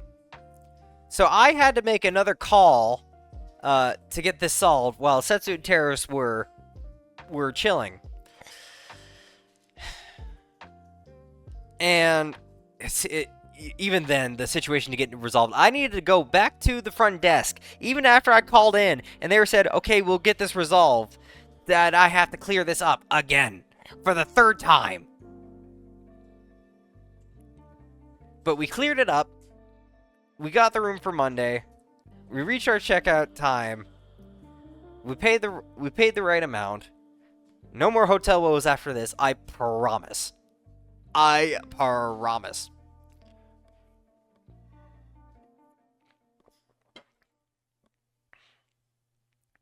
So,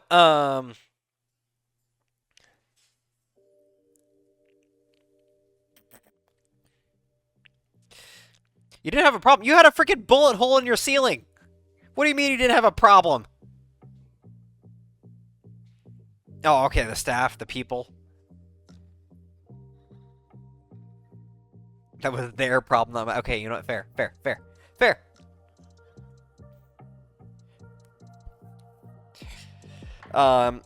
But so I still with that Setsu and I parted ways after that phone call.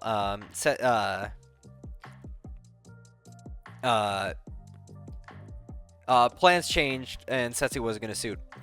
So it's like, okay, well then I'll see you around. I'll do my thing. Right now is the time for a voice acting panel. And, you know, the things that are involved for the voice acting panel. And here is the part, guys, gals, non-binary pals, where I'm going to go into rant mode.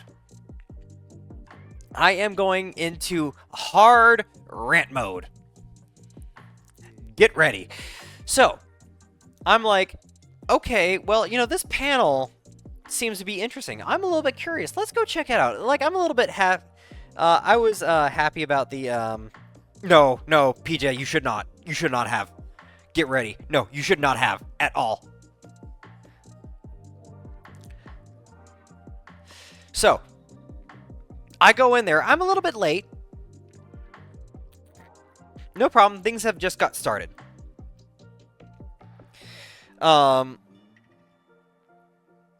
And the speaker is some person with a Doctor Doom mask. And it's like, yeah, okay, whatever, sure, interesting. Why not? And this person had no public speaking skills whatso fucking ever. And this is where we start.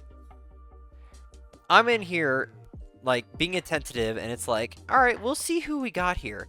They seem, really interesting.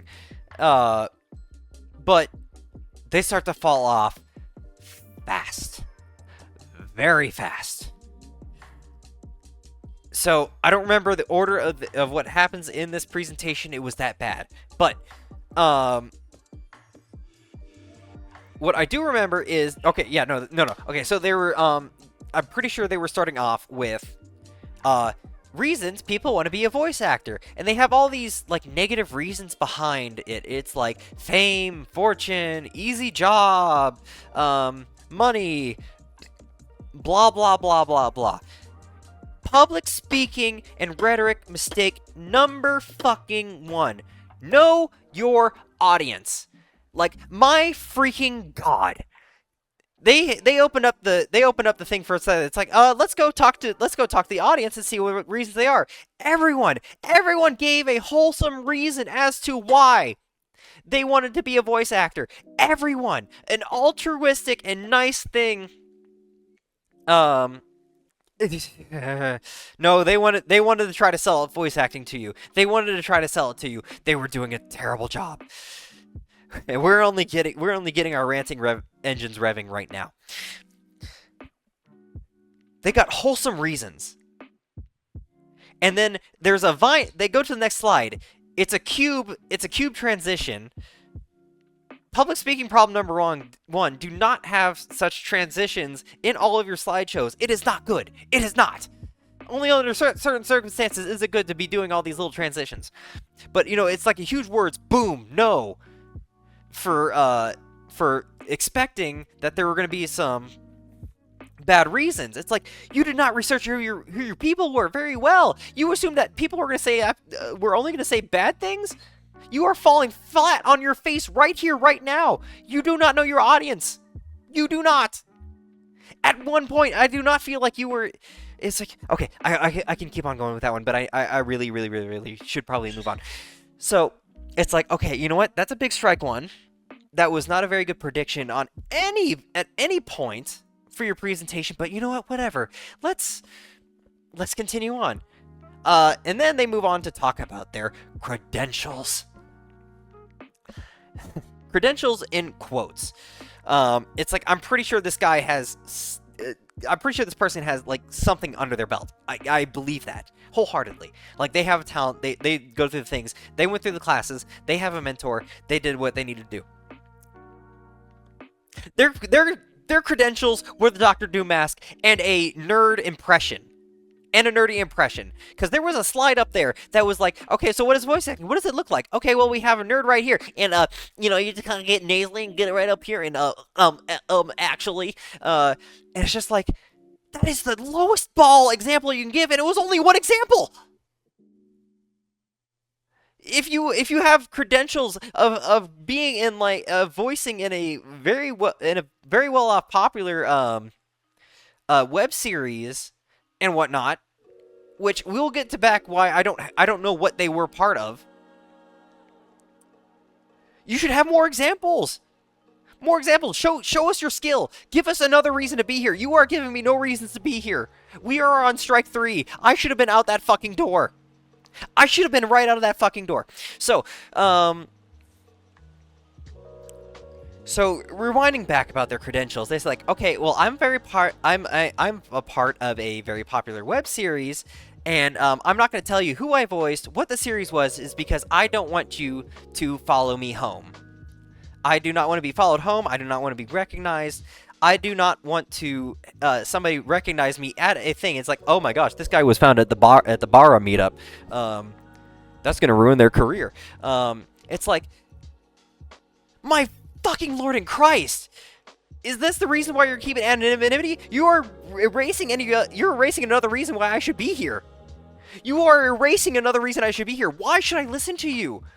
You don't know your audience. You're not going to tell us your credentials. You're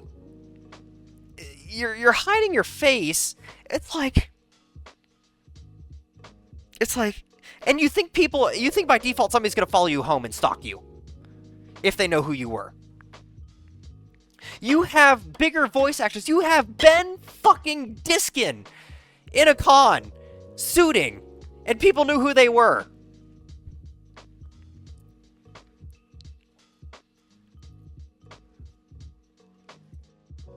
Like, my God. They were in Haida suit. They were in fucking Haida suit in a con. They didn't worry about a thing. It's like, oh yeah, I'm Ben Diskin. Nice to meet you all. It's like, you don't know a thing. Strike fucking 5 right at that point. But I'm like, you know what? I'm willing to give this guy a chance. I should have run out that door. I should have run out that fucking door right now. I should have. Like, I was like in hindsight, I should have heckled this person. I should have. Like, to all rights right now.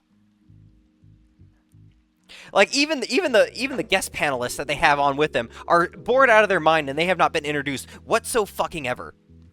It's like, who are these people behind you? What are their credentials? Who are they? Are they friends of yours? Do you work with them? I don't know. We haven't gotten to that point yet. Like, at all. There were no introductions whatsoever. No introductions. It is ridiculous. But again, it's just like, okay, let's give them a chance. Let's give them another chance. A chance that they don't deserve. They should not have deserved at any point of this time. Like, I am squirming right now, trying not to go out that door, to not be rude to this person who is making a thing. They talk about resources and classes to go to. And they're talking about famous people who have done said programs. They do not know all the work. They did not rehearse. Like, at this point, I don't feel like they rehearsed their whole presentation. I feel like that they are going out of their, like, by the seat of their pants. It's like, oh yeah, and this person attended this program, and they did such things as, like, blah blah, and some other things, but I don't remember. You are doing a presentation. You knew this so far in advance. Why did you not practice? Why did you not learn your audience? Why did you not remember your sources? My fucking God! But okay, maybe we keep on going. Maybe we can keep on going. Maybe there's another chance. Maybe this will turn around. Hopefully. I notice that this guy is standing still, looking off their phone for all the points on their slides. They are standing still. They are walking. They are not moving. They're not being animated. They're not walking up and down that room, engaging everyone. They are standing there like a little wobbly statue, looking at their phone every once in a while, and then looking up at everyone and just looking around. It's like, that's most better than some people, but it's like, no, you are on a big ticket. You are like on one of the biggest furry cons. Yeah, you're like one of the biggest furry cons. You know that you have the spot. You asked for this. What the hell did you do to prepare for this? What did you do?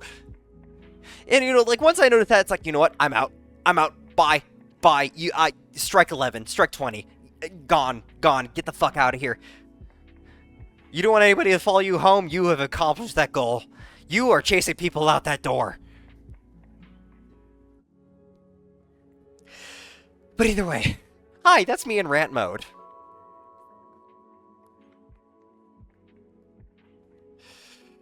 Ugh.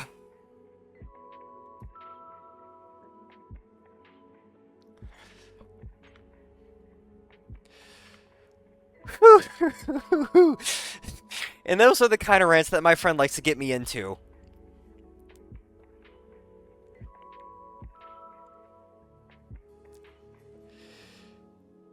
Like, on my notes, I put voice actor panel, meh.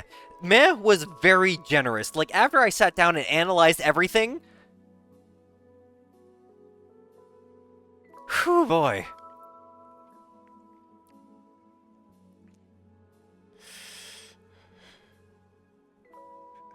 Like, I am being mean. I am tearing this person asunder. But it seems like nobody's disagreeing at this point. Like, I don't care if they had, like, the golden nugget to get me, like, instantly into voice acting. I don't care. I am having fun on my Sunday streams voice acting characters with friends unprofessionally. I am happy with this. I don't need this information. Good day.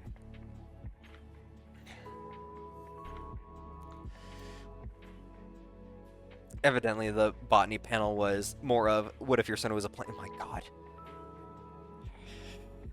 Oh. I'm still cooling down. Let's not get me started. let's not turn the key in the ignition of that one again. It's like I'm looking for something to say about it. I'm looking for something to say about it.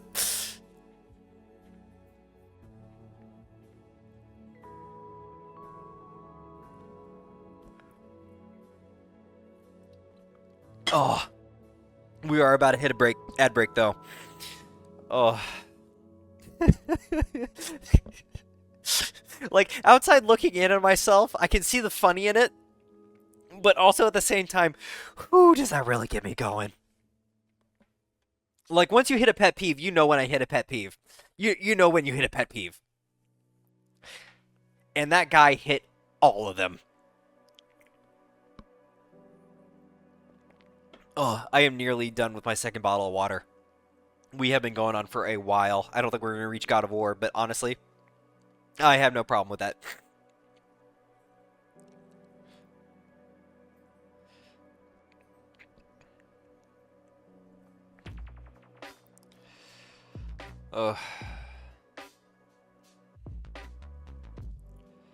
Let's see. We were down. Yep, voice actor panel. I gotta scroll that up. I can't look at those words again. I can't look at that combination of words in these notes. Not anymore. Nope. Excuse me. Oh.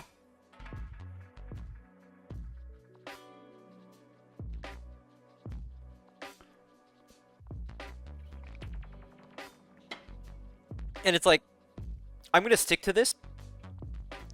MFF is a great place to be. If you know the people, if you have the friends. But from what I've seen, unless you're into the dances and the sets and a few of the major ticket items, it's like I didn't even recognize any of the Keystone guests that they had there. It's like I don't know who any of these people are at all. Like any of the major events, I didn't even look at. It's like I only looked at meetups and the voice actor panel, and that was it. Nothing grabbed my attention. And it's like, apparently people need to sign up and bring out the idea, but it's like, maybe you should have done a little bit more vetting.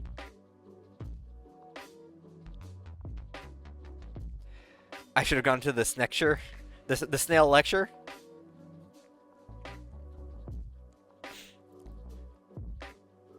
The bra panel was good, engaging, informative. Well, they had experience. They had experience. They know what they're doing.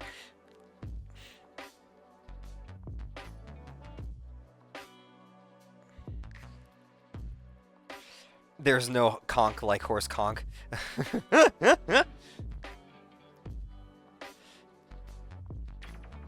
goodness. Okay, we're back with the ad break. Jeez Louise, where did the time go? Decades, my god, of course you would. Okay, we're back. Rant time over. Fun times back now. So, after leaving the voice actors panel, early, with many good reason,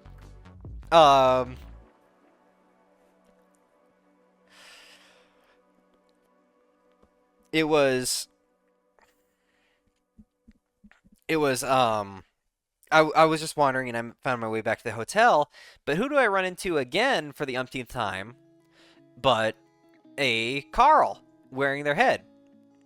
And honestly, through all these, a lot of these photos were sent by friends and whatnot with permission to use them, and I appreciate them oh so much to help this out to fill the gap so I'm not standing on a photo for too long. Even then, I was still talking, yeah, Skinless Carl.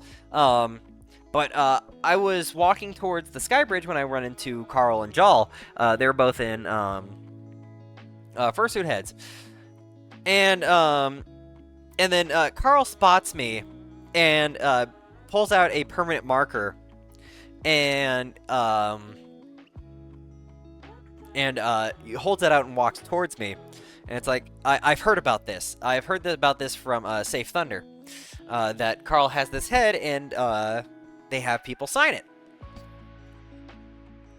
And it's like, Carl wants me to sign it? Oh, that's so nice! I will be absolutely delighted to. 2 more shoutouts here.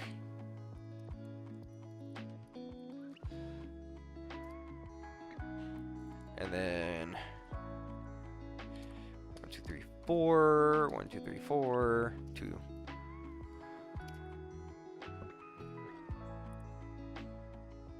Two very lovely people. I made it a point to try and remember. But okay, so I run into these two, and I've only had one experience so far signing my username. I have never done so, ever.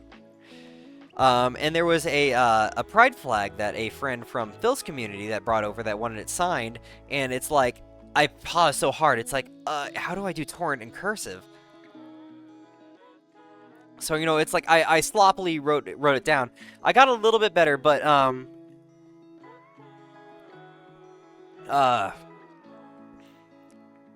you know, it was only one experience, but I had the idea in my mind on how this goes.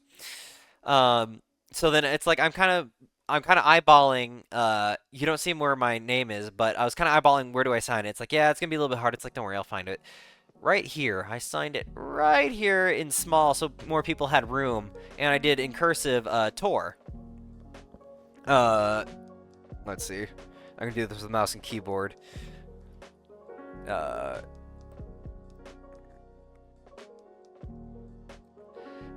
like that.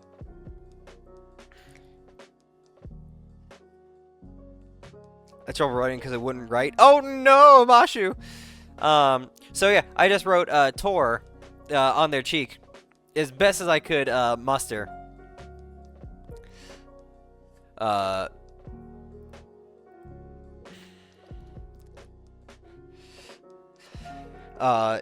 you know, just to make sure that people had room to sign that head.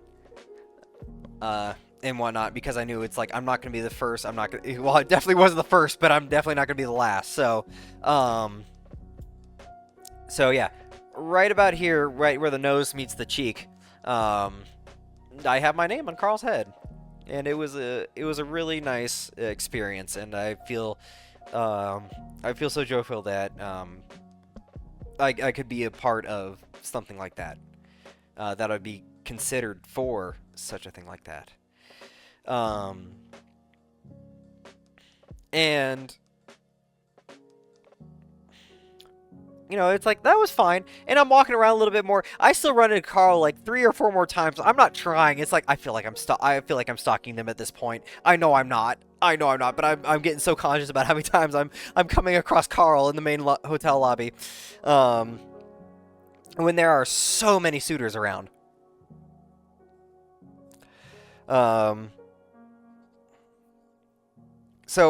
I'm walking around quite a lot of times, and I'm at the door for the main hotel where people like to stand outside and cool off. So while people are cooling off, uh, I hear Setsu's voice. And it's like I'm recognizing some people's voices too well that my brain, it's like I hear a voice, snap head. Hey, look, there's the person. And so I find him and oh fuck, I forgot about somebody else that I met at the that was another talk I got about with Cinder was various suits and how good they look. And there was a chaparral who was at the Twitch meetup that I got to meet for the first time. And Fugger, hi. Hopefully everything was going well. You missed a major rant me, unless you were lurking. But you just missed my rant on public speaking and what the fuck not to do, and why the hell did I not walk out of said presentation after strike 11? It might as well have been strike 20. But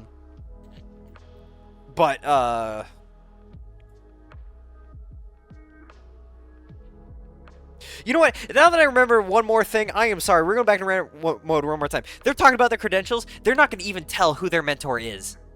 They're not going to say who their voice acting mentor was. Where the fuck is your credentials? Okay, all done.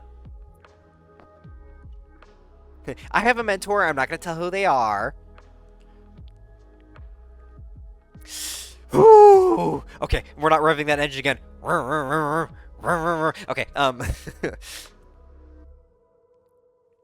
I'm turning that key. That engine wants to start. It'll turn over at some point. It's not barking!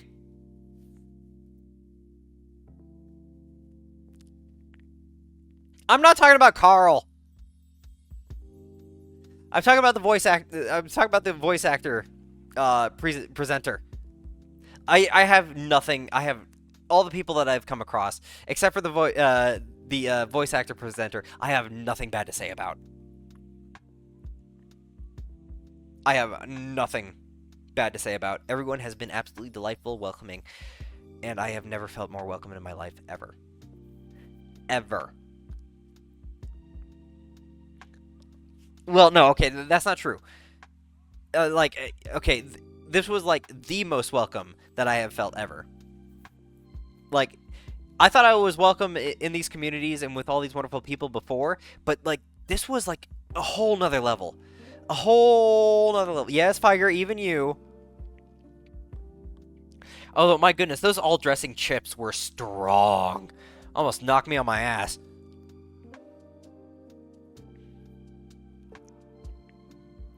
Okay, but yeah, no, at the Twitch meetup, I ran into Chaparral or Chap, and I got to hug them too. Their suit is just so good. Their suit is so good. It's so cute. It's so lovely. Wonderful colors. I remember seeing them on Twitch when they first got their suit, and it was like all over the place. It's like, that is such a wonderful suit. And there I am. I got to hug them and meet them. They were a delight. I will be saying that they're a delight, but I really have no other word. I could probably try to pull up a thesaurus and come up with a word for everyone, but you know, as long as I get my point across. But yeah, so so I hear Setsu and we're hanging around, and Chap starts walking down and from the stairs, and everyone's like, "Hi, how's it going?" And you know, we all get Chap hugs. Chap, a whole lot of people give really good hugs. A whole lot of people give some really, really good hugs. And you know, we also run in. This is not the first run-in, but the one that I can remember later on. I feel so bad for Boba Yubi because I ran into Boba so many times, and I loved every run-in that we had. When we first ran into each other, I was just with a group of people on the second floor. Boba walks up and is like, "Sup, you fucker," and I'm like, I go a little bit harder into it. It's like, "Swap, you fucker." And you know, we both throwing shakas at each other. And it's like we couldn't have had a better introduction. I think it was day after registry that I first ran into Boba. I'm pretty sure, but I ran into Boba suiting. I ran into Boba um, walking around. Uh, everything was it was a good interaction. Um, and there was also a time where Boba was handing out shrimp or chicken stickers, which was which was delightful. Um, but it wasn't long that I separated from everyone again. But it is, um, I find Setsu again. It's like I not trying. We broke off, and it's like, oh, Setsu, hi, how's it going? But how I have my notes right now. So I cross Setsu again. Say hello. I wander more, and then I find Reef again. And Reef was being whisked away to an elevator by Pa to somewhere. So it's like, all right, they're busy. They're busy going somewhere. I'll probably try and hit up Reef later. And then it's weird. I came across Setsu a third time. I don't know how. I don't know how I keep on doing this. Independently. But then yeah, Setsu was sitting down by the Starbucks in the main hotel, and Terrace was cooling off from suiting so much, and there were people. We were just sitting down chatting, having a good time. And then Kiba drops by and mentions, "Oh yeah, I saw Snowy over there." And it's like, "Oh, Snowy, I don't have a picture with Snowy yet. Let's see if I can't get it." I look around for a little bit, and outside, this is where I took this picture. I said hello to Snowy again, said it was pleasure meeting them, and asked if I can get a picture, and this is what this picture led. And then from there, I gave a goodbye. We got another hug. God, that suit is so soft, and I love it so much. It is so well designed. But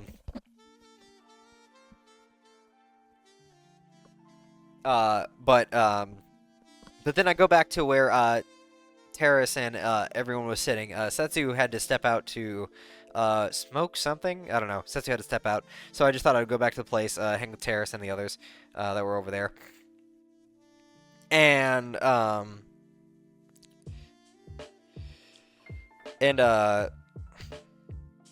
when I sit back down, I see Lunar again. I see Lunar again for the last time. Here we are. Lunar. I come across Lunar again, and we talk about it. It's like it was a wonderful time at Korean barbecue. It was wonderful meeting him. And he's saying it was a wonderful time hanging out with me. We all both had a wonderful time. I'm really glad that I went with a Korean barbecue with Lunar. I really am. It was a wonderful time.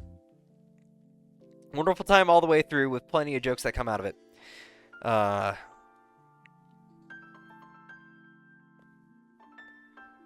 Then I go back around, and I've noticed that there are these two mannequin suitors around, and they are the cutest pair that you will find, and I will fight you over this. I doubt you'll find anybody cuter, anyone more adorable.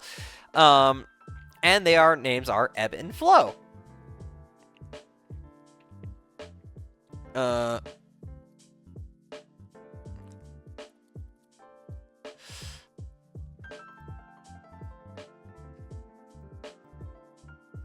Ebb and Flow.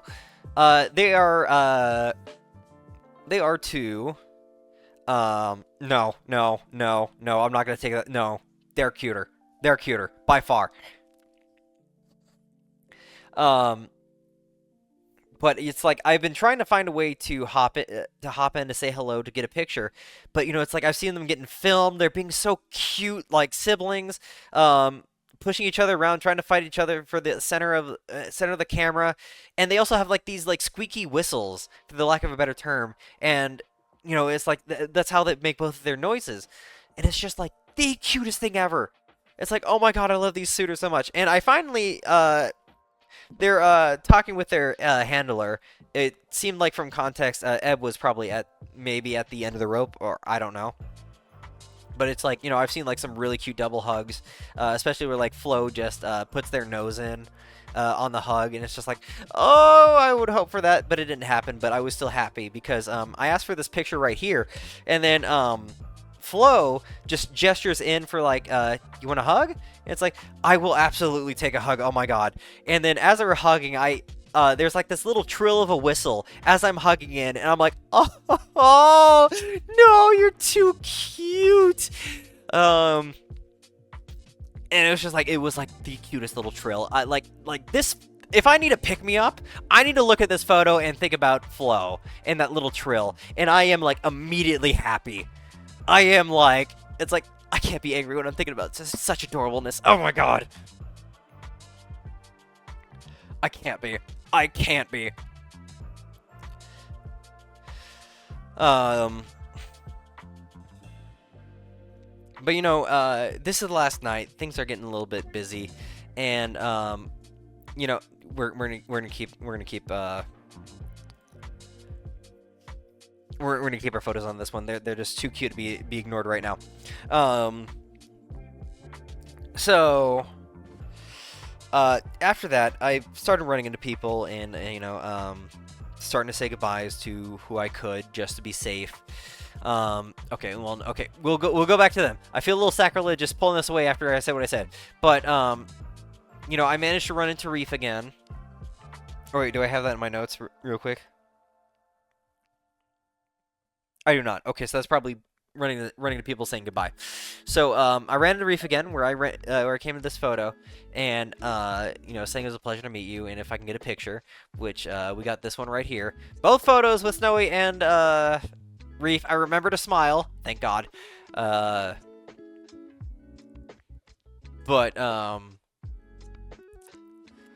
it's like, there's a big event. I don't know who I'm gonna see after this. The dance is the last event, and I'm not gonna be going to the dance, the rave. It's just not my scene.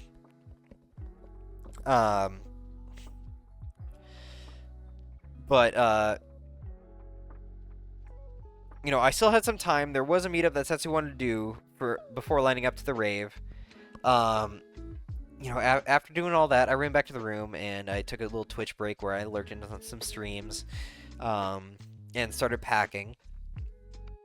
And then with that done, when it was getting closer time for the Setsu meet, for another little Setsu meet before the rave outside the main stage area, I'm walking around a little bit more, and I go back down to the arcade and the TTRP, the tabletop, the TTG areas, where I come across a Stirring who flags me down. It's like, Torrent, hi! Everyone's over here. And, I'm thinking like, I'm still finding people? What the hell is going on here? What the hell is going on? So then I was led to a Naki, Wizred, Yin, Kusa, and Axel, or as you see them around, Hiccups, Tequila Hiccups. But Tequila Hiccups now has their Sona, Axel, which is a dog with a really cute greenish blue superhero mask. I didn't take a good look at it, but like you're saying, it's like, yeah, have you seen around your stream Axel? Yeah, that's me. It's like, oh, I had no fucking idea, and I feel like an asshole. Like I was drawing a blank, but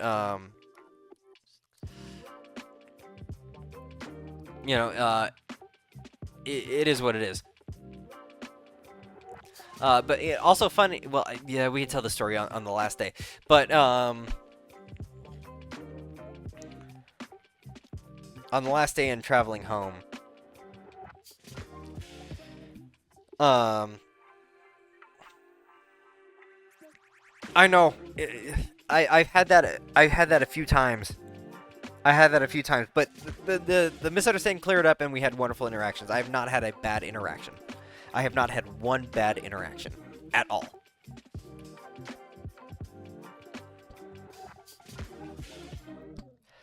Um.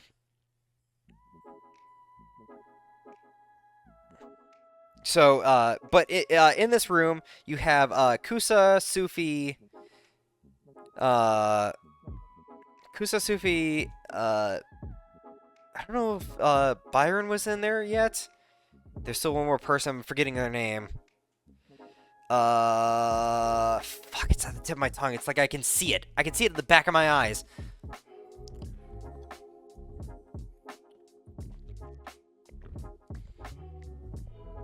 Shit. I'm forgetting. I'm forgetting.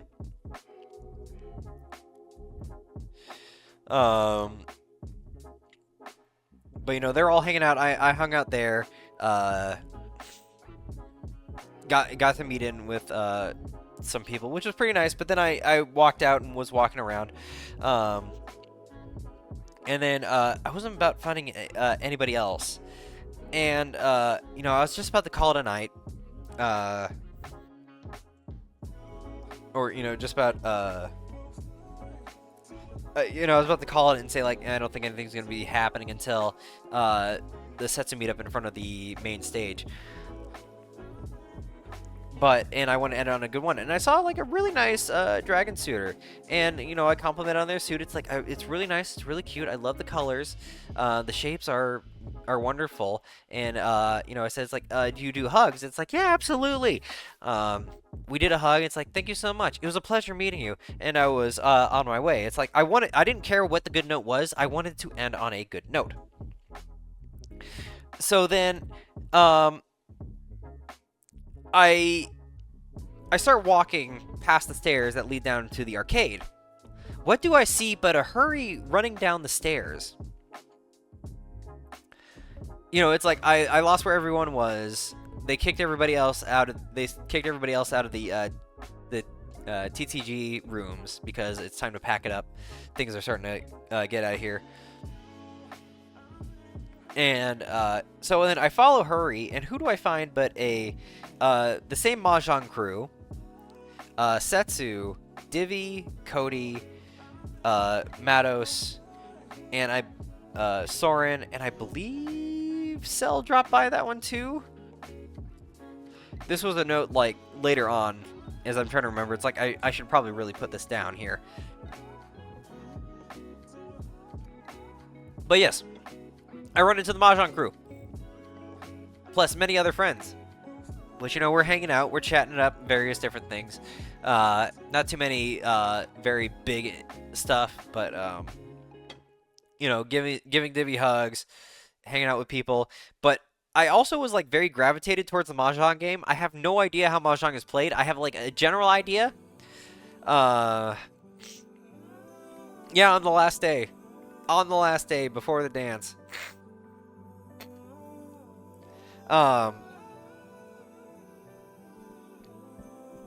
Oh, wait a minute. That's right. I don't know why I didn't write this down as a note.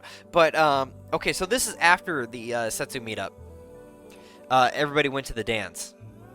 So, everyone was lined up. I got to have a final hug with Setsu, and a final Setsu suit hug.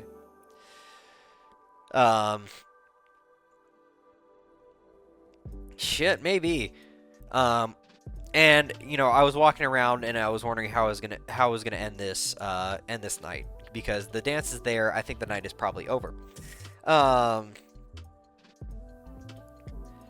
But you know, so I was talking. I spoke to all my friends, all those ones that I mentioned before.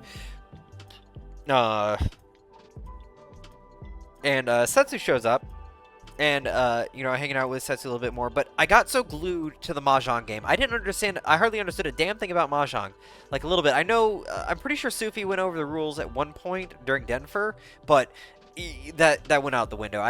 That information wasn't used soon enough, so that didn't stick. Um, but you know, after a while, I come across for a third time Snowy out of suit, but I didn't know it was Snowy. I know, it's so weird. It's so weird. I mean, like, are all you seeing these quantum things and magical things happen? Like this is too weird. This is too weird and too fairy tale like. Happy fairy tale, not like any.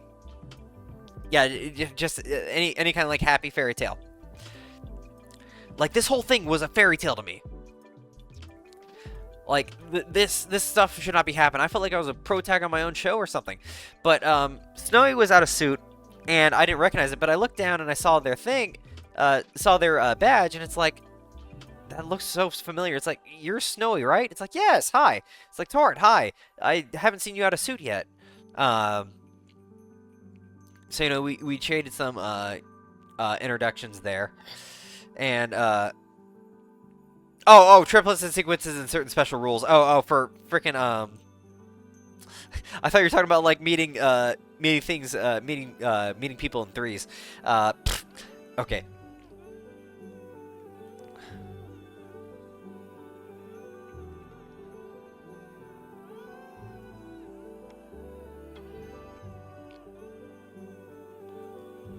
I mean, like, I feel so, but you know, I'd be walking between my friends in the Mahjong game.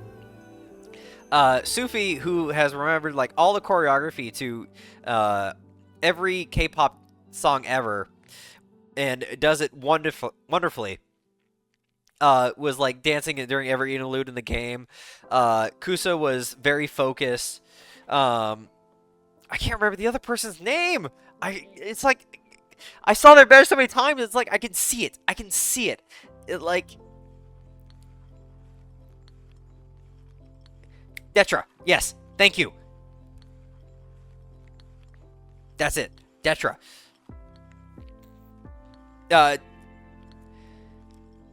Detra was being like attemmed by Snowy. And Atem is like the name of the spirit in Yu-Gi-Oh! So, you know, but Snowy was just learning the game. And you know that was pretty funny, and you know I wasn't really part of the group or the conversation. I was trying not to so hard to laugh, but you know every time Byron discarded a bamboo, it's like typical bamboo Byron move, typical bamboo Byron. What, you're gonna discard a number 2? And Kusa's on the other side of this, losing their shit. Like they are on the ground, they're like hands and elbow, banging on the table, just trying to keep whatever composure they can. But every time it's like, oh, typical bamboo Byron move, typical bamboo Byron, and it's like I'm here trying not to crack up. Oh, we're in an ad break. But, you know, it's like I'm trying not to crack up this whole damn time. It's like I don't feel like I have a right to laugh. I'm not a part of this conversation. I'm not really part of this group. I will.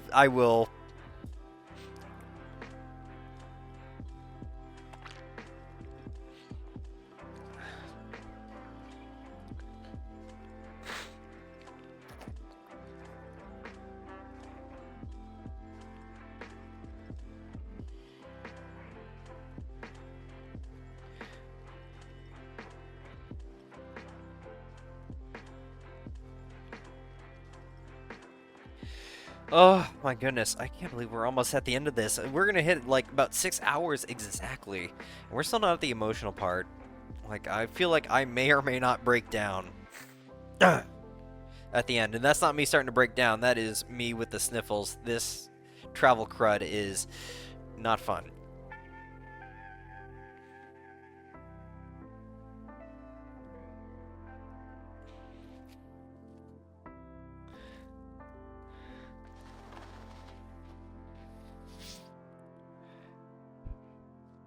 Oh, excuse me. I hope you did not hear that. It was like a light below my nose. And it's like, oh shit, that's the red on the side of my mic.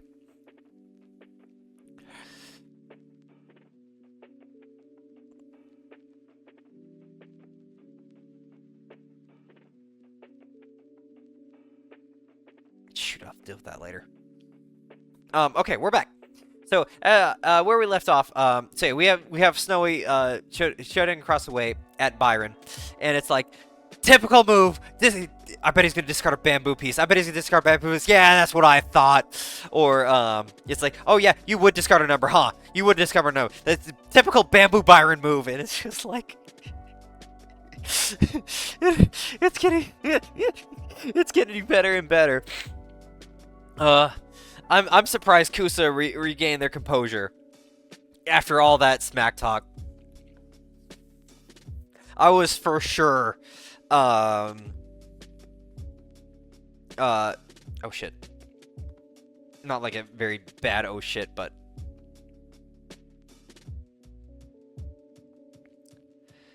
bleeding a little bit.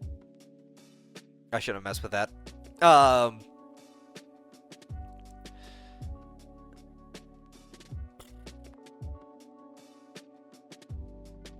It won't show up on this.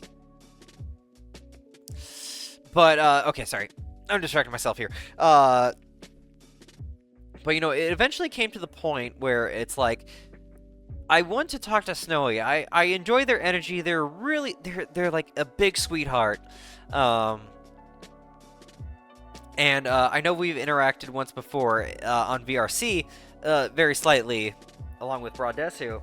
And it's like, just go for it. See what happens. And I strike up a conversation. I don't remember how I started it, but I was like nervous as all freaking get out. But, you know, the more I got going, the less I was feeling nervous. And, you know, we got talking about interest in VRC, the various kinds of tracking, how wonderful VRC is, and all that good stuff. And it comes out, it's like, you know, I normally get very nervous about this stuff. I don't really think I'm very good at talking to people. And, you know, Snowy just stops right there. It's like, Torrent, are you nervous right now? Because right now you are doing an awesome job at talking. You're not nervous, you're calm. It's a wonderful conversation. It's just like, that is the sweetest thing. That was like the sweetest pause that we could ever make.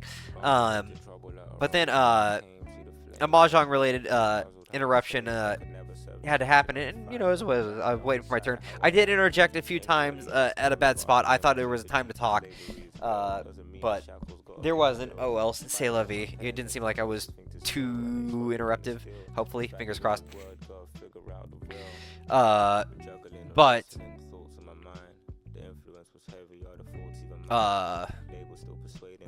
you know, but before we can go back to our conversation, a friend emergency happened. Somebody was having, food poisoning, and, Snowy went to go up and check on them, and it seemed like it turned into a whole thing.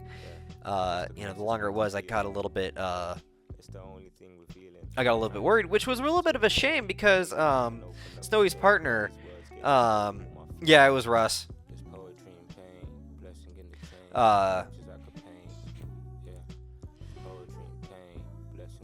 Oh no. Poor Russ. Ouch. But you know, in our conversation, Snowy's partner, Rocket Fox,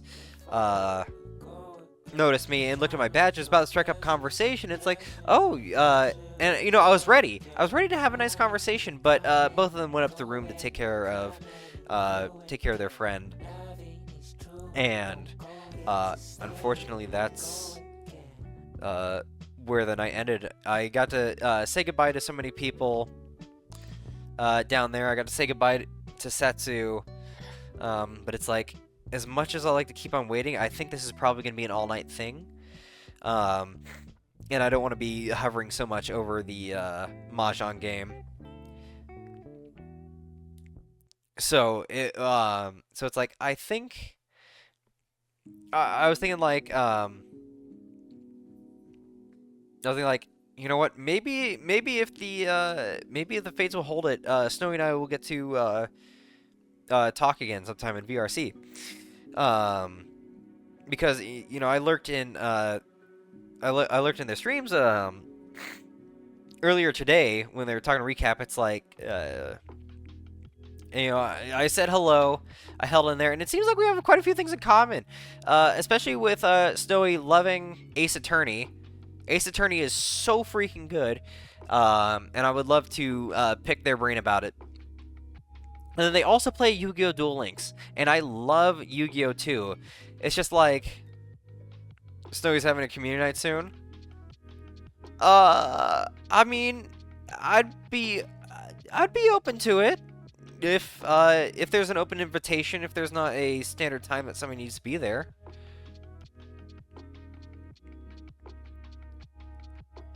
I would at least check it out for the sake of checking it out and being able to say hi to Snowy one more time, at least.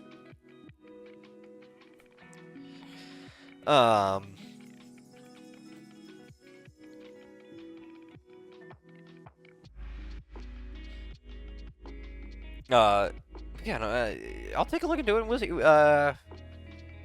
We could see. But with that, with things up in the air with how things were going with Russ, I called it a night. I gave everybody left at the room a hug goodbye, good night, and moved on to the final day. Unfortunately, I have. Well, no, actually, I do have pictures for the final day, but this is may fill up during various parts, but just need to be in VRC group.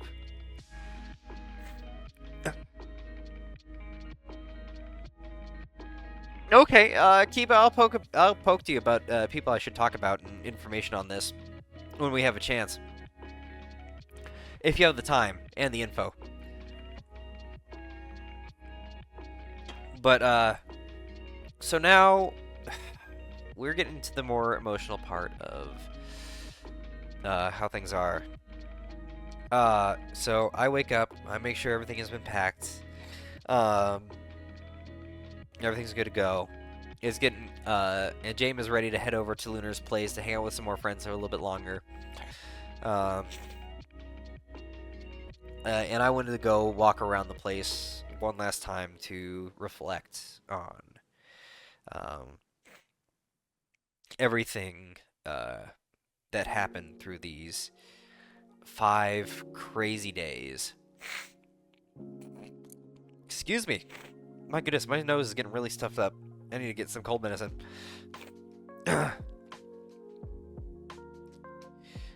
So James got all packed up. I walked out with him until we hit a crossroads where we could no longer follow each other for our destinations. And we had a goodbye hug and went our separate ways from there. And on my way over to the around the con space to wherever I could walk, I saw Axel sitting in the main lobby. They were sitting waiting around because apparently that Mahjong game went on late and Wiz was still sleeping.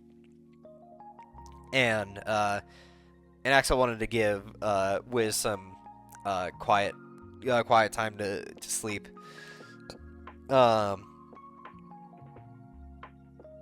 But you know,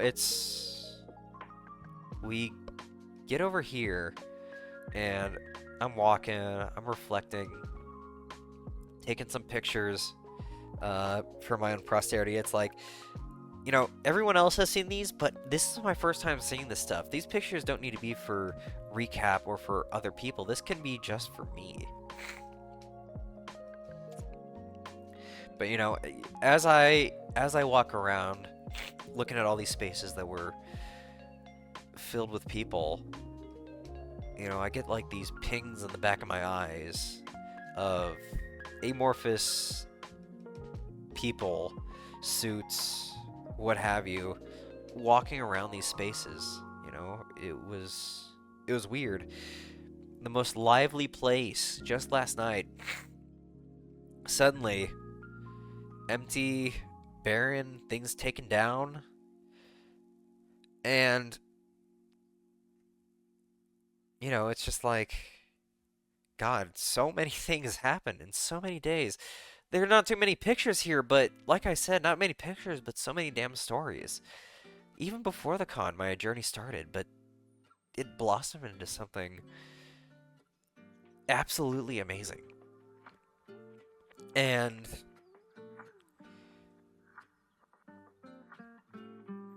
you know, I'm just slowly walking through, going through the sky bridge. I'm not finding anybody else really. They're probably still asleep or whatever from the dance, but you know, that's fine. I want to take my time to take this all in and get whatever closure I want.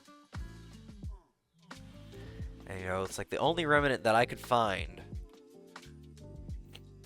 is this info desk right around the con space through the sky bridges.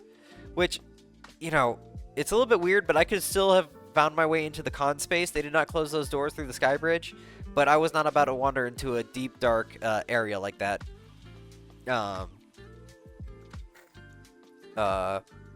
Like all that. But, you know, it's like I'm walking through, I'm seeing these images like one after another. I feel them in the back of my mind. I like see them in the back of my mind, behind my eye. And it's just like, it's weird. It's weird. I'm expecting to want to break down. I'm expecting I want to cry, but it's just like, you know, this whole chapter in my life, Twitch, starting streaming, this first MFF, it has been an absolute fairy tale through the whole thing. It's a serious like slice of life anime that I've been running through, and I am the protagonist, and it's weird. It's weird. It is super fucking weird.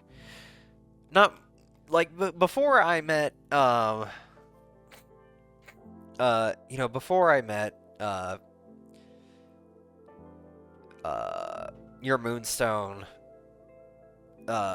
Filth, coming across Duper, coming across Whiskey, you know, all these streamers, all these people, some that have impacted my my life directly or indirectly, just through inspiration, and it's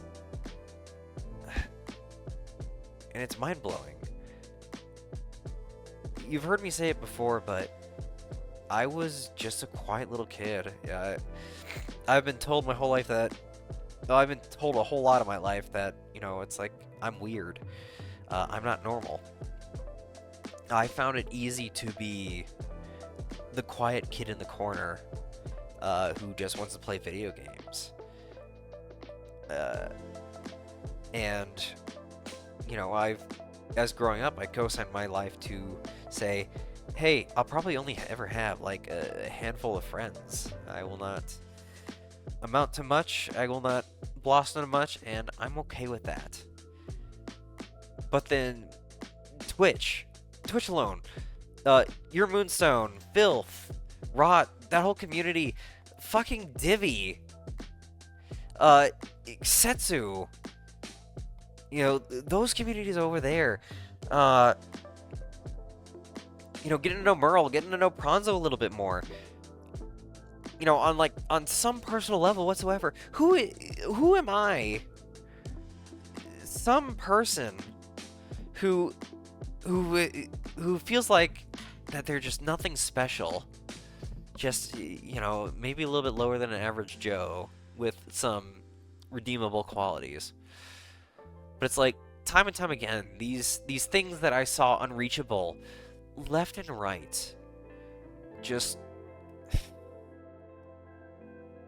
meeting them, having my first choice of a vacation be Illinois, up north, in the butt crack of winter. All these pushes, getting to meet and, know to some degree, Snowy, Cinder, Lance, Timber, you know, like all these people, it's like Cinder gave me a lord. Oh no. But it's like these things that I didn't think would be in my reach. Carl, Joel, yeah, talking to these people, seeing them, it's like they're just people like me, but it's like it didn't feel obtainable. Having so many friends, knowing so many wonderful people, getting to meet new wonderful people, like I had today, to get to know on a little bit more of a more personal level. It's like, how? Why me? What? God, I really am gonna lose it right here. Why me? What did I deserve such wonderful, like, Telef, the mod team, all these people who want to push me to do things, all these people who are incredibly talented, who believe in me, and more of these random people that I run into that want to keep on interacting with me. It's like, what did I do? Who am I to deserve this? Like, I'm grateful, don't get me wrong, but it's like,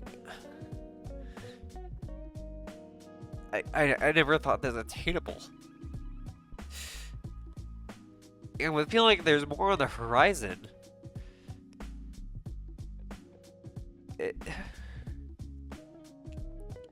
it's just,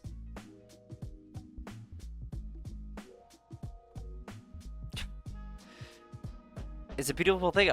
I take it. I'll gladly take it. I'll gladly take these moments. I'll gladly take these friendships. I'll gladly take these people who want to join me on these adventures and interact with me and all this kind of stuff greatly. But it's like, what did I do to deserve it? Every step along this way has been like the weirdest push. Like, it shouldn't be happening. It is straight out of a script. Like, the biggest set of dominoes, it's just, they fell. I'm pretty sure I put my work in somewhere, but it's just like falling into the next thing after the next thing after the next thing.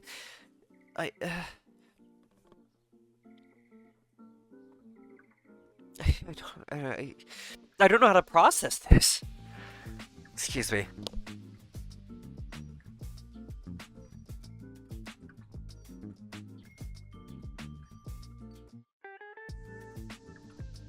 But this whole Twitch adventure, this whole MFF adventure, the adventures that are still waiting for me in the future. This is the chapter of my life that I've been waiting for, that I never thought I would ever have. And it's a beautiful thing to see. But still, a part of me has not really been able to voice it out at all. Like, I've seen all this stuff, but this is the first time I'm actually breaking down pretty bad.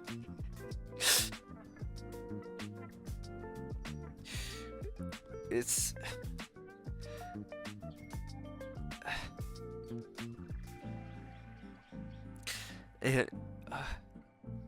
God, I need to get something else on hand to blow my nose. I'm trying to keep whatever composure I have, but it's like... Things just accelerated in this chapter of my life. It's been a fairy tale. It's been magical. Getting to know so many of you. Getting to start this adventure with some of you. Continuing an adventure with a lot of you. And growing the cast of members in this adventure. And, however it ends, as long as it's not like on a crash and burn note, I can say that I don't have all that many regrets. Like, it's clickbaity, but this was the best time of my life that I've ever had. I've been on tropical destinations. I have, it's like my parents made sure that I had the best of what I needed to make sure that I succeeded. And this simple experience, you know, uh, going through it, just going off on a limb, just ended up being the best and easily the most memorable time of my life. And I do not want to forget any ounce of it. And I do not want to forget where I came from, all these dominoes that fell into place, all this, I don't want to forget it. And I want to look forward to it, and I want to feel like that this is mine, that I didn't earn it, that I'm not really this wonderful person that people see me as. I want to believe every last little word of kindness that anyone has ever put my way. For the meantime, we still have a few more stories to go. Let me go regain my composure and blow my nose. I should only be but a few seconds.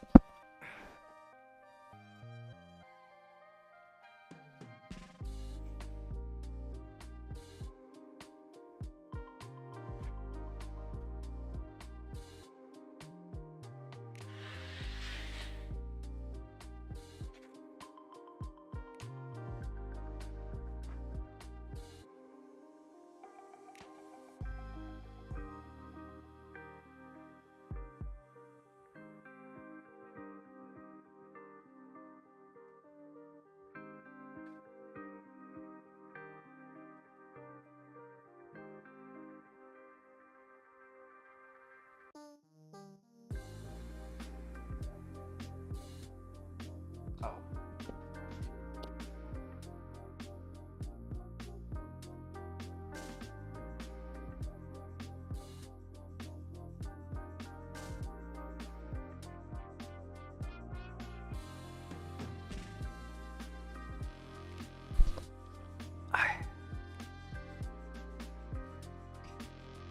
Breathe. Drink some water. But, be as that may, we are leaving the area, but our story's not quite over yet.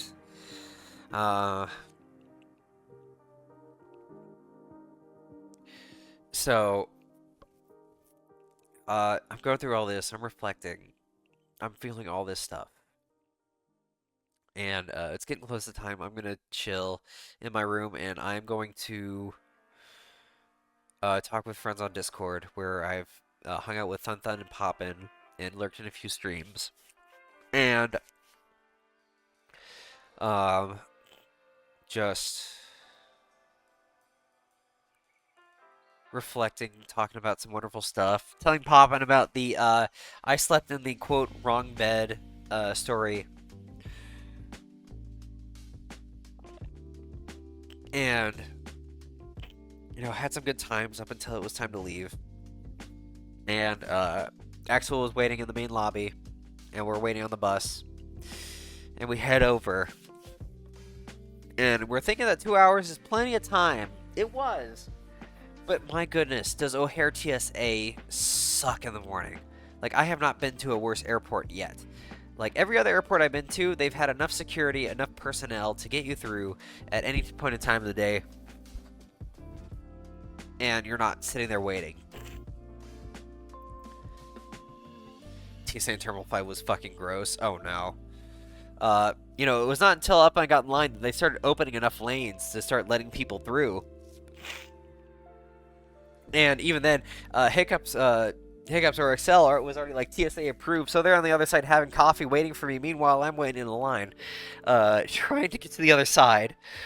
And I barely have enough time to stop by McDonald's, get some food in me before our flight. Excuse me. And, we hung out at the gates and all that kind of stuff. And the weirdest thing is I get a call from FedEx. and it is about a package for my prior boss's husband. And it's like, why are they calling me? Yeah, sure, just leave the package there. I will let them know. It was like, okay, awesome, great. So then I call, send a few texts, and let them know about that. It's like, huh, that's a little bit weird. And then, you know, we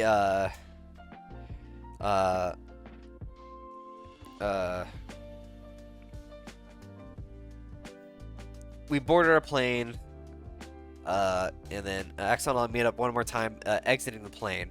But while exiting the plane, a dude had a fucking meltdown. Ugh, excuse me, I'm still a little bit snotty. Had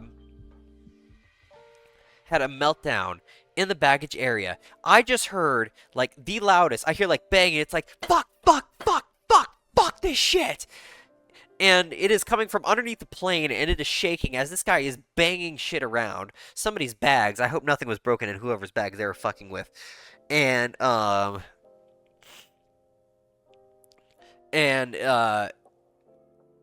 you know, it was like, jeez Louise, that guy's having an absolute terrible day. You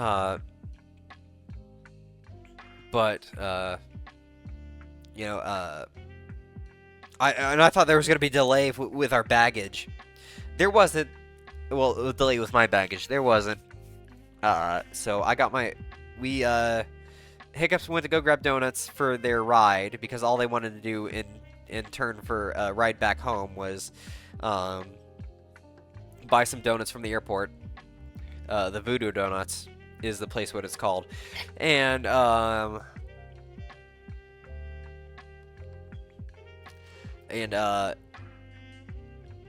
you know, from there, we went over to the baggage claim. We sat down for a few seconds. Both of our aides were about right there. We passed ways. MFF, my adventure ended right there in a sense. My dad was right there to pick me up. Weather was absolutely atrocious driving home. But,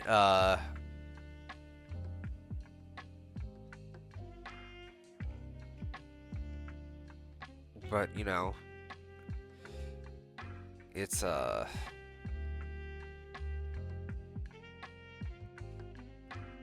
we managed to make it home safe. Nothing terrible happened. And, I was finally back home. But, one last final story that managed to come out of MFF, and this was, from me being mistaken from Vadio's boyfriend. I'm in a Discord call, in a community, and I'm telling this story about how people thought I was Vadio's boyfriend. And, a friend of mine, Milo, came out and said, after the story, it's like, man, I wish I had my own abstinence dragon. I nearly lost it when I first heard it. It's like, fuck, is that gonna be the other nickname? So, Vadio's boyfriend, the gay red herring, and now abstinence dragon.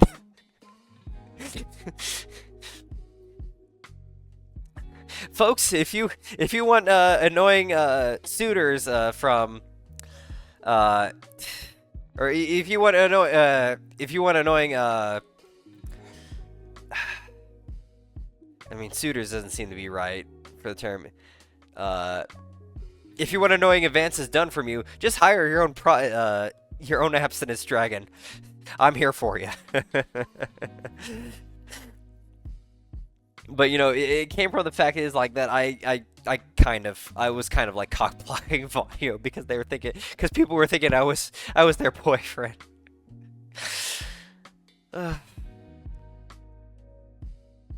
But, you know, again, it's been an amazing story from your Moonstone pushing me to streaming to talking to Duper about streaming and being pushed to start when all I had was an Xbox and the ability to hit a live button. to raiding into Filth, to getting to know Filth more after lurking in its stream so much longer, to getting to know Divi, becoming friends with Divi, making more friends within that community, to running into Kelif, to trying VRC hangouts, even though before I had VR, to running into more people. I think I'm hearing something in the background, but I'm probably just paranoid over nothing. You know, to running over to Setsu's VRC meetups, to meeting more and more and more people, to getting such supportful people, especially as someone like Yo What's Poppin', to help put to bay any worries, any concerns that I might have through this journey of streaming.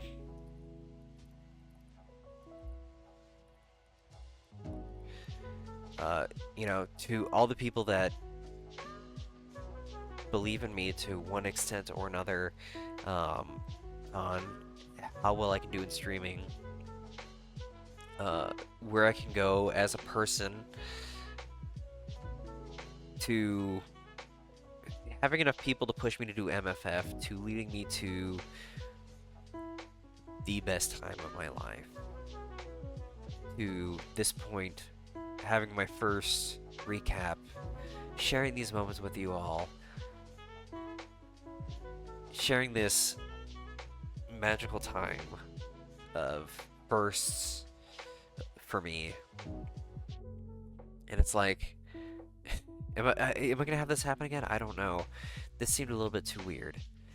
I think it would just happen in a few minutes, a few hours, the next day, a few days later. You know, gravitating towards people, you know, like helping Figer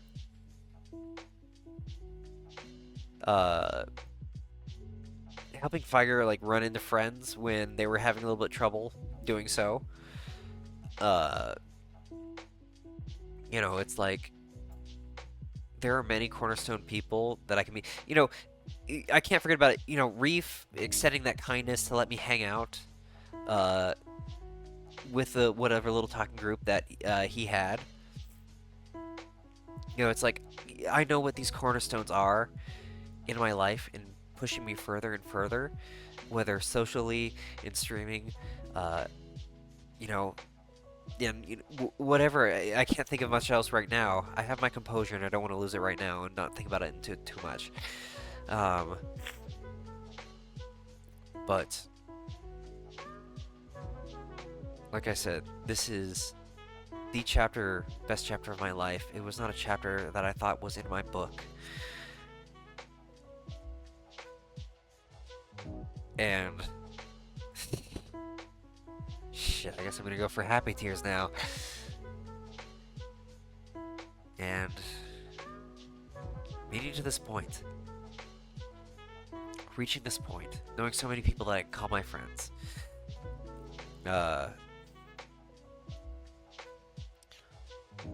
it's wonderful. But we do not have any more stories here. We are going to wrap up my very first ever recap right here. I know it sounded clickbaity. I know there wasn't much music going on. I hope my ramblings were entertaining to you all, but I love regaling all these moments. It's almost like I was there again. And, you know, there is still non-MFF related news. It's still a little tentative, but there's still more to come. I've alluded this before. So I put in a certain application a while ago.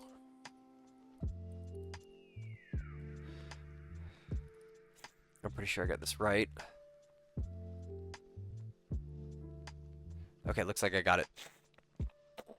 I put in an application to this person right here. And for those of you who know who they are, you could probably have an idea of what's coming soon. Possibly. The deal has not been sealed. Money has not been exchanged yet. I'm still talking, so there's still chance for error. There's still chance for error. So we'll see how it goes. But this morning I woke up and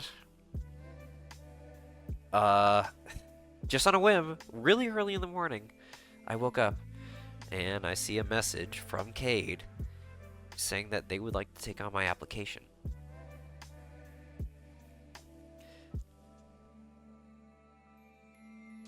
So I may be finally getting a custom model made. And again, this is just like the craziest stuff. The craziest stuff.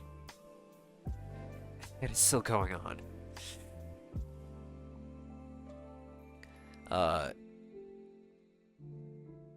So fingers crossed, things still happen. If not, there's still potential backups that we're looking at. But if I seal this deal, and I am ready for everything, I have the money ready. I've been saving for a while, and I'm ready to follow instructions to a T. I'm not gonna say, but I'm gonna be quiet after this one. When it happens, it's gonna be a surprise. When it actually happens, there's not gonna be a hint until it's really, really close. So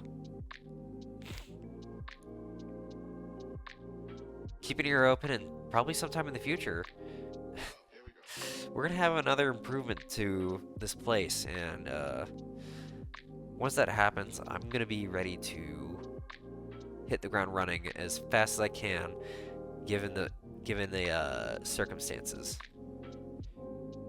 So fingers crossed everything goes well. If not, it wasn't meant to be. That's fine.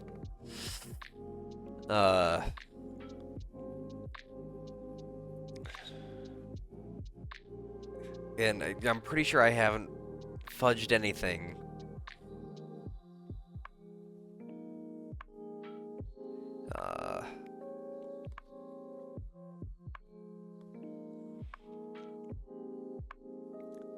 And we'll see. Then, Cobalt, I'll be sure to take a look at your long message afterwards. It seems like some very sincere and sweet words. I'll definitely be sure to take care of that. So don't think I didn't see that. Don't think I don't want to read it. I wanted to try and finish through because we are at that 6-hour mark.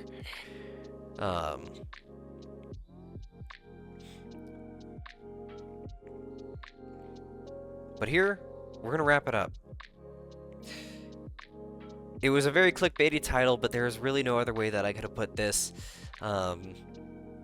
This was, to date, the best time of my life. And I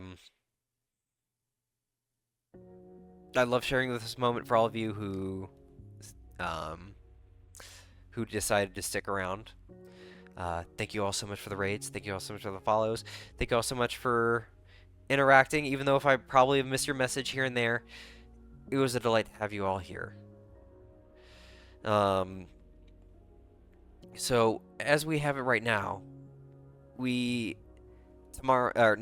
Saturday we'll be back with God of War Ragnarok. We'll be back with a fun, wonderful, action-packed times that is God of War. I mean, you know, fair enough. Fair enough. I don't know, it still hurt my soul typing all that stuff out, but it's like, it's still true.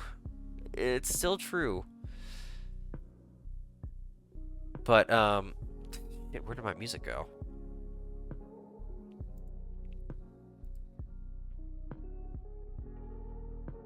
I guess things broke. Okay, I guess it was the stream, not me. I had some lo-fi hip-hop running out in the background, at least for myself, so I can keep myself focused to some point.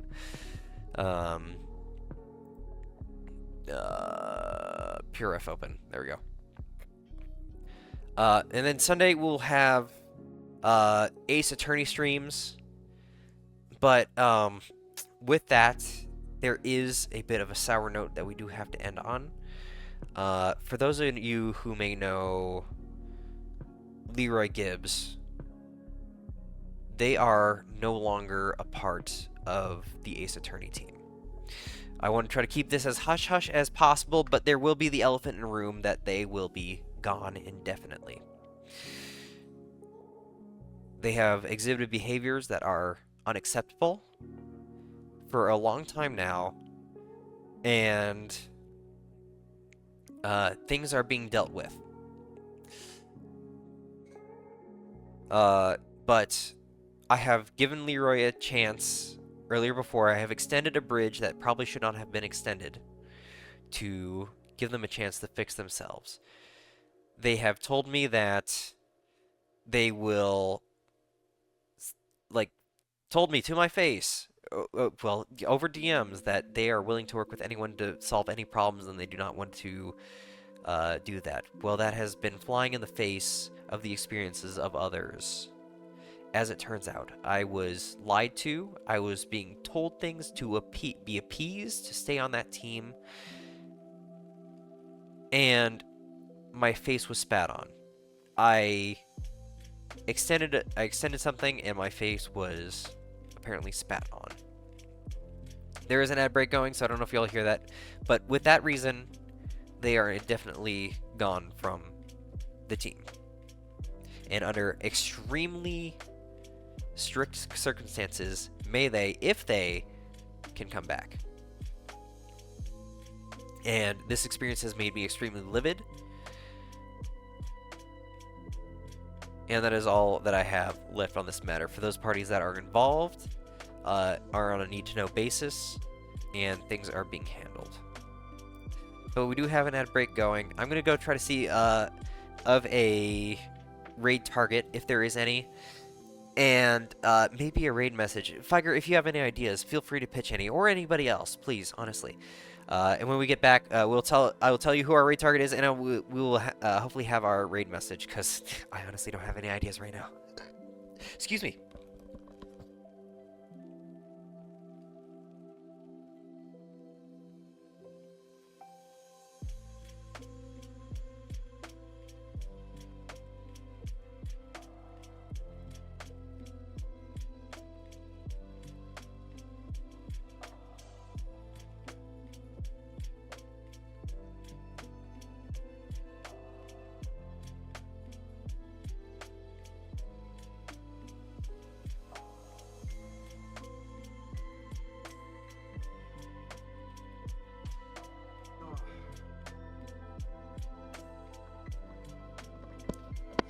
Okay. I'm back. I had to blow my nose one more time. I didn't say anything. I'm sorry about that. Creator dashboard. Let's see who we have. Who's live?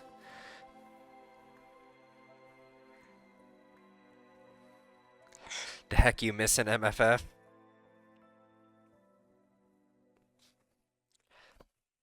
Oh, at Crucial? Oh no.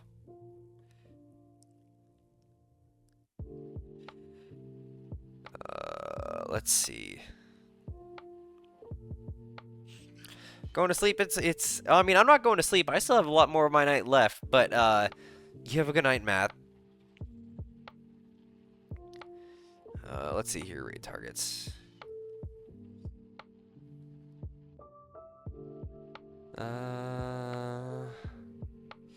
We could have a first raid of them. So many people are streaming right now.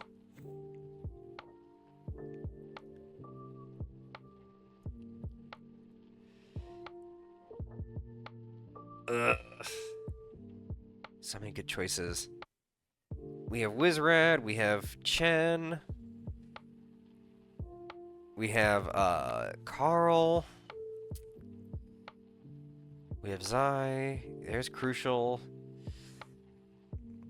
I still don't know Kaji enough to raid them, but they seem very lovely.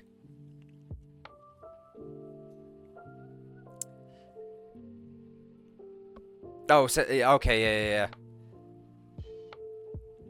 6 a.m. I'm getting breakfast soon. My goodness.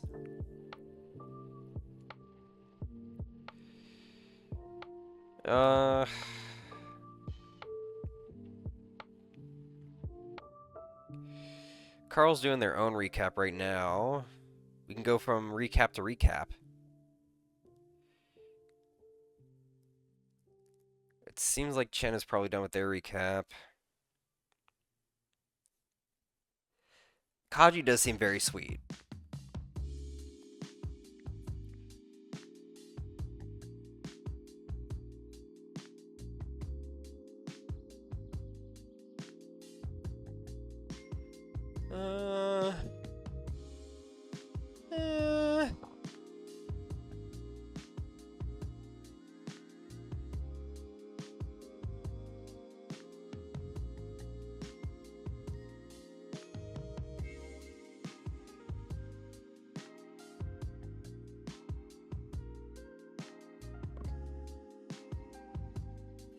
Recap, I'm not crying.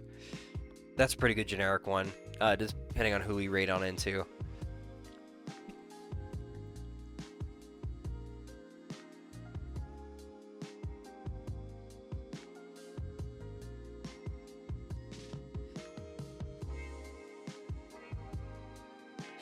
I know nothing of Carl's schedule, but I know I don't often get to raid into Chen.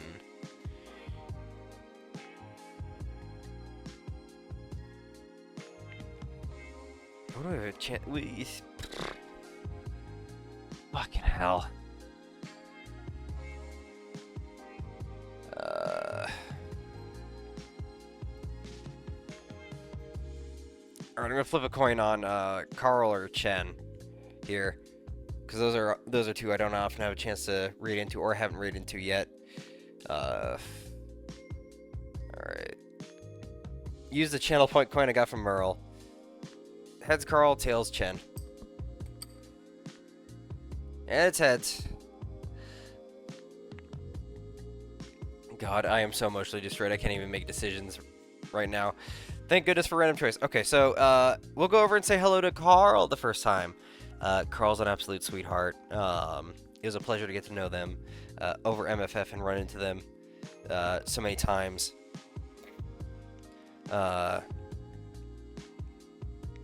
So we're gonna go over here, MF recap. I'm not crying. We can have that one with the emote with Figer, and we'll get this kicked off. So with that, I'll hope you had a wonderful time over here. I know I always do, and I hope you continue to have a wonderful time until you see the next one. And I really do hope to see you on the next one. But if not, stay wonderful, stay beautiful, and hopefully we do cross paths in some in the near future. You all have a wonderful time, and I look forward to seeing you on future streams. Bye-bye.